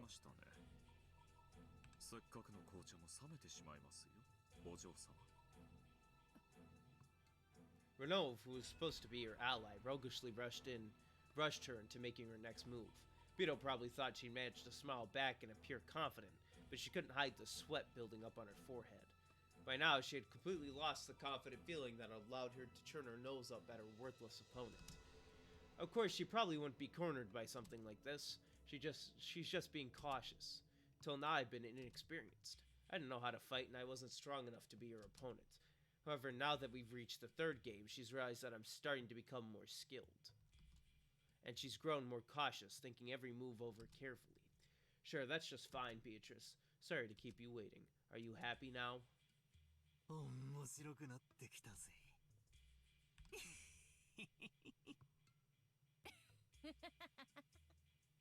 バトラー。Can you send me back? 街が開かねえな。なら、ズバッと気持ちよく、いつものやつで行こうじゃねえか。ほう。いつものやつとな。ならば頼もうではないか。Yeah, you know, the murders. The ritualistic murders. やはり始まった気がせぬわ。The first move was mine. 行くぜ、ベアト。副賞要求。この島には18人しかいない。Whenever he points, the screen flashes. 赤で言われちまったら、俺は18人の誰かを疑わざるを得ない。She's kinda sweating. She's kinda sweating. 八方塞がりさ。The next chapter is the important one, actually. My bad, I got them messed up. Dude, how fucking high are you? 18人の誰にも起こせるものか。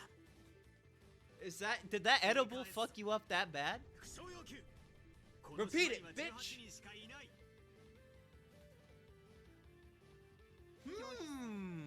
理由は明かさない。 Oh, I don't care why you won't say why.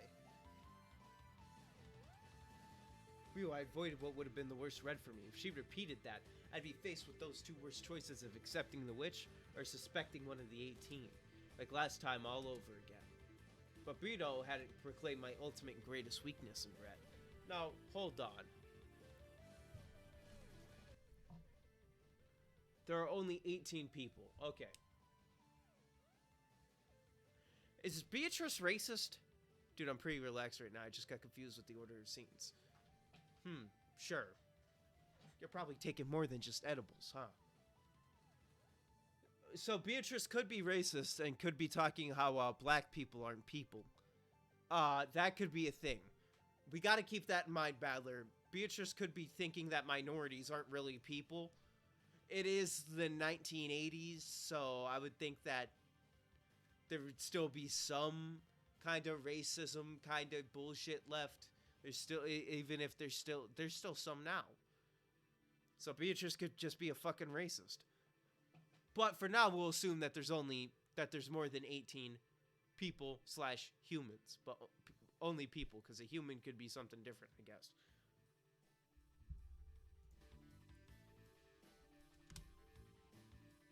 She refused to repeat it, even though there was no reason for her not to strike, even though it was a weakness she should have been drooling at. She hadn't sliced me up with red by using that move, which should have been as good as forking a rook in the king. This was a big sign of my advantage. That's right. The culprit isn't one of the 18. I won't suspect anyone. And since the culprit isn't a witch either, it means a 19th person exists on this island. And that's you. A person who was grandfather's mistress of 30 years has been secretly living in a hidden mansion in the forest for a long, long time. The human Beatrice. そうさ。お前は魔女なんかじゃない。この島に何十年も隠れ住んできた。ただの人間なんだ。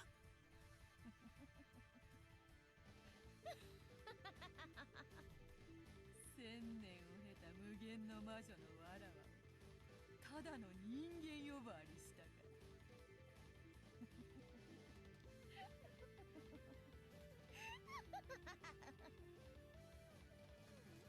For a while, Beatrice continued to laugh unpleasantly and glowingly, or maybe spitefully. いいか、続けるぜ。続けて副賞要求。この島には19人以上がいる。Beatrice fell silent once again. She'd probably remain extremely cautious, as long as confirming the number of humans on this island might give her some large disadvantage. Depending on the situation, the red has already become a foothold for my counterattacks. Now that we know this, it makes the red very risky for the witch. But if she couldn't repeat this, her Hempel's raven wouldn't be effective. To break my devil's proof, she would need to settle the existence and number of people outside the 18 in red. That's right. She couldn't break the existence of a 19th person unless she used red. I've closed Beto in, giving her no choice but to speak in red. There really was a way to fight in this witch's game. 拒否してもいいんだぜ。お前が赤で言えないなら、この島の合計人数は18プラス X ってことになる。この X は初手で許すには相当でかい大駒だぜ。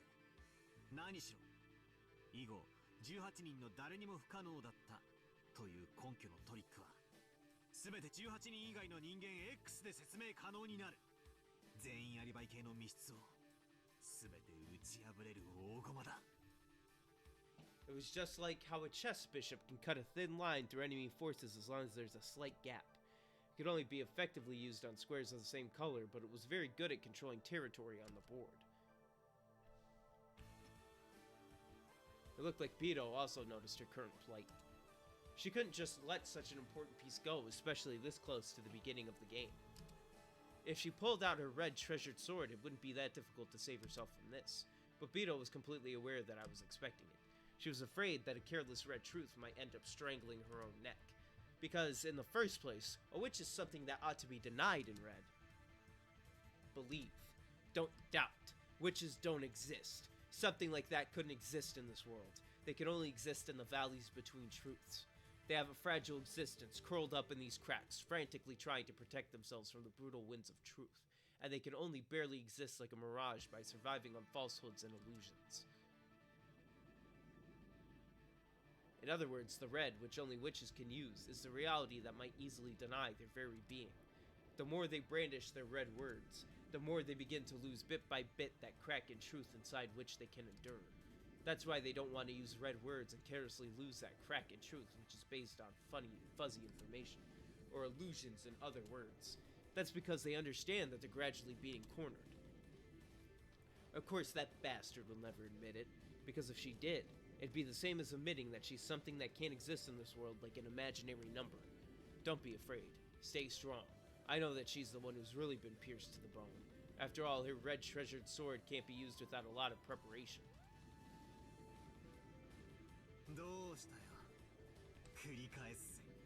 Badler, last time you were this cocky, you got fucked up.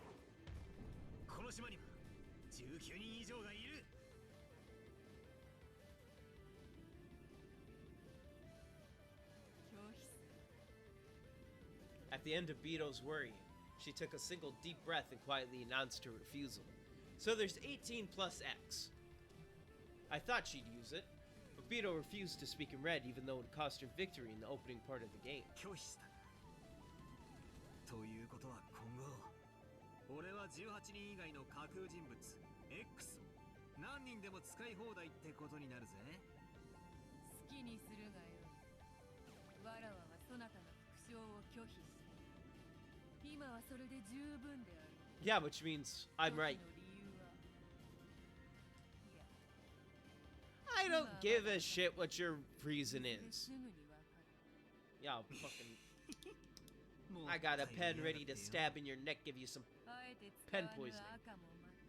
新しい使い方よそなたは赤き宝刀と呼んだ愉快な例えわらわも使おう宝刀は抜かぬうちが花よむしろ抜かぬことによって醸せる畏怖というものもあるそうだな I'm more scared of it when it's out. いつ赤でひっくり返してくるか常に念頭に置いて戦わなければならないこいつはえれえプレッシャーだそれに副将を拒否される方が辛い場合もある何しろ俺の読みが正しいから拒否できないのかミスリードにはまって泳がされてるのか区別がつかないからなそういう意味ではなるほど抜かずの宝刀ってわけだなあ同じ突き落とすなら少しでも高いところに行かせてからに限るまだ始まったばかりまだまだ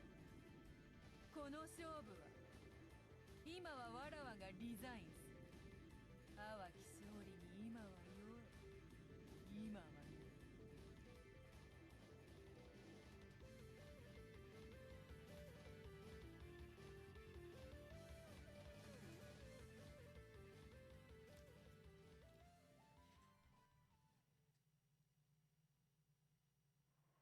Practically speaking, the early part of the game ended with her being a sore loser.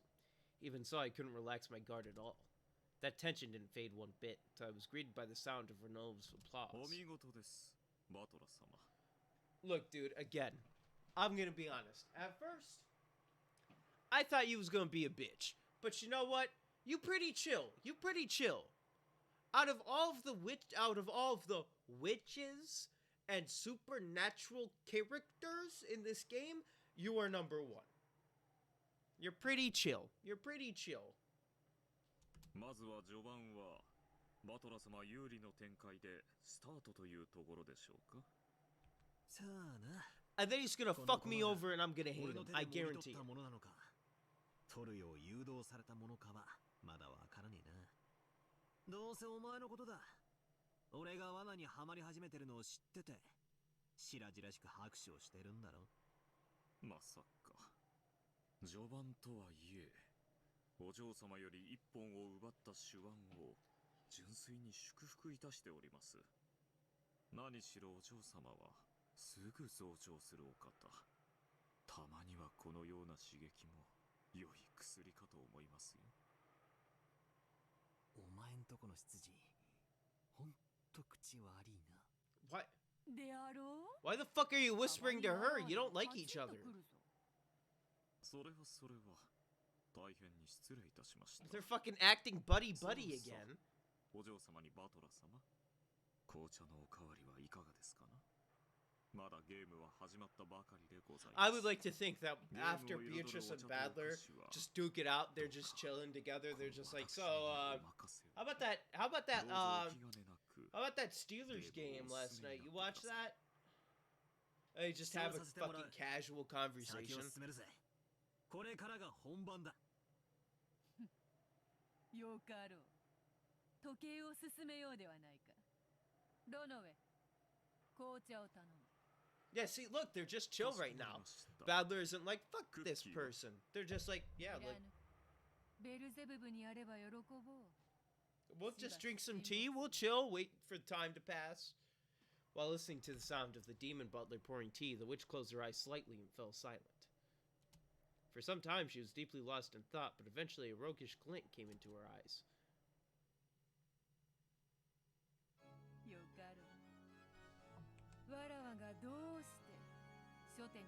Oh, you're actually gonna tell me? Yes, why? So you're being nice. I guess. Yeah, why didn't you say it in red? やはり見逃すには惜しい大駒よ。拙速かもしれぬが動かせてもらおう。赤は使わない。今よりそれをわらわに代わってローザが説明する。聞くがよい。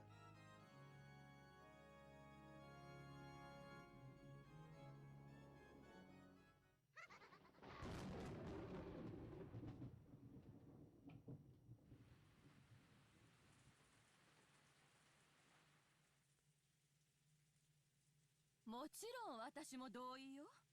ローザもそうでしょ。ローザ？ごめんなさい。 Rosa, don't do anything you'll regret. 同意するわ。どうしたんや、ローザさん。 I already don't like you as a character. あんたさっきからずいぶんおとなしいな。体調でも悪いんとちゃうか？ From the beginning, Rosa had never been one to cut in on the siblings' fights. But even so, she seemed unmotivated, and had said almost nothing during this night's conference. The whole time she had hung her head and appeared to be thinking of something else. あんたさっきからぼんやりしてるわよ。そんなので遺産が守れると思ってるの？あんたも一児の母なんだから、もっとしっかりなさいよ。Well, chill. You're not. Look, she don't give a fuck about that child, so she's probably gonna stab her tonight because she said that. 体調が悪いなら無理をしない方がいいだろう。客室にベッドの用意がありますよ。お休みになってはいかがですか？ご案内しますよ。いえ、大丈夫です。ありがとう。どうしたんだ？何か心配事でもあるのか？いえ、別に。そう？さっきからずっと心ここにあらずという感じよ。そしてそれは今私たちがしている議題と何か関係があるんじゃないかしら。 At those words, everyone stared at Rosa together, as if in response, Rosa's shoulders quivered. Apparently, Kyrie's guess hadn't been wrong. Rosa couldn't deny it either. いえ、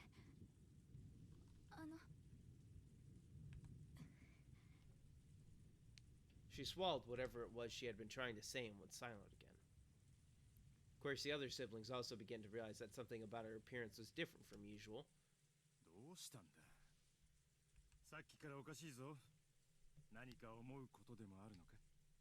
わしら全員で団結しようって誓い合ったばかりやないか。一人で悩むなんて水臭い話やで。話したってな。ローザ、話しなさい。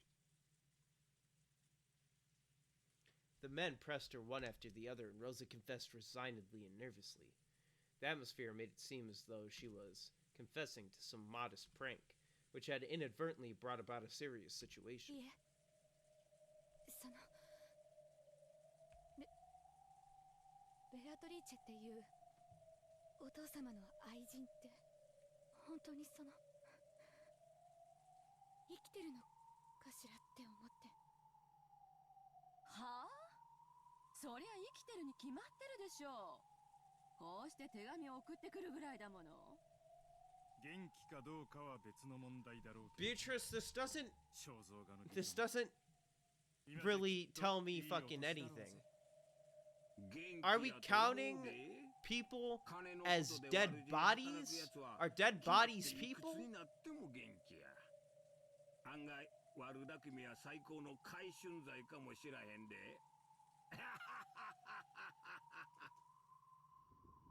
生きてるはずないの。え、今なんて？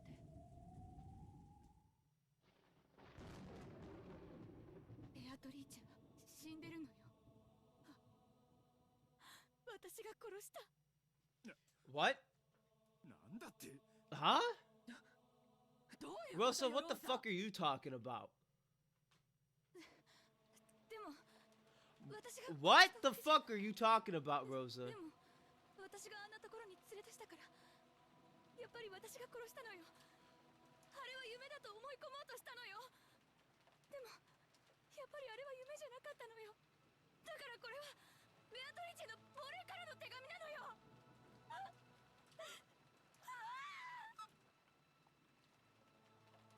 It was so sudden that everyone was lost for words. Rosa kept on talking, unable to stop, holding her head as her hair flew all about. どうか落ち着いて。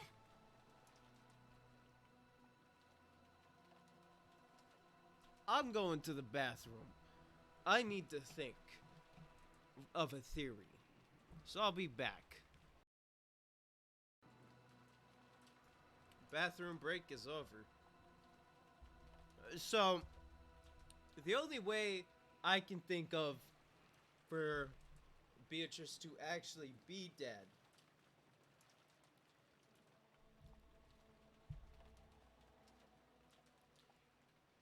no, that's not what I mean. Hold on.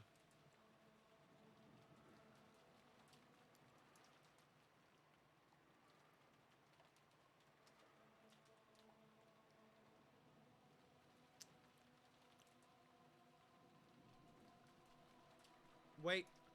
Okay. So, Beatrice could be counting a dead body as a person. If anything, Badler needs to confirm this with Beatrice. By people, you mean living humans. You mean they are alive. You need to confirm that. Because she could mean, because she counted Jessica as a person in Jessica's closed room. ローザさん。わしには何がないやらさっぱりや。もう死んどる？どういう意味なんや。2つの意味があると思うわ。まず1つ目は言葉通りの意味。そしてもう1つは私たちの想像が正しかったことを裏付けるもの。ということは、ローザはベアトリーチェに会ったことがあるというのか。そんな話、ローザの口からは一度も聞いたことがないわ。ローザ、いつよ。あなたは一体いつベアトリーチェに会ったのよ。昔よ。ずっと昔よ。まだこの島に引っ越してきたばかりで、私は幼かった。私は悪くないの。私が殺したわけじゃ。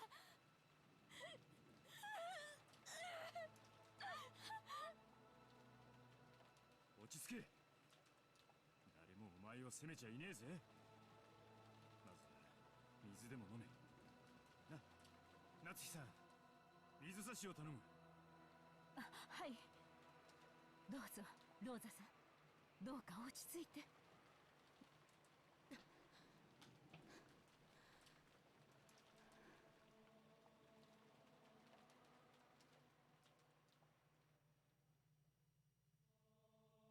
Till Rosa was able to calm her ragged breathing, no one was able to speak a word.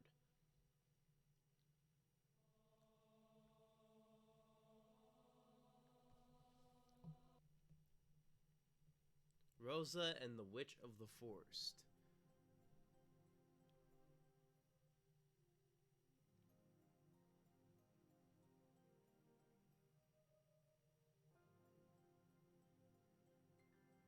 Wait, is this the secret? Wait, is this the fucking secret mansion? ベアトリーチ。先ほどから呼んでおる。So the secret mansion exists. そうであったか。すまぬ。ぼんやり考え事をしていた。許せ。良い天気だな。なるほど。陽気に心を奪われるのもわかるというもの。紅茶はここで。You know what? No, no, wait, hold on. Hold on. わらわ。今紅茶を持ってくる。She just said, "Who am I?" I will replay that. わらわは何も。Hold on, it didn't fully play. わらわは何者なのか。This song is straight up from the Sword Art Online game. I'm not joking you. I know this fucking song from that game. There's no way it's not from that game. I'm fucking serious. There's no way it's not. I do not care if this was made specifically for Umineko. This shit was in that game. I know this song. しばし待て。紅茶は良い。 Yeah, Sword Art Online game probably came out in like 2012. So they could have full damn well used this song. よかろう。 It's almost exact. Kenzo had used the excuse of getting black tea to try and interrupt the conversation for the time being. But his attempt had been very transparent. I don't mean the show, I mean the very first PSP game. The PSP game that they had. I'm pretty sure it's PSP. I sat in a garden chair and beckoned Kenzo to do the same. Kenzo sat down, heavily exaggerating his age. For a while, we sat and appreciated the silence. わらわが何者なのか。この問いに今日まで答えてくれた者はおらぬ。なぜか皆目をそらしはぐらかす。そなたとは長い仲だ。わらわはそなたを無二の友であり、そして父ですらあると思っておる。だからどうか教えてほしい。そなたは知っているはずだ。わらわが何者であるかを。なぜにそのようなことが気になるのか。そなたはベアトリーチェ、この屋敷の主ではないか。それ以上の何を知りたいというのか。わからぬ。 I fucking knew it. This is the child of that fuck. Okay, yep, I got it. I was right the whole time. The child of the mistress is doing it. 若き日には出口なき思考の迷路にて遊びたくなることもある。そなたの悩みもそれであろう。 Kenzo laughed as though it was a trivial matter. However, I couldn't help but feel that this behavior was another attempt to force me to stop any further questioning.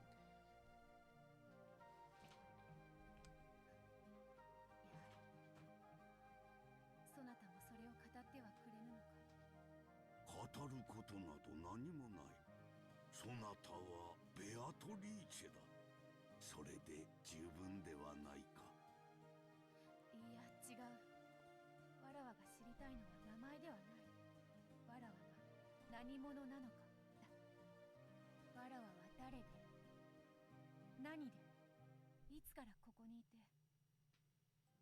そしていつまでここで日々を過ごせばよいのか。やはり紅茶を持ってこよう。 Kenzo dodging that question like he's dodging those child support payments for this kid.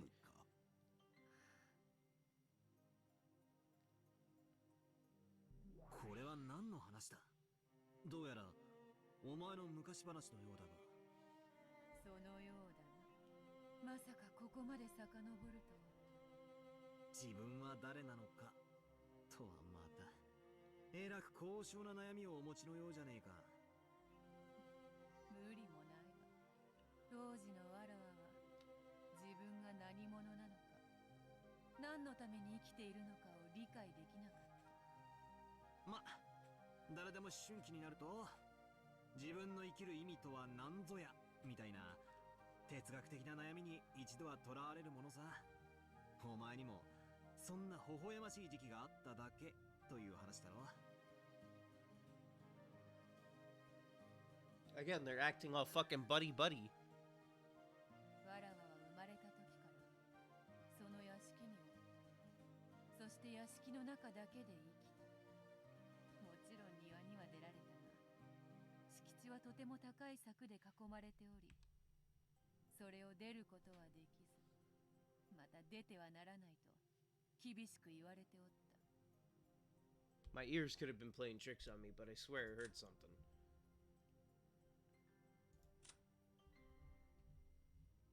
Oh. Probably nothing. Yeah, probably nothing. I swear I heard the sound for something showing up, so I'm just gonna double check.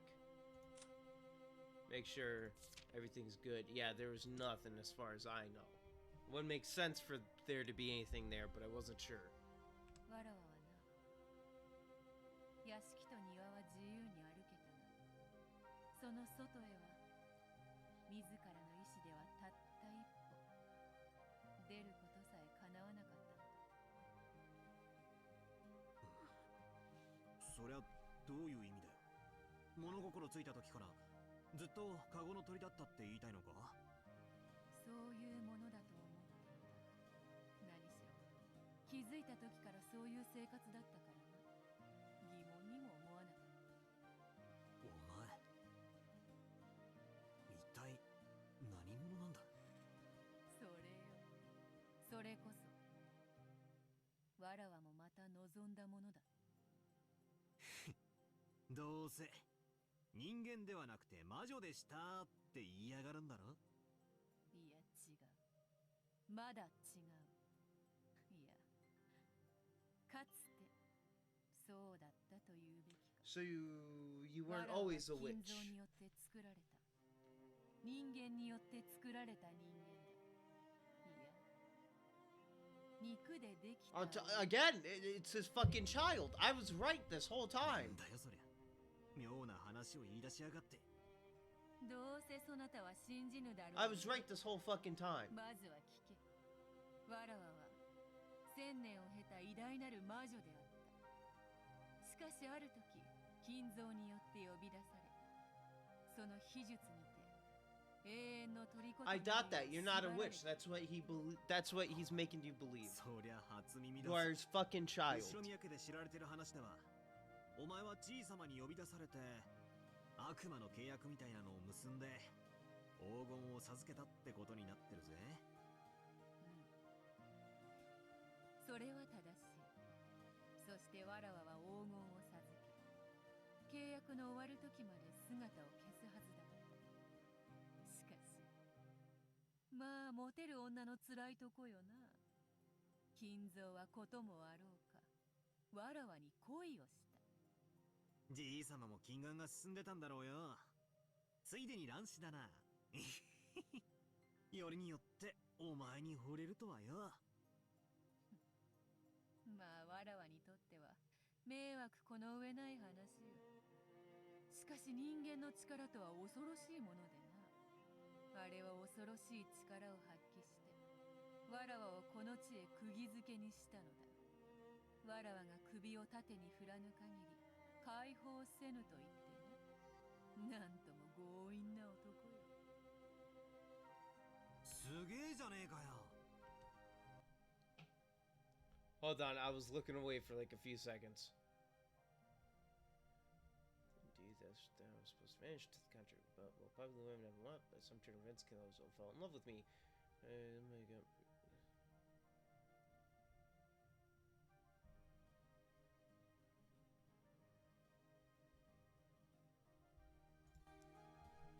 じい様がオカルトかぶれなのは誰もが知るところだが、大魔女ベアトリーチェ様を釘付けにするほどの力があったとはな。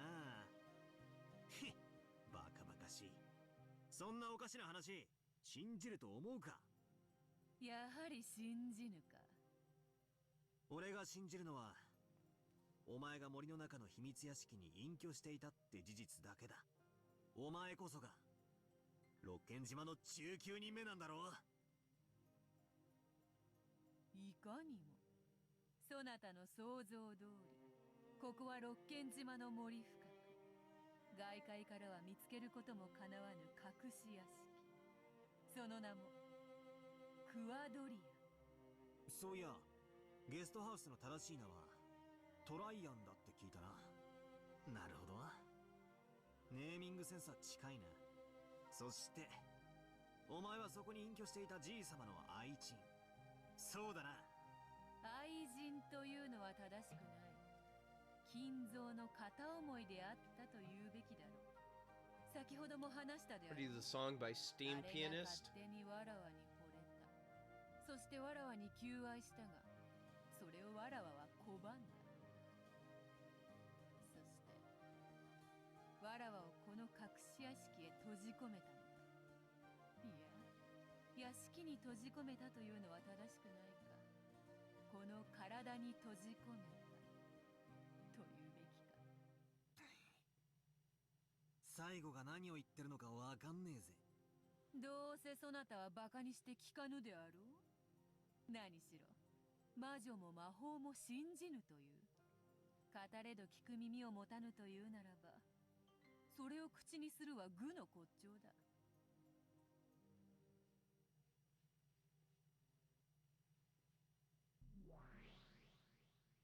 信じるかどうかは俺が判断するぜ。 Again, you're just a fucking child, dude. 話せよ、お前の昔話を。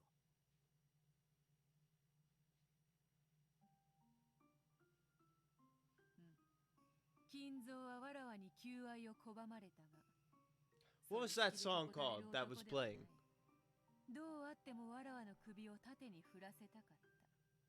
わらわをこの屋敷へ閉じ込め、 I'm gonna write it わ down らわを口説き落とそうと永遠の時間を費やした。 so I can compare it with other songs later. Because I know for a fact that's a sort of online song from the PS Vita game that I 求 played. 愛に応えるかどうかは別にして。 And no, I didn't own a PS Vita. It's 男を on そこまで必死にさせ PlayStation るのは、 4. まあ女としてそう不愉快ではない。しかしわらわは決して首を縦には振らなかった。 White Shadow. I knew it had なん white とか in その it. 戒めから逃れようとしたが、あれの結界は強固で破れなかった。それでさまざまな抵抗を試みた結果、 Alright, written down. I'll figure that one out later.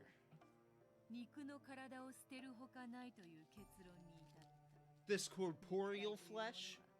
魔法を語る上でとても制約の多い器なのだ。肉の体を捨てる？なんだよそれ。幽体離脱みたいなものか？まあそんなものと考えればよい。しかしわらわは精霊ではない。魔女ではあっても、もともとは肉の体で生まれ落ちた人間だ。そのわらわにとって肉体を捨てるということは死を意味するほどではないにしても、 I don't give a fuck. それに準ずる覚悟が必要だ。 Look how old Kinzo is while he's fucking 自殺する standing ことでし there. か解放されないと決意したって意味なのか。 Then who was the white-haired lady? Huh? Because that was also Beatrice. That's her mom.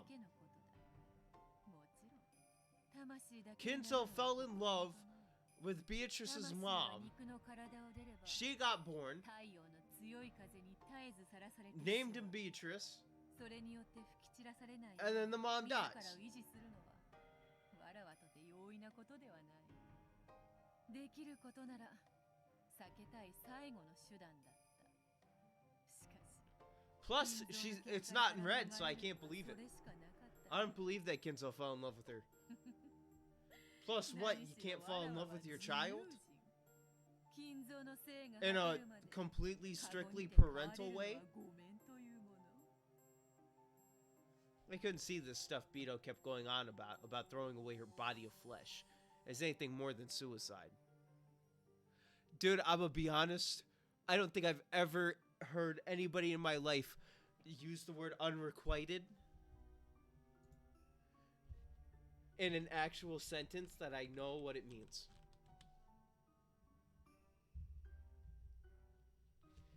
Yeah, but Still, that what? She can't love her father?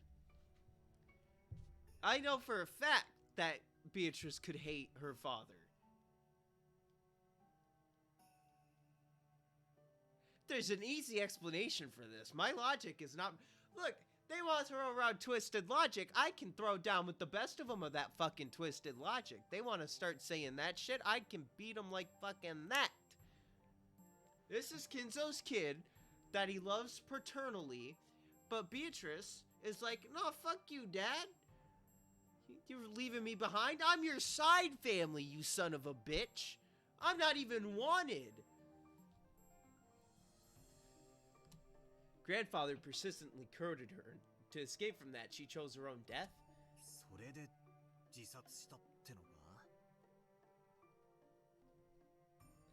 I love the fact that you didn't bring up the fact that it said that he tried to propose to her multiple times. However, I never accepted his proposal. Like, you bring up the unrequited love, and then he fell in love with her, but never the, this. However, I never accepted his proposal, which could be taken as marriage. I love the fact that you didn't bring that up. Because obviously, that right there defeats the logic, but she's not saying it in red. I'm scrolling up because I feel like I missed some stuff. I was looking away, writing down the song. Oh, wait. Hold on. Yep.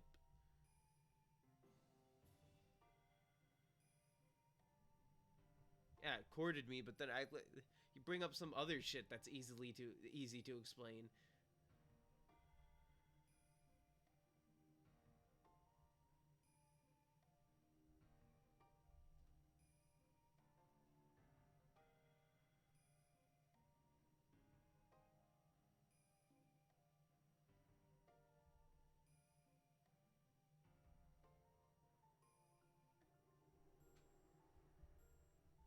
Okay, yep, that's where I read. Is this one?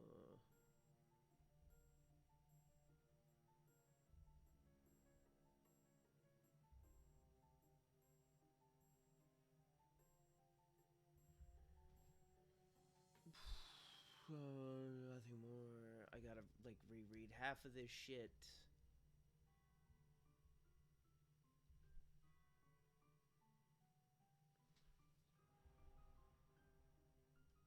Okay.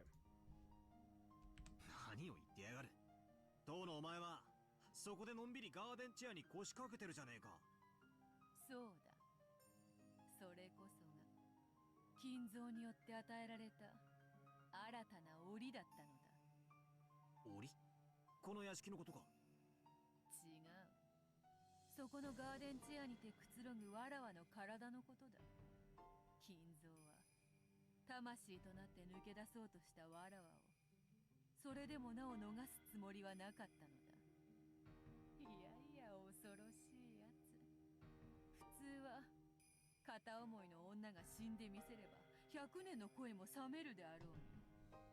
だからこそあれも魔術師の端くれなのか。さっぱりわからねえ魔女っ子トークで煙に巻くな。つまりなんだってんだ。金蔵は魂となったわらわすらも逃さなかったということだ。人間の思いというやつは恐ろしい。これほどまでの魔力を発揮するとは。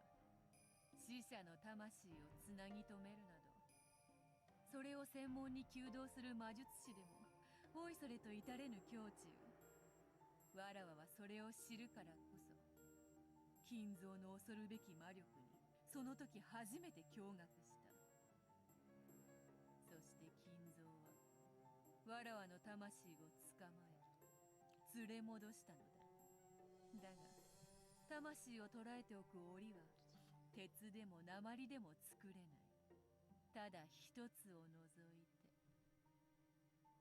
なんだよ。魔法の檻だとでも言い出すのか。It's gonna be fucking love. The one element. この肉の体だ。肉と血でできた檻だけが魂をこの世につなぎ止める。金蔵はわらわの魂をわわらわと瓜二つに作り上げた肉の檻に再び閉じ込めた。What would that sound like, a child? じいさま He が built a しつこく求 human? 愛するんで、嫌になり自殺したが、うまく死にきれなかったってことだろう。まりくどい言い方しやがってからに。いいや違う。わらわはホムンクルスの種子に魂を閉じ込められ、In the seed of a homunculus called a fucking baby. はあ？バカバカしい。 Test tube babies. そんなのあるわけねえだろ。生命を生み出す奇跡すらも金蔵は成し遂げたのだ。わらわの魂を閉じ込める檻にするためだけにな。己の恋心だけで。 You want to throw around twisted logic, Beatrice? I'm kicking your ass right now. 恐ろしいやつよ。ああ、もうさすがにバカバカしくなってきたぜ。好きなだけ言ってろってんだ。俺は何も信じねえぜ。勝手にやってやがれってんだ。なんだその不愉快な態度は。最初は何か重大なヒントが隠されているだろうと多少の興味を示したが、聞けば聞くほどおかしな話になっていく。魔女を否定するゲームのはずなのに、いつの間にか魔女話を鵜呑みにさせられていく気がするぜ。悪いがこれ以上耳を貸す気はねえな。勝手に好きなだけほざいてろよ。耳クソでもほじってるからよ。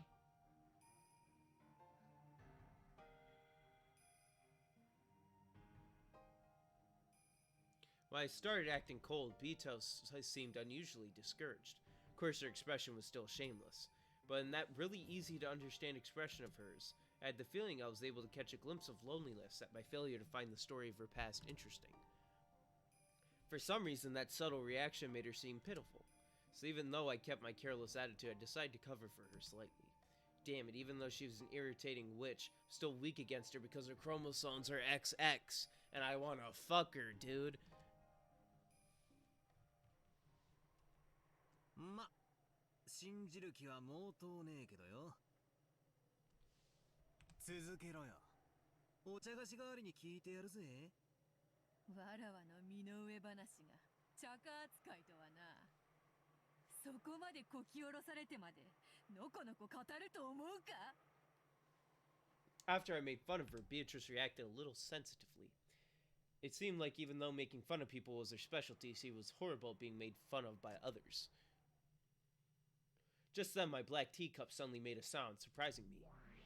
お嬢様の魂は捕らえられ、新しい生命の檻に吹き込まれました。 Why'd you bring him back? Dude was finally gonna get what he always wanted. Cause I just realized something.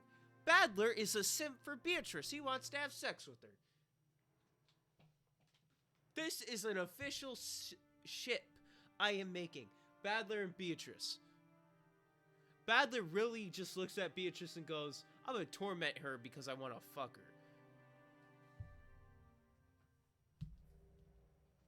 There's no reason for him to go, oh, I'll still listen to her story. Nah, fuck this bitch, dude.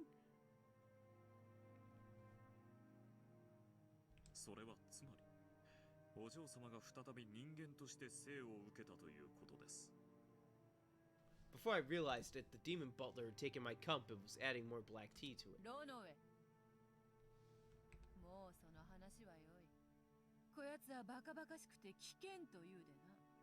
わらわもバカバカしくて話す気にもならん。 See, he ruined his shot. 新しいクッキーを今焼かせているところでございます。それまでお茶菓子代わりにお嬢様の昔話がちょうどいいかと思いまして。もうわらわの話は良いというのに。揃って不愉快な奴らだ。わらわは席を外すぞ。ロノウェ、給仕を済ませたらとっとと下がるのだぞ。バトラと無駄話などするでないぞ。かしこまりました。努力いたします。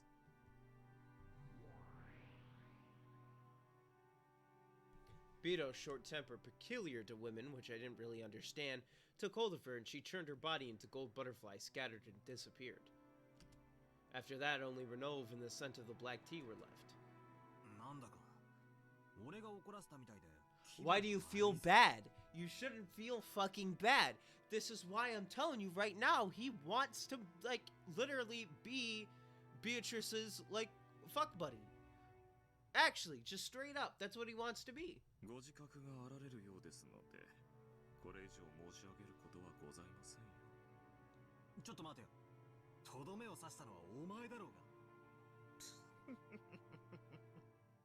はて、何のことやら。お砂糖とミルクはいかがですかな。ミルクだけでいいぜ。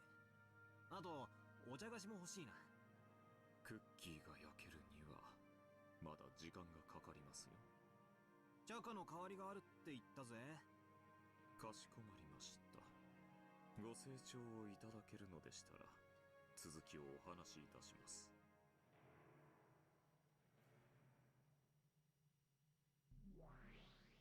ホムンクルスがなんとかって言ったな。一応は知ってるぜ。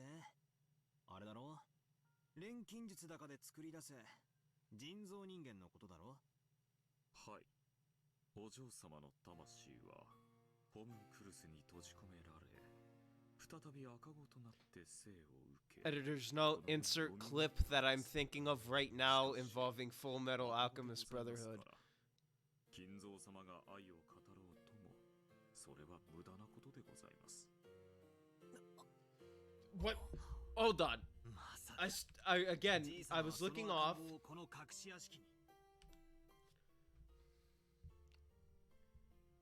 She was received into this world receiving life again as a baby! However, because she was a baby! Any profession to love on Kinzo's part would have been quite useless. That's his fucking child, dude. I'm telling you! Baby! You cannot tell me that this is not a fucking fact! 同じ年に成長するまで閉じ込めたってのか。はい。そのまさかでございます。しかし、魂は同じといえど、人間の魂はその器に強く影響を受けます。お嬢様はかつての記憶をすべて失われ、ごく普通の人間の少女として成長されました。それが、そこのガーデンチェアに座ってるベアートだってのか。はい、その通りでございます。まさにうり二つに成長なさいました。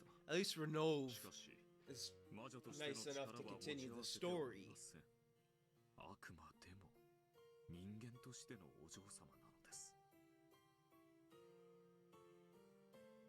Beto, who was sitting in the garden chair looking up at the sky, voiced that same question again. She asked who she was. The meaning of those words was finally starting to click. She couldn't understand why she was living here all locked up. Grandfather had seized Beatrice's soul, shut it up in a body of flesh, and then shut that up in a hidden mansion. However, since she had lived here since the time of her birth, she couldn't even understand who she was.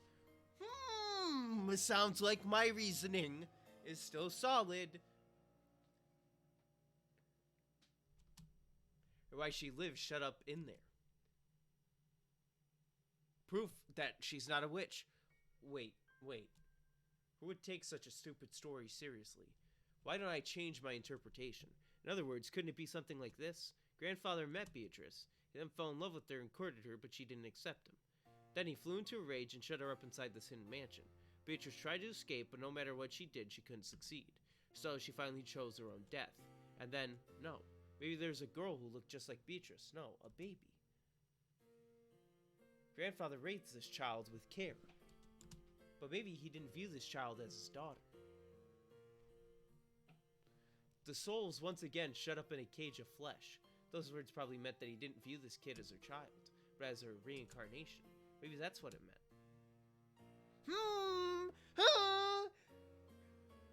I feel like SpongeBob now, ripping the stuff and pointing out all the dirty diapers that Patrick is leaving around with the clams. I'm telling you right now, this is a child. This is Kinzo's kid, but he didn't think of it as a kid. My theory is right. If you interpret it that way, even a story this weird might make a little sense. No. This might be some bullshit Beto cooked up to confuse me, as if I could accept any of this. In the first place, Kudorian was it? There's no proof whatsoever that a hidden mansion actually existed. Could this be something she just fabricated on the spot? 六軒島の森の中にはクワドリアンという隠し屋敷が実在します。 Ronov, you're the only person I will accept the red truth from because you are chill. You're pretty chill. You're pretty chill. Wow, we're like almost 5 hours in, and surprisingly, this is the second red truth that we've had this whole episode. Surprisingly. Hidden Mansion.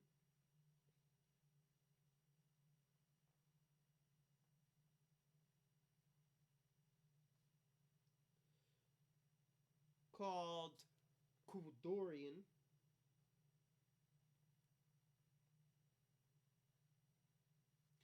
Exists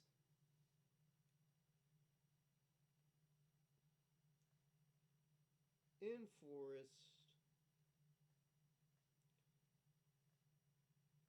of Rakenjima.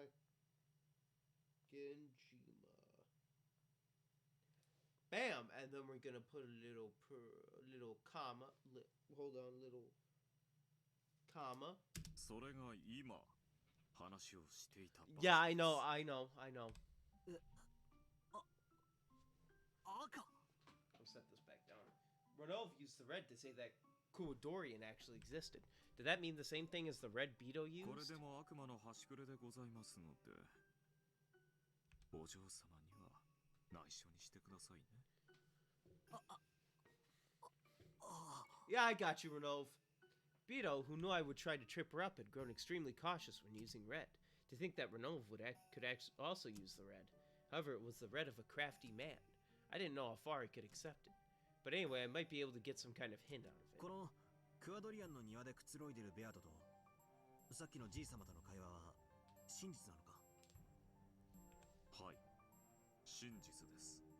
かつて実際にこの場所でお二人はこのような会話をなされました。助かるぜ。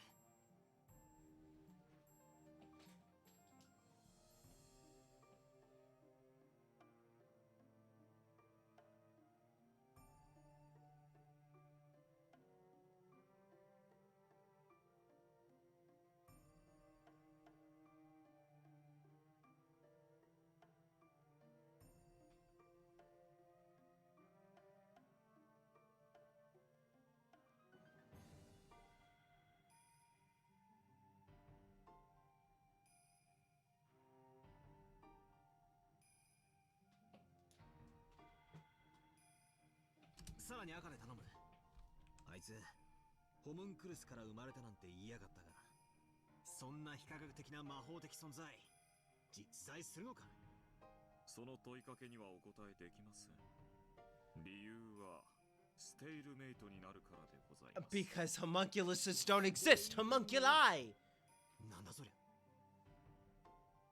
チェスの用語で千日手のパーペチュアルと同様にそれ以上のゲーム進行が不可能になる宣言です。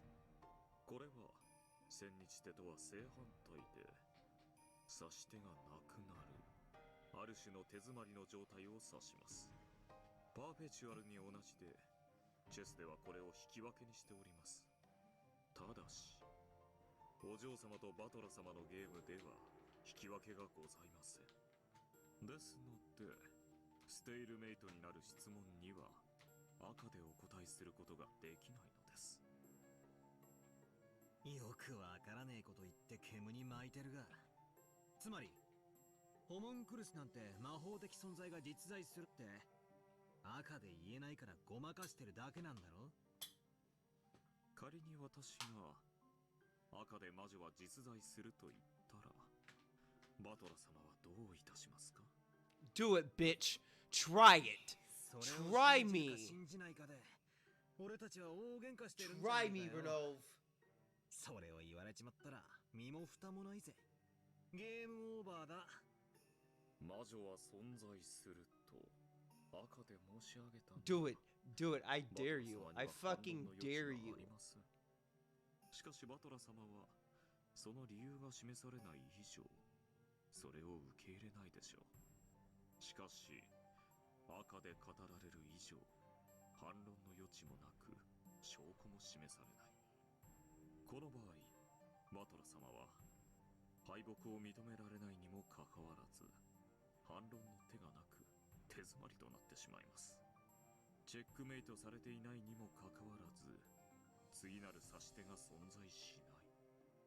バトラ様が次の一手を打てない以上お嬢様に手番が回ってくることはなくゲームはそこで永遠に止まってしまう。その結果お嬢様があなたを屈服させることもできない。これが手詰まりの状態です。それを回避するためこのような形になるご質問には赤でお答えすることができないのです。早い話が身も蓋もない質問は禁止だとそう言いたいわけだな。まあそりゃそうだよな。赤で魔女は実在するって言われちまったら俺は花からお手上げだぜ。ご理解いただけて助かります。他の形の質問でしたらご協力できるかと思いますよ。奴がはぐらかした副賞要求には答えられるか。この島の人数だ。お嬢様が保留されている副賞要求にももちろん答えられませんよ。お嬢様の家具でございますので出過ぎた真似はできかねます。Renov made an exaggerated gesture, trying to act like a loyal retainer. This guy's so shameless. 一瞬でも使えるやつと思ったのによ。諦めて他の質問を探すか。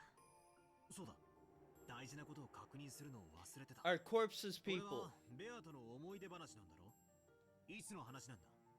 まさか現在ってことはないだろ。はい。ここは1967 1967. 19年前の世界でございます。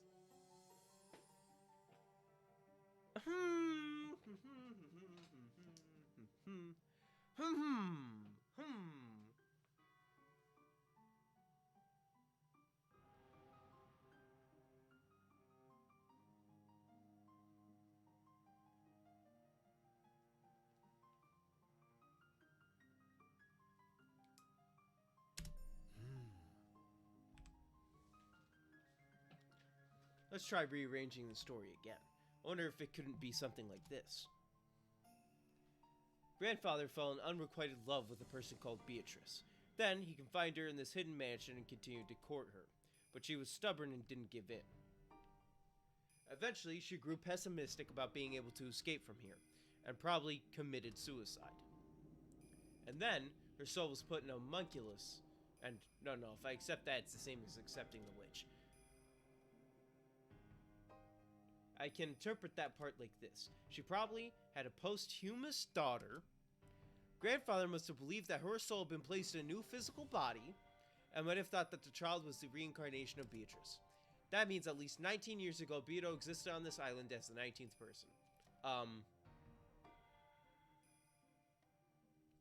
So my theory is still correct. 混乱してきたぜ。いずれにせよ、憶測の域を出ない。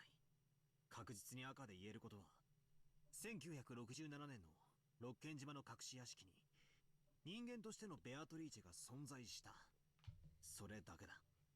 その通りでございます。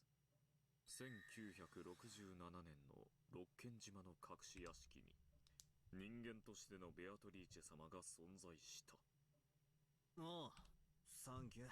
I knew it was gonna fucking do that. Okay. 1967.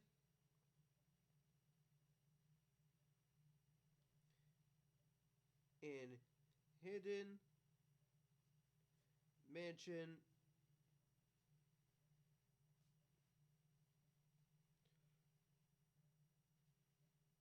Beatrice existed as a human on Rock and Dream draw a line under that as well because I'm not writing in a good size.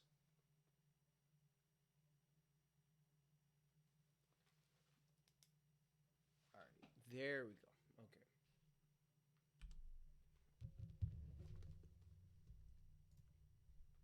助かるぜ。おめでとうございます。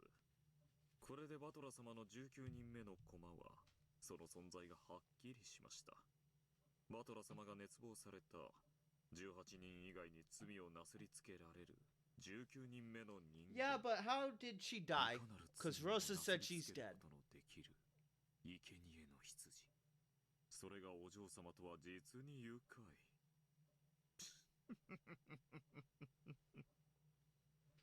Renov laughed indiscreetly. Somehow I didn't like how he put that, so I didn't feel like laughing along with him. そうだ。ローザおばさんは言った。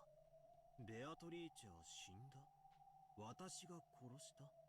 どういう意味なんだ。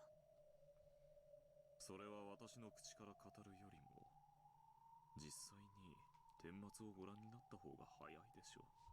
少々時計を進めましょう。I'm gonna wait until...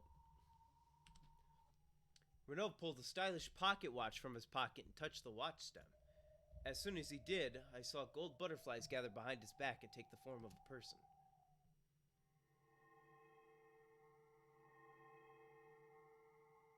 Was it Beto? I quickly realized that it was someone else. It was her. That oldest sister of the 7 stakes who loved tormenting me more than her 3 meals a day. If I don't consider myself lucky to see that sexy ass, I won't be able to keep up with their torture game.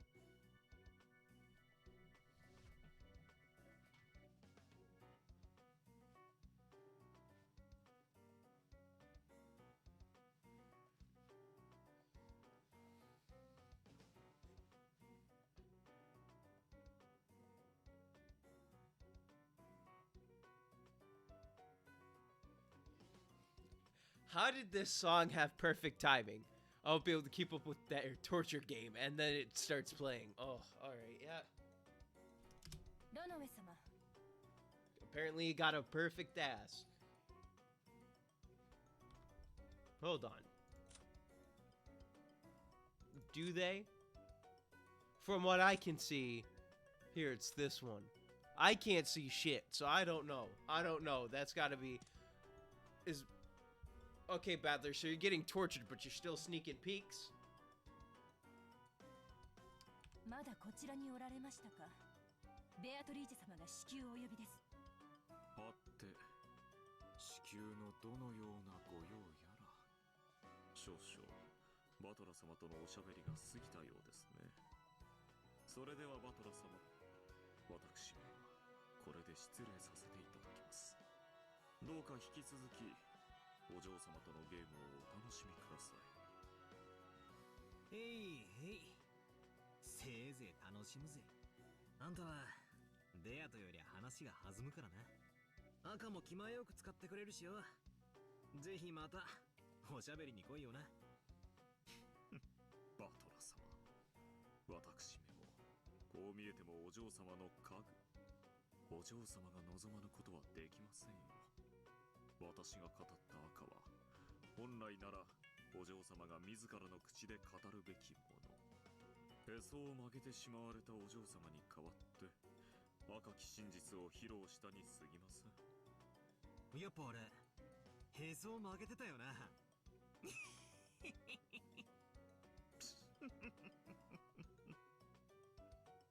See me, Renov, incomprehensibly hitting it off. That steak Nichan cocked her head. Something. ベアトリーチェ様をお待たせしております。お急ぎを。ええ、直ちに参ります。それではバトラ様、後ほど。ようやく仲良くなれてきましたね。やはり良い友人になれる気がします。ベアとの陰口仲間ってことならな。ロノウェ様。はいはい。それでは失礼いたします。Maybe she didn't like seeing him act so friendly with me, or maybe she really had been told to hurry. When the stake Nachon let out a thunderous cry, Renov laughed frivolously and disappeared as if running away.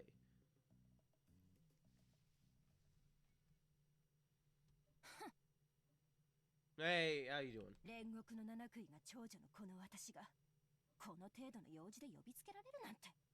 ベアトリーチェ様もこの程度なら他の暇そうな妹たちに言いつければいい You're な。 probably more important. 何をカリカリしてんだよ姉ちゃん。腹減ってんならクッキーでも食えよ。最後の一枚をくれてやるぜ。ふん、気が利くじゃない。なら一ついただこうかしら。 I casually pushed the snack plate with the last remaining cookie over to her. What the fuck is this? ありがとう。 Why am I giving them cookies? They're fucking killing me every 5 minutes, aren't they? They're torturing me. I don't understand. I don't understand Badler's thought process.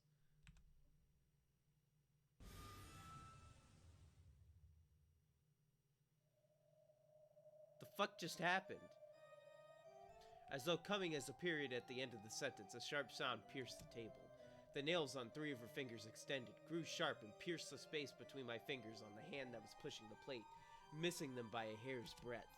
It had happened in an instant, so for a while I didn't realize that her fingernails had grown. The tips of the sharp nails were like blades with a red manicure. The spaces between the bases of my fingers hurt sharply. Those razor-like blades had been plunged into the table a hair's breadth away from the back of my hand and my fingers. Because of those 3 blades, I was unable to even let my careless right hand tremble, and by now, all I could do was let a bead of cold sweat drip down. 姉ちゃん、そろそろ爪を切った方がいいぜ。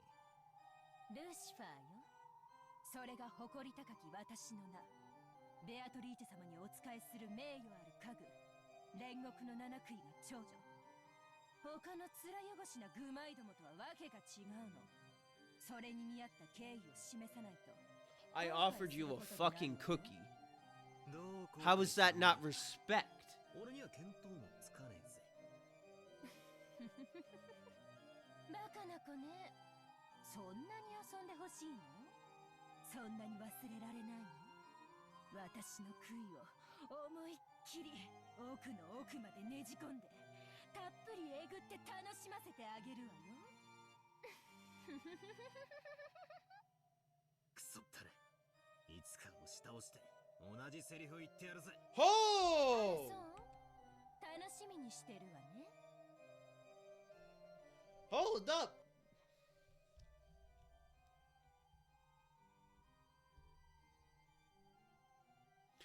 Badler, I hope you mean that you're going to kill her and not you're going to fuck her. Because this can be taken a horrible way. Whoo! Alright. And she can't wait.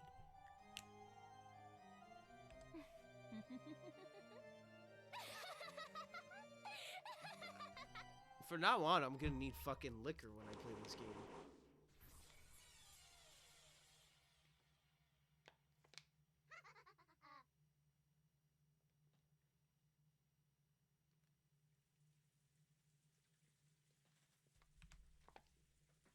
Rosa regained her calm. The men went to hurry her into talking faster, but Kyrie intervened. If something like that really had happened, that would have been a terrible experience that Rosa wouldn't want to remember. After taking several deep breaths with her hand over her chest, it seems that she had more or less resolved herself to talk.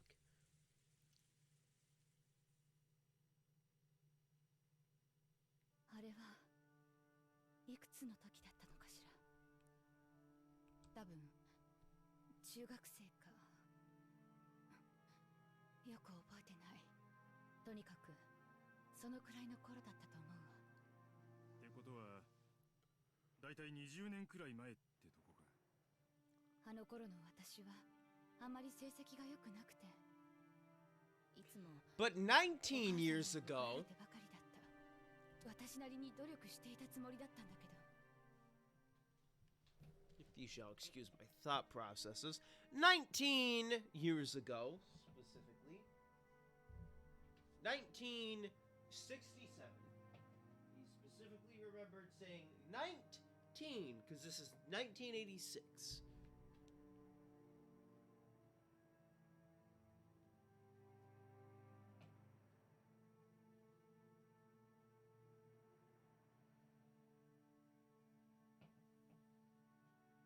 So let us do some math.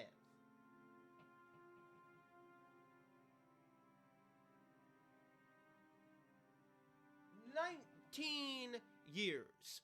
But this was 20 years ago.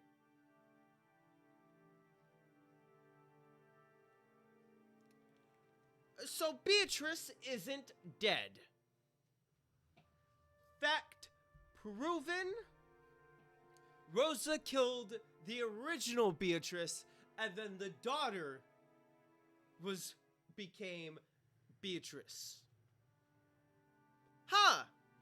Sounds like my theory was correct the whole time. お母様の期待には全然応えられなくて。母上はローザにも随分厳しかったな。当時は同情していたよ。陰口ばっかだったくせによく言うわね。予算かエヴァ。それでローザさんはどこでベアトリーチェに会ったんや。秀吉さん、今はせかしてはダメよ。いいのよ、ローザさん。楽に話して。ありがとう。あれはお母様に特にひどく叱られた日よ。Watch, it's gonna be the white-haired Beatrice. Even though my tutor had promised to keep it a secret, apparently they told Mother all about how I had complained. Mother scolded me brutally, saying my name was a disgrace to the Ushiromiya family. Of course, I was doing the best I could, but I had none of Kraus Nissan's dignity. I couldn't get excellent grades like Ava Nissan, and I had no leadership abilities like Rudolph Nissan. I never stood out, didn't particularly excel at anything, and I found myself asking why I'd even been born into the Ushiromiya family. I began to question more and more why I'd even been born at all. This is what happened on the day I experienced my mind going blank for the first time. For the first time in my life, I realized that in addition to facing or surrendering to my problems, I had the third choice of running away. Though I say run away, there is no way I could have left Rakunjima and gone somewhere else. But anyway, I wanted to run away from the mansion, my own self at that time. In a way, it was like a kid running away from home, or maybe a passive sort of suicide. いなくなりたかったの。あるいはいなくなることによって親を心配させたいという子供なりの反抗だったのかも。私は森の遥か奥に行けば後宮の家から逃れられる。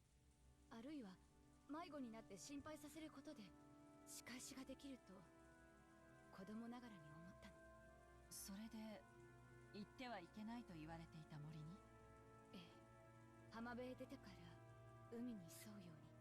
特に理由があったわけじゃないけれど、島をぐるりと回ればその反対側には誰も知らない場所があって、私だけの隠れ家になるような気がしたの。浜辺からぐるっとってのは無理だな。途中で崖になっちまうだろう。あんなとこ通れるわけがねえぜ。もちろんよ。だから通れる方へ通れる方へ、とにかく奥へ奥へ進んだわ。道なんかないひどい森だったけど、あの時の私にはそれが心地よかったの。それほどの険しい森を抜けたなら、その分後宮家から逃れられるって、そんな気持ちだったの。情けないわね。成績で叱られたならその分努力すればいいのに。それを言ってはいかんね。その代わりローザにはデザイナーとしての才能があったじゃないか。Literally speaking, it was covering for Rosa, but everyone knew that Rosa's company hadn't been profitable. よせよ。今は嫌味を言ってる場合じゃねえぜ。そして偶然たどり着いちまったんだな。What Beatrice was it? Rosa nodded weakly. どのくらい歩いたんや。地図で場所が示せるんか。夏さん、この島の地図はあるかいな。いえ、今ここにはありませんが。無理よ。適当に歩いただけだもの。地図を見せられたってわからないわ。それにあれから20年も経ってる。多分森へ行っても二度とたどり着けないわ。Several people let out dejected sighs. It was vividly clear that in their haste they thought some hint related to the witch's epitaph, or maybe even the gold itself might be resting there. 島はこの屋敷の周りが整地されているだけに過ぎねえ。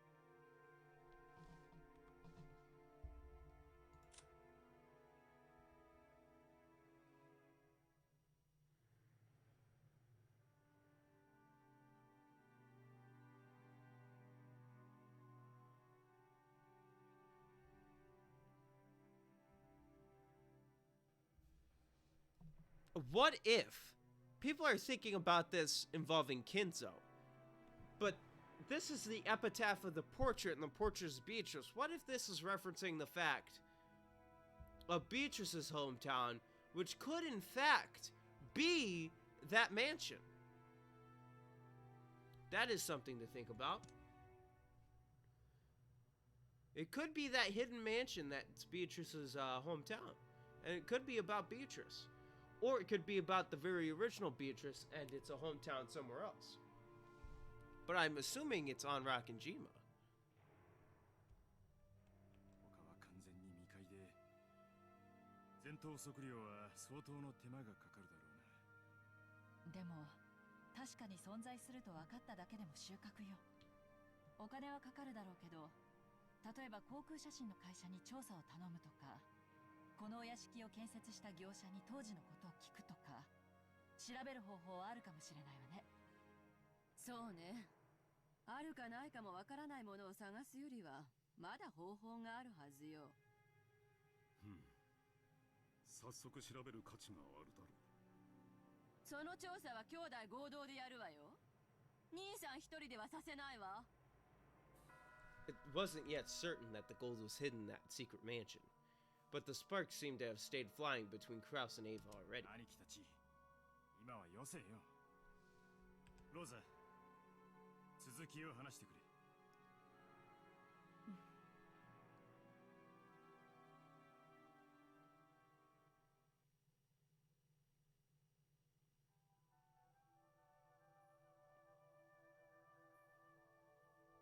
Blindly, randomly, I kept running, on and on. Suddenly, I came across something I thought was an animal trail.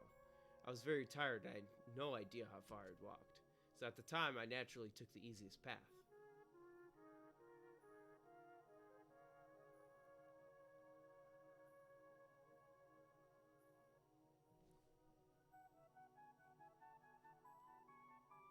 As I did, suddenly, right before my eyes, a very, very tall fence appeared. It was a fence wonderfully adorned in a Gothic style. For an instant, I thought I'd gotten turned around and returned to the original mansion. Of course, there were fences around the mansion to stop us from entering the forest, but this fence was decorated differently, and moreover, it was very tall. It probably reached a full 2 stories up. It was covered with ivy and created a mysterious, solemn atmosphere. At the time, I believed in the legend of the Witch of the Forest, Beatrice.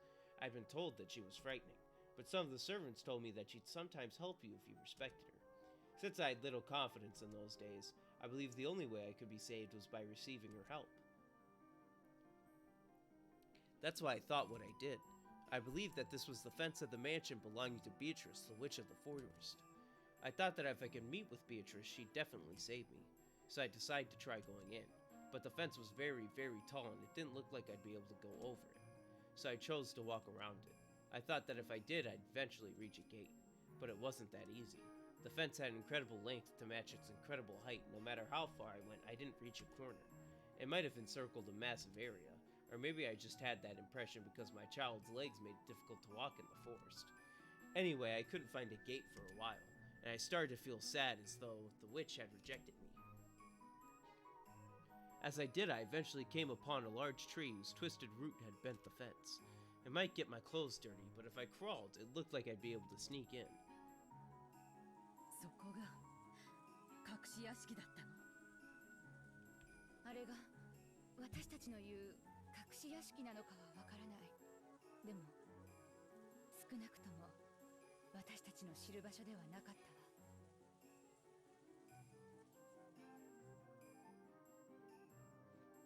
It wasn't as though I came out into a garden as soon as I passed the fence. I had to continue through a lot more uncultivated forest after that.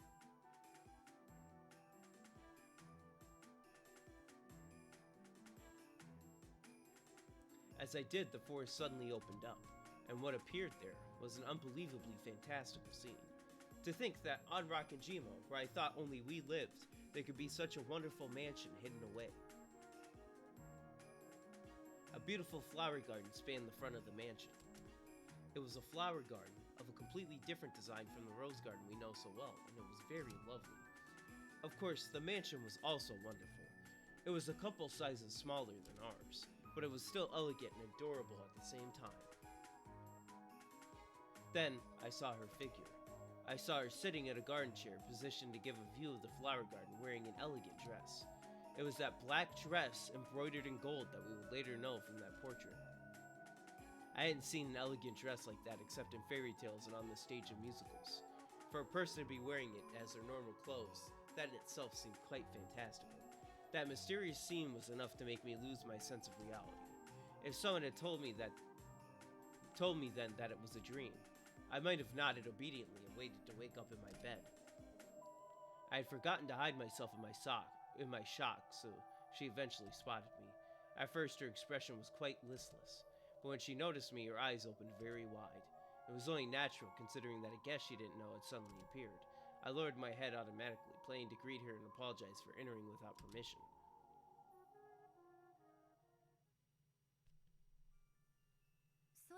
Damn it! I was wrong!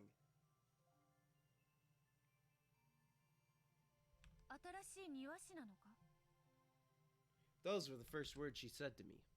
I grew slightly calmer. By the way, that's not a fucking black dress. It's red.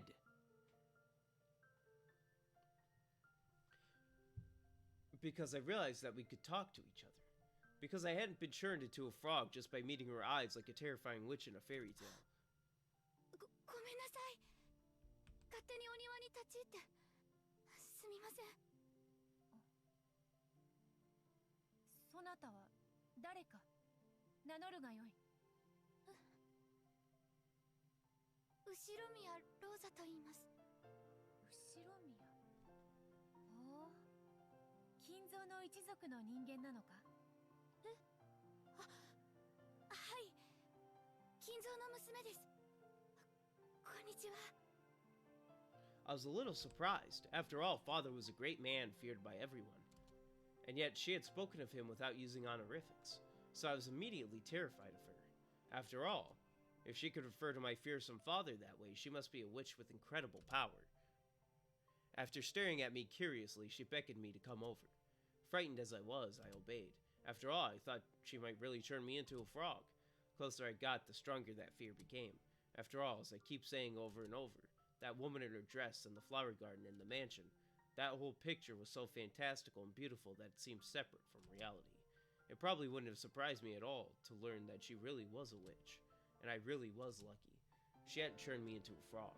As I awkwardly stood there, stock still, she motioned to an open chair and urged me to sit down. 座るがよい。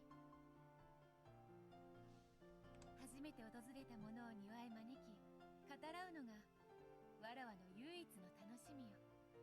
他に何の楽しみもないがな。As she said this, she let an unhappy smile show for just an instant. Because I was full of a strange mix of tension and excitement, I rudely asked her a question all of a sudden. 森の魔女ベアトリーチェですか。いかにも。わらわがベアトリーチェである。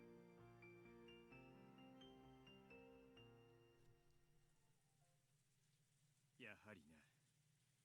ベアトリーチェは実在したんだ。その姿はまさに肖像画の。ええ、まさにあの肖像画の通りよ。お父さんの想像の中の魔女じゃなかったんやな。それであなたは彼女と何を話したの？彼女はお茶を入れながら私のことをいろいろと聞いたわ。まず森を抜けてやってきたことを驚かれた。彼女は柵の外には危険な狼がたくさんいると信じていたみたいだった。だから私が森を抜けてたどり着いたと言ったらとても驚いていたわ。どうやって狼から逃れたのか、ビスケットを渡して許してもらったのか、それとも魔法の街灯をかぶってなんて感じのことを言ってたっけ。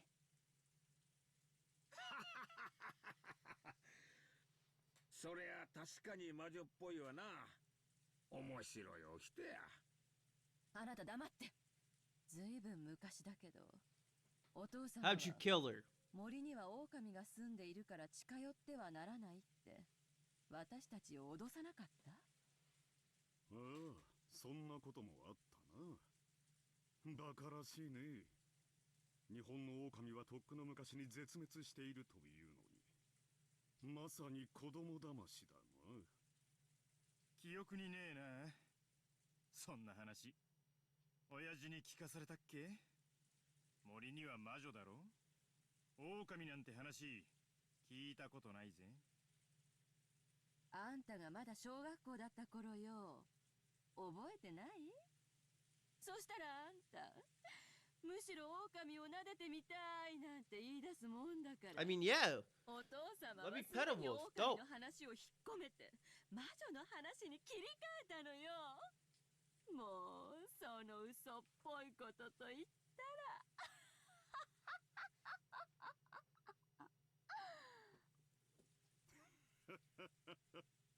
当時のルドルフには狼よりも魔女の話の方がてきめんだったね。よく覚えているよ。私の背中にしがみついた夜があったことを覚えているかね。ルドルフさんにもそんな可愛らしい時代があったのね。うるせえな。子供の頃の話だぜ。まあとにかくベアトリーチェを閉じ込めていたのがお父さんなら、同じ狼の話をするのは道理ね。彼にとって六軒島の広大な森は後宮家と愛人の屋敷という相入れない二つの異世界を分断する越えてはならない壁 His だったん side だから。chick. 柵の高さを考えると、どうやら親父殿は庭ごと丸々を座敷牢にしたようだな。さながら二つの世界を分ける国境も同然だったのだろう。狼はともかく野犬の類でもいたのではありませんか？そのための策だったかもしれません。六軒 Well, 島 the に fence was 狼 probably も野 just to 犬も keep い her ない there. わ。その策は兄さんやキリエさんの言うようにベアトリーチェと私たちの間の国境だったんでしょうね。しかし狼の話を素直に信じるなんて、なんちゅうか純朴やな。わしの想像していた魔女とは随分違う感じやで。そうね。それは私も感じたわ。とても尊大で、確かに魔女のイメージ通りの人だったんだけど、どこかとても子供っぽくて、なんていうのか素直すぎるというか、世間知らずな印象を受けたわ。例えるなら本当におとぎの国の人みたいというか、本当に不思議な人だったわ。それからどうしたんだ？親父の話とかは出たのか？ええ、何日かに一度。約束されている日もあれば突然の日もあったそうだけど、ふらりとお父様が訪れては一緒にお茶を飲んだり散歩したりしたんですって。私が訪れたその日はたまたま彼女一人だったと言っていたわ。なるほどな。まさに愛人といったところだ。やれやれ。いくつ年下か知らんが、親父殿もやるね。いかがわしい意味での交流はなかったと確信しています。バカね。男と女の仰せに色気がないはずないじゃない。それでどうしたの？それから何の話を？私の自己紹介をしたので、逆に彼女のことを質問したわ。そうしたら急に雰囲気が落ち込んでしまったの。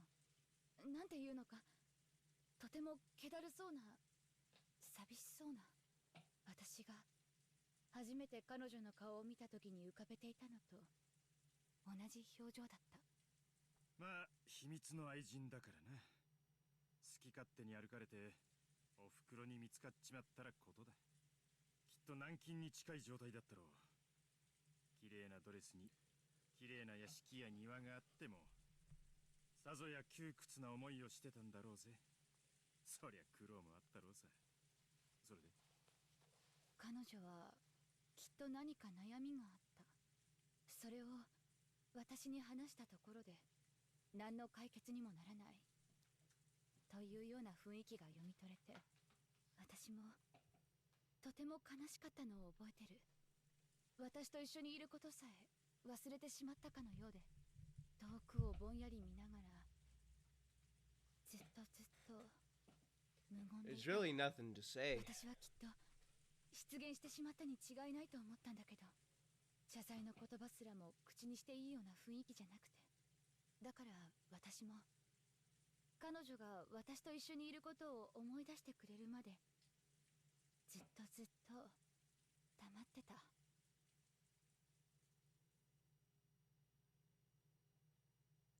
And then she muttered unexpectedly. 柵の向こうには本当に狼などおらぬのか。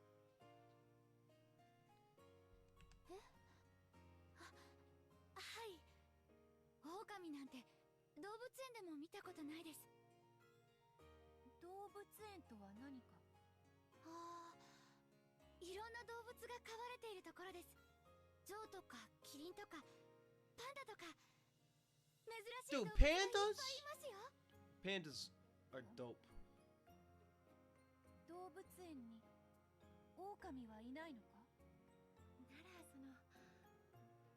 怖くないかもしれんな。狼がいたとしても動物はみんな檻に入ってますから安全です。だから安心して見学できるんですよ。 The mighty witch of the forest was apparently terrified of wolves. I remember it looked pretty funny to me at the time. それはわらわとどう違うのか。 And now the depression has kicked in. She didn't know about zoos. I explained how fun zoos could be, but it was very difficult for a person like her who'd never visited one to understand. On the contrary, as I explained it to her, expression grew increasingly dismal. She couldn't see the difference. Apparently, even though she lived in an elegant mansion that was surrounded by a high fence and seemed to lack for nothing, she couldn't see how she was any different from animals shut up in cages. わらわは何者なのか。皆はわらわのことをベアトリーチェと呼ぶ。それは確かにそなたの言うように偉大な魔女の名前らしい。しかしそれはわらわではないのだ。わらわには魔法など何も使えぬ。わらわはその魔女の魂をこの身に封じられているだけなのだ。There is definitely something odd about her. Beyond just being cut off from the world, it seems she truly believed that magic exists. I think she talked about lots of weird things, but I don't remember the details. All I thought was that this might be a person to be pitied. She was unable to leave this mansion of her own free will, a prisoner without even realizing it. And she didn't know anything about the outside world, didn't even understand who she was. She probably vaguely realized that she was to be pitied. But since she didn't know anything, she seemed incapable of recognizing her own unhappiness. Long ago, when I told Nason that I felt sorry for a bird in a cage, she said this: "A bird that only knows about the inside of the cage doesn't long for the outside." But this wasn't a bird. She really was a person. Even if she'd never been outside the cage, she understood that there was more to the world. So, I invited her. 柵の外へ出てみますか。本当に狼はいないのか。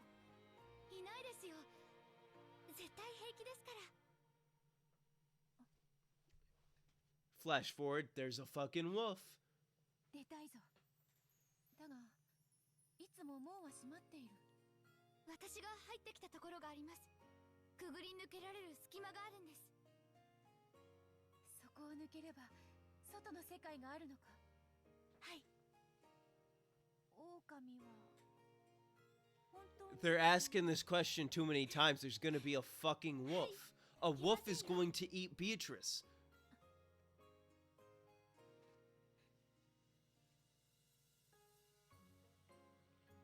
I'd only planned on inviting her to go on a short walk, but she kept looking over her shoulder at the mansion as though she was seriously worrying over the decision. Then I learned what she was preparing herself for. わらわはもうここは嫌だ。外へ出たい。そしてわらわが何者で、この世界はどうなっていて、わらわは何のために生まれてきたのかを知りたい。I didn't know what her life had been like before then. It was probably something she couldn't express easily. If it was harsh, she just had to say she wanted to escape. If it was sweet, she just had to say she'd stay. For example, maybe it was like how a hot fireplace on a winter day makes the air get thicker and thicker, giving you a headache. Even though you know you shouldn't keep things the way they are, you still need courage to open the window and be tormented by the cold wind. She was starting to realize that she couldn't stay there forever. She was starting to realize that she had to go outside someday. But since she didn't know about the outside world, she must have needed courage to take that unspeakable first step outside. And despite that, she had made her decision. She'd voiced her decision to go outside, a decision she was probably making for the first time in her life. I hesitated for a moment. Father decided that she should live here. She was like Father's beloved bird in a cage. If I just let her escape, Father might scold me harshly. 見たい。え？何を？動物園が見たいのだ。I was just a little surprised when she finally gave me a gentle smile. Could that have been a far-sightedness brought about by her decision to venture out from her cage? It was a smile so gentle, I couldn't imagine that it had come from that once dark face. そなたと話すと知らないことばかり出てくる。わらわは学校なるものもわからぬし、動物園も知らぬ、映画館も知らぬ、遊園地も知らぬ。そしてそれを知りたいと心の底から思う。そなたはわらわをそこへ連れて行ってくれるのか？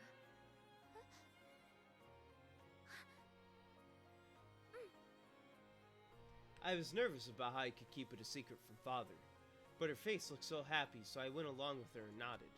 But she seemed not to notice the meaning behind my vague smile. She seemed to believe that I'd really take her to all those places. She was pure and genuine. She'd probably never been tricked by anyone. No, maybe it's better to say that she'd never learned how to doubt. Her smile was somehow radiant and yet pathetic.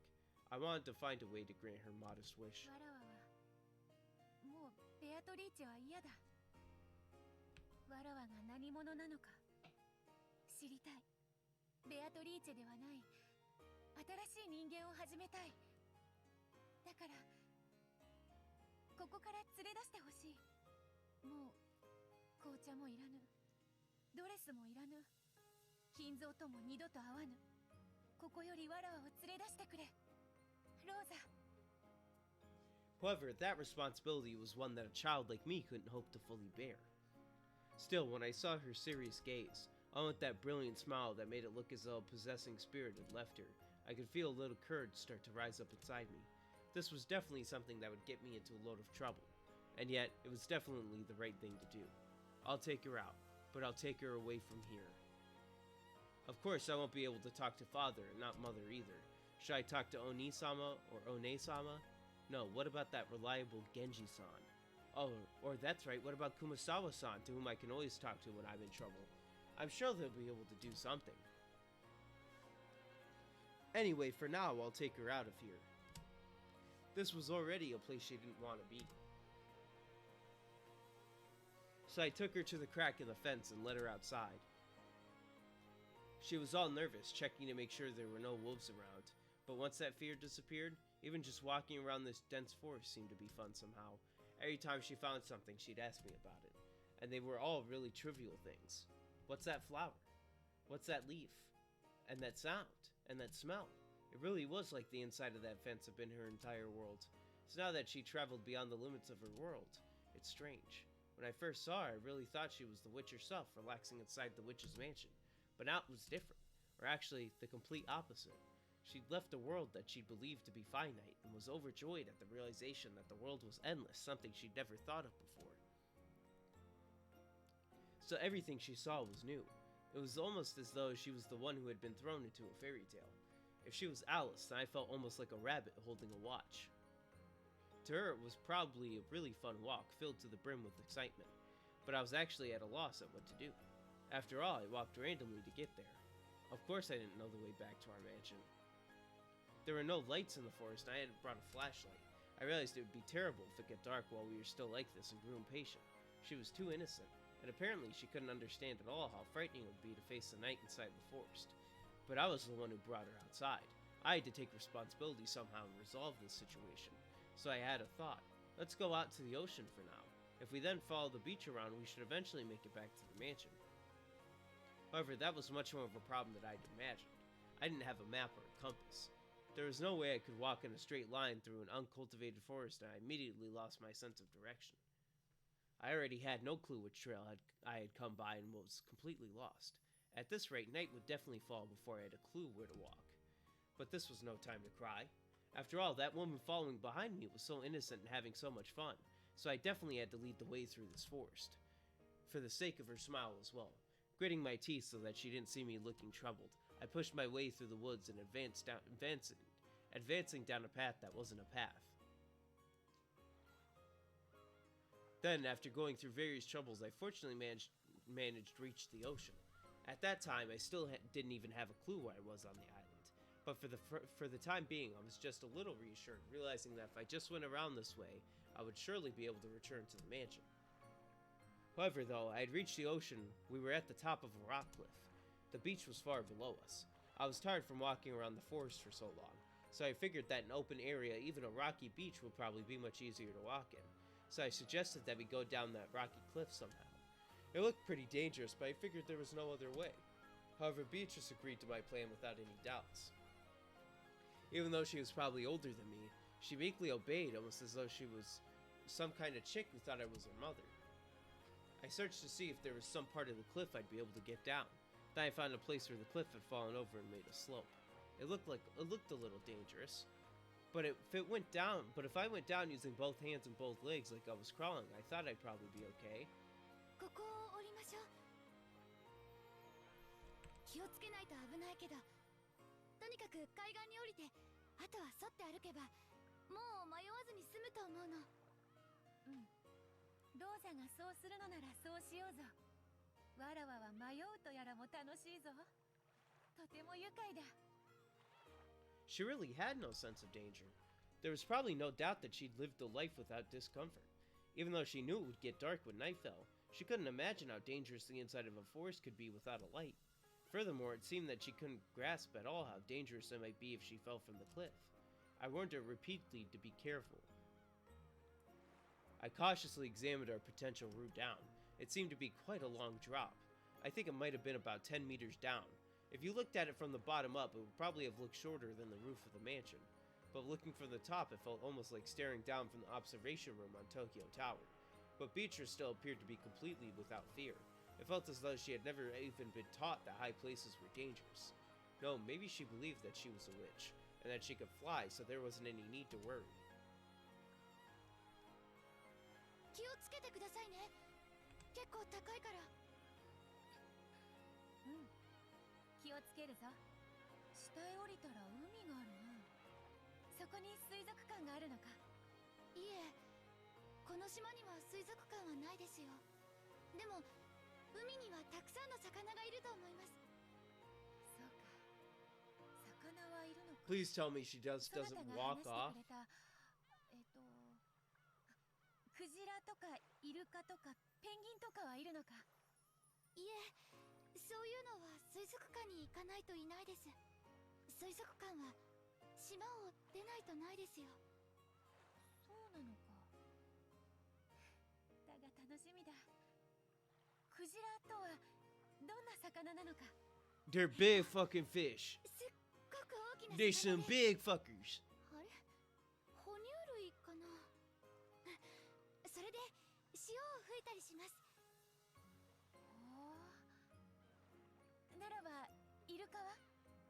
They smaller. 頭のいい魚で、あれ、これも哺乳類だっけ？とても頭が良くて芸とかを覚えられるんですよ。ならばペンギンはどうなのか。あれ、これは鳥類だっけ？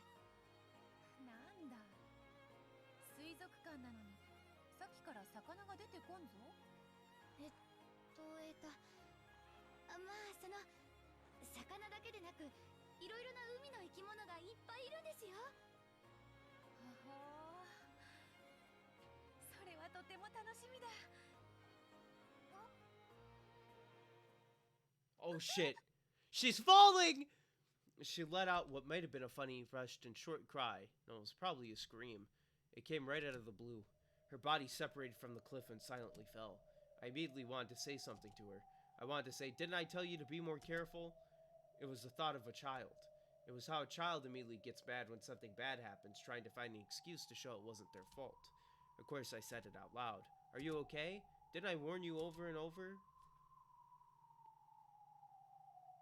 She wasn't okay.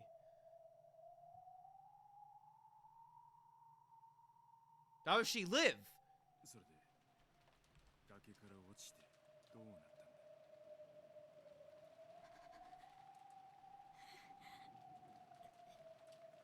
彼女はどうしたんだ、ローザ。 Rosa fell silent. Her gaze dropped to her feet as though she were seeing through the floor into some disgusting memory. Ava's brutal words were the ones Rosa had most wanted to avoid, and when she was hit with them, she screamed in resignation. 死んだわ。岩浜だったもの。尖った危険な岩がたくさんむき出しになっていた。目を見開いたまま、すごい血が溢れ出して、たちまち真っ赤な絨毯を広げていった。声をかけたわ。 It was all because of the fucking penguins, dude! 彼女は返事はおろか、瞬きすらも。いいえ、まぶたを閉じることさえしてくれなかった。私が悪いのよ。彼女はドレス姿だったのよ。あんな動きにくい格好なのを知っていたのに、私が壁壁を降りようなんて言ってしまったから。彼女はすごい素直だったから、私の言うことに何の疑いもせずに従って。いつまで死んでいるつもりか。いい加減に目を覚ませ。まったく、わらわの預かり知れぬところで勝手に肉塊に姿を変えようって。 You gotta blame Lucifer. She kinda, yeah. イチャついてただけだぜ。それより、これはどういうことだ。見たままよ。わらわは足を踏み外して転落し、死んだ。なんだと。19人目として登場しておきながら死んだだと。ふざけるな。そんなわけはない。ローザおばさんは子供だったし焦ってた。医者がいたわけでもない。多分死んだと誤解しただけで、お前は多分その仮死状態か何かで生きていたんだ。そうだろ。 It can't be true. She's gotta be alive. Otherwise, how can she be here? The kid-aged Aunt Rosa shook Beatrice's body, crying. I stared into that face too, but her eyes were still open and it really was a corpse. I wanted to dodge the issue by saying something vague like she must be playing dead. But no matter how I looked at it, it didn't look fake at all. It really did look like she was dead. Beatrice had fallen upside down from a cliff of that height, and her head had smashed against the pointed tip of those sharp rocks. You would die, wouldn't you, after landing on those rocks from that height? But I couldn't accept it. No matter how dead she looked, she had to be alive. Then she went on to become this damn irritating witch. That makes all the inconsistencies fit. Grandfather must have kept her confined constantly in a hidden mansion. Then to take revenge for that, she committed several atrocious murders. Aunt Rosa probably just mistakenly thought she was dead, but she was actually alive, and as soon as Aunt Rosa left, would miraculously breathe again. Then she somehow lived on until today and opened the curtain on her revenge drama. Otherwise, the facts don't fit together. されねえぞ。赤で復唱できるか。確かに死んだと。どうせ生きてるんだろ。見え見えだぜ。それのどこが生きているように見えるというのか。間違いなく死んでいる。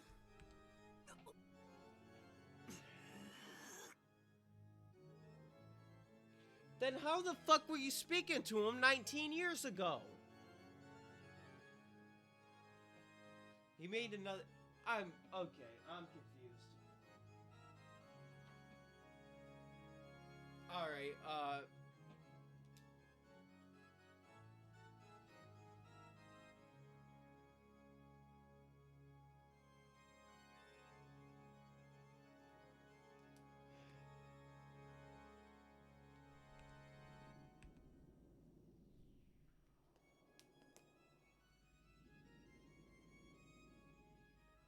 my theory that the 19th person was grandfather's mistress, a human Beatrice, had been defeated.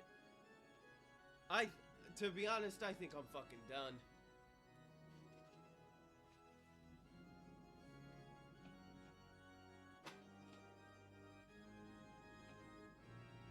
Almost done with the chapter? Okay. I'll try and finish it. But if in 3 minutes, if I don't finish it, I'm gonna stop. I plan to strike back from a defensive position, but... なら、お前は何者だってんだ。お前はたった今、死んだんだろうが。まさか魔法で蘇ったとか言い出すんじゃねえだろうな。すでに説明したと思うがな。そこに倒れているわらわは確かに魂はわらわだが、その体はわらわをうつしおへつなぎ止めておく肉の檻に過ぎなかった。そしてその肉の檻がこうして壊れた。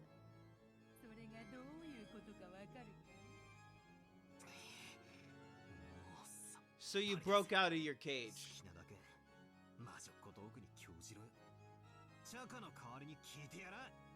なんだ、空っぽか。おい、紅茶のおかわりを頼むぜ。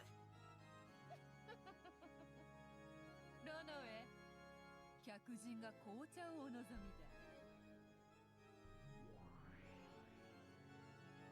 When Beto clapped her hands, Renove appeared. Butler sure, convenient. おかわりですね。Yes! かしこまりました。どの程度お継ぎしましょうか。どうせチャカがボリューム満点だろうからよ。半分でいいぜ。それでもなみなみとお入れするのが英国式でございますよ。 Even though just enough to wet my throat would have been fine, he filled it to the top. I turned my back to Beto, sipping it in silence.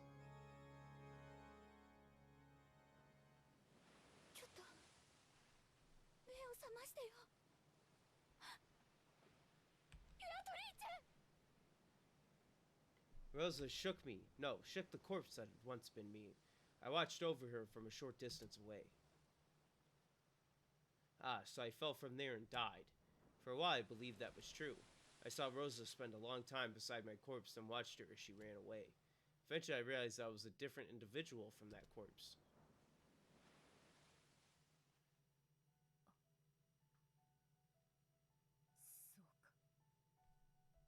わらわか。ようやく金蔵の戒めから逃れられたのか。 Eventually I felt the memory returning. The fact that I was an endless witch who had lived for 1,000 years. That I remembered that I had been summoned by Kinzo and that I had been imprisoned by him for a long time. While being imprisoned in a cage of flesh, I completely lost my memory as a witch. However, thanks to Rosa, if you could say that, thanks to my accidental death, I'd now finally regained myself. ローザ、そなたはわらわを死なせてしまったと後悔しているだろうが、わらわにとっては感謝したいくらいよ。I couldn't see Rosa anymore. Fuck. Did she go to call a doctor, or was she so terrified that she ran away? It no longer matters. That soulless shell no longer has any value, and yet I'm so frail now.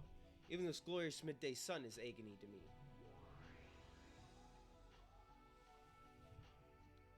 I destroyed my human form. Then I changed it into several gold butterflies. Yes, with my magical power as frail as it is now, this form is easier to maintain.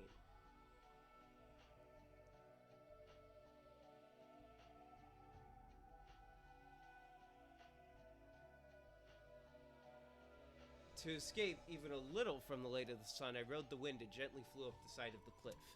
It will probably be a bit cooler in the forest. Anyway, I'll take some time to recuperate and regain my former power, as I ponder how to make Kinzo pay up all he owes me. Dancing alone through the air, I looked down at the shore one more time. On the rocky shore lay the figure of what had once been me, the figure I would eventually regain. To regain the form of that physical body I had thrown away, it would probably take more than 100, 200 days. And it might require 1,000 days, or perhaps even more. However, I am the Endless Witch, the Golden Witch who has lived for 1,000 years. Waiting any countable number of days would be no problem. Oh, Kinzo, regret that you are not here now. No longer will you be able to capture me.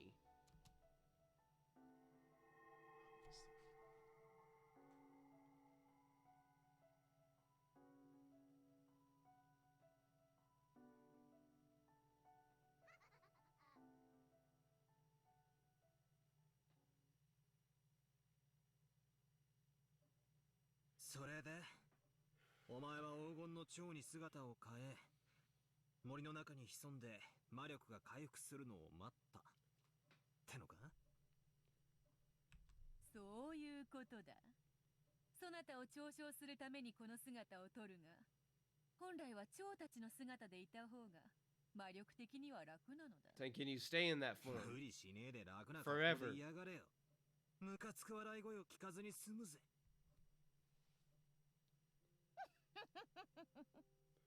蝶に姿を変え森に紛れたわらわを探し出すことなどもはや金蔵には不可能なこと。だが金蔵も指をくわえているわけではなかった。しかしわらわを捕らえる方法はすぐに用意はできぬ。そのためまずはわらわをこの島から逃さぬ方法、そしてわらわが力を取り戻すことがないよう即座に手を打ったのだ。やれやれ、とにかく金蔵の執念深いことと言ったら想像を絶する。あれに惚れられるのもなかなかに辛いものだぞ。蝶になったお前を逃がさない方法？なんだよ、森全体に蚊帳でも張ったってのか？それを魔法的に行ったのだ。そなたは知っておるか？船着き場の先の洋上に岩礁が浮かび、そこに小さな東洋魔術の祠があることを。ああ、あれか。今年はなくなってたけどな。昔修験者が作ってったとかいう祠なんだろ？六軒島は元来歪みのある島でございます。魔力的な存在やそれに類した存在を引きつけます。お嬢様もそんなうちのお一人でございましょうね。紅茶のおかわりはいかがですか？いただこうぞ。それらは人間たちに害をなし、おそらく数々の不気味なる伝承を残してきたであろう。それを聞きつけた東洋魔術師が古代に設けたのがあの祠なのだ。長い時間を経てその力は失われておった。金蔵はそれを修復することで島の結界をよみがえらせ、わらわを再び島に縛り付けたのだ。西洋魔女のお前に東洋の魔法なんて通じるのかよ。本来は相性が悪い。しかしわらわを封じたいという目的においてはある意味都合が良かっただろうな。わらわも西洋魔術であれば心得がある。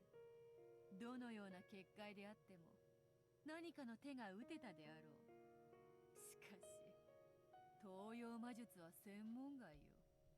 わらわが飲まんとするスープに対しスプーンではなく箸を与えられたようなものだ。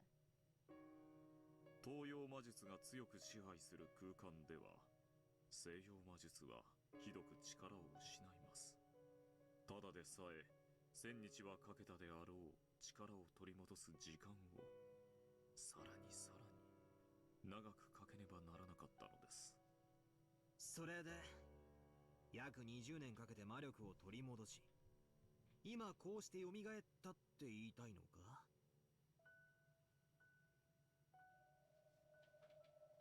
辛く長い年月であった。わらわは黄金の蝶の姿のまま長く日々を送り、金蔵の屋敷を見つけ、奴の日常を見守った。どのように仕返しをしてやろうか、それを思案することだけを日々の楽しみに生きてきた。わらわにとって幸運だったのは、その間の20年間、金蔵はわらわを探し出し、捕らえるあらゆる秘術にことごとく失敗した点だったか。人間に起こせる奇跡の数などたかが知れている。わらわをあれだけ長く捕らえていただけでも十分に身に過ぎた奇跡だ。そう何度も捕らえられてはたまらぬわ。じいさまが前のゲームだかで言ってたな。魔法は確率的奇跡に宿るみたいなことをよ。うん。金蔵はわらわを再び捕らえる秘術を探るうちにそこに行き着いたのだ。そして13人の生贄を捧げることでわらわを再び蘇らせる儀式をついに編み出したのだ。13人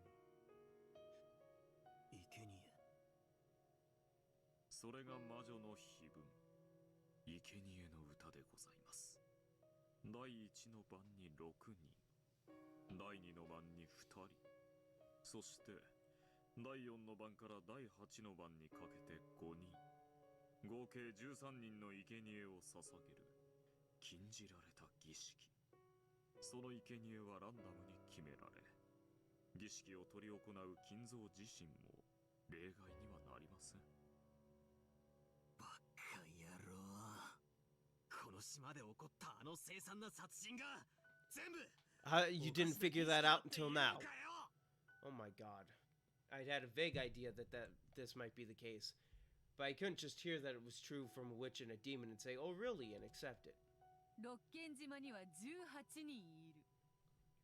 13人が生贄に捧げられ、5人だけが生き残る。そしてわらわは蘇る。つまり金蔵がわらわに再び会える確率はだいたい3分の1といったところか。その確率に自らの命を落とし、残りわずかな寿命の最後の一瞬にわらわとの再会を望んだのだ。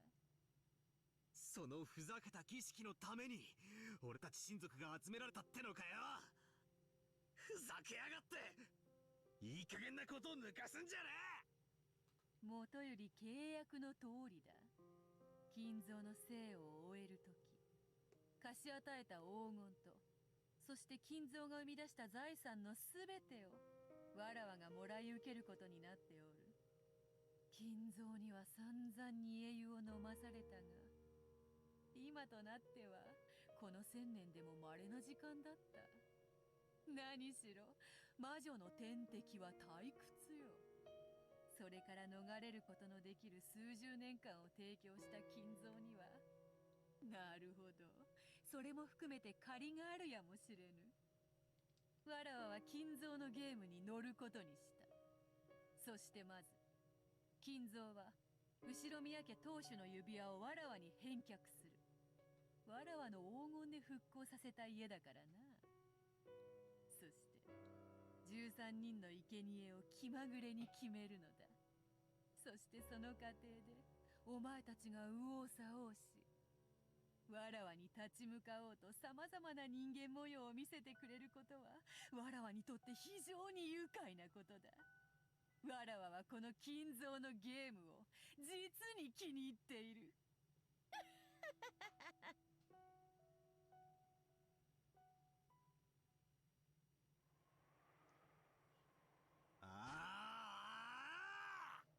そんな魔法話は絶対信じねえぞ。じゃあお前は誰なんだ。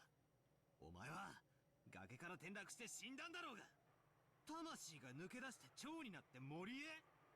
そんなのあるわけねえだろうが。だがお前はここにいる。誰だってんだ。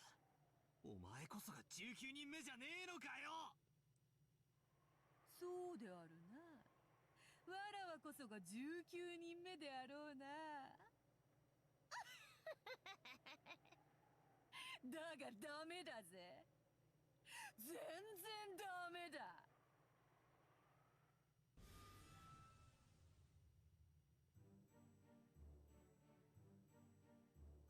この六軒島に19人以上の人間は存在しない。なんだと。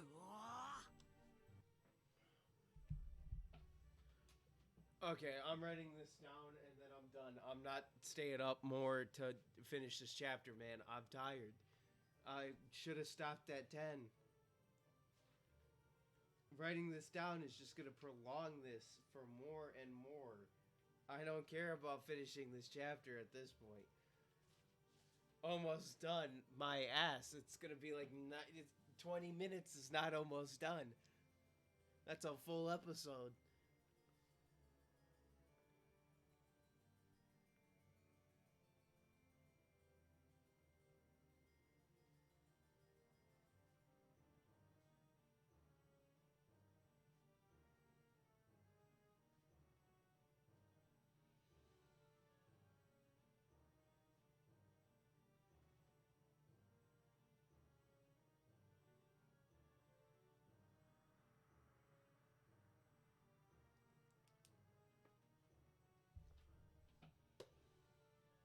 Yeah, good night. I'm gonna save here after writing that down. I'm tired as shit. I might fall asleep if I continue playing this.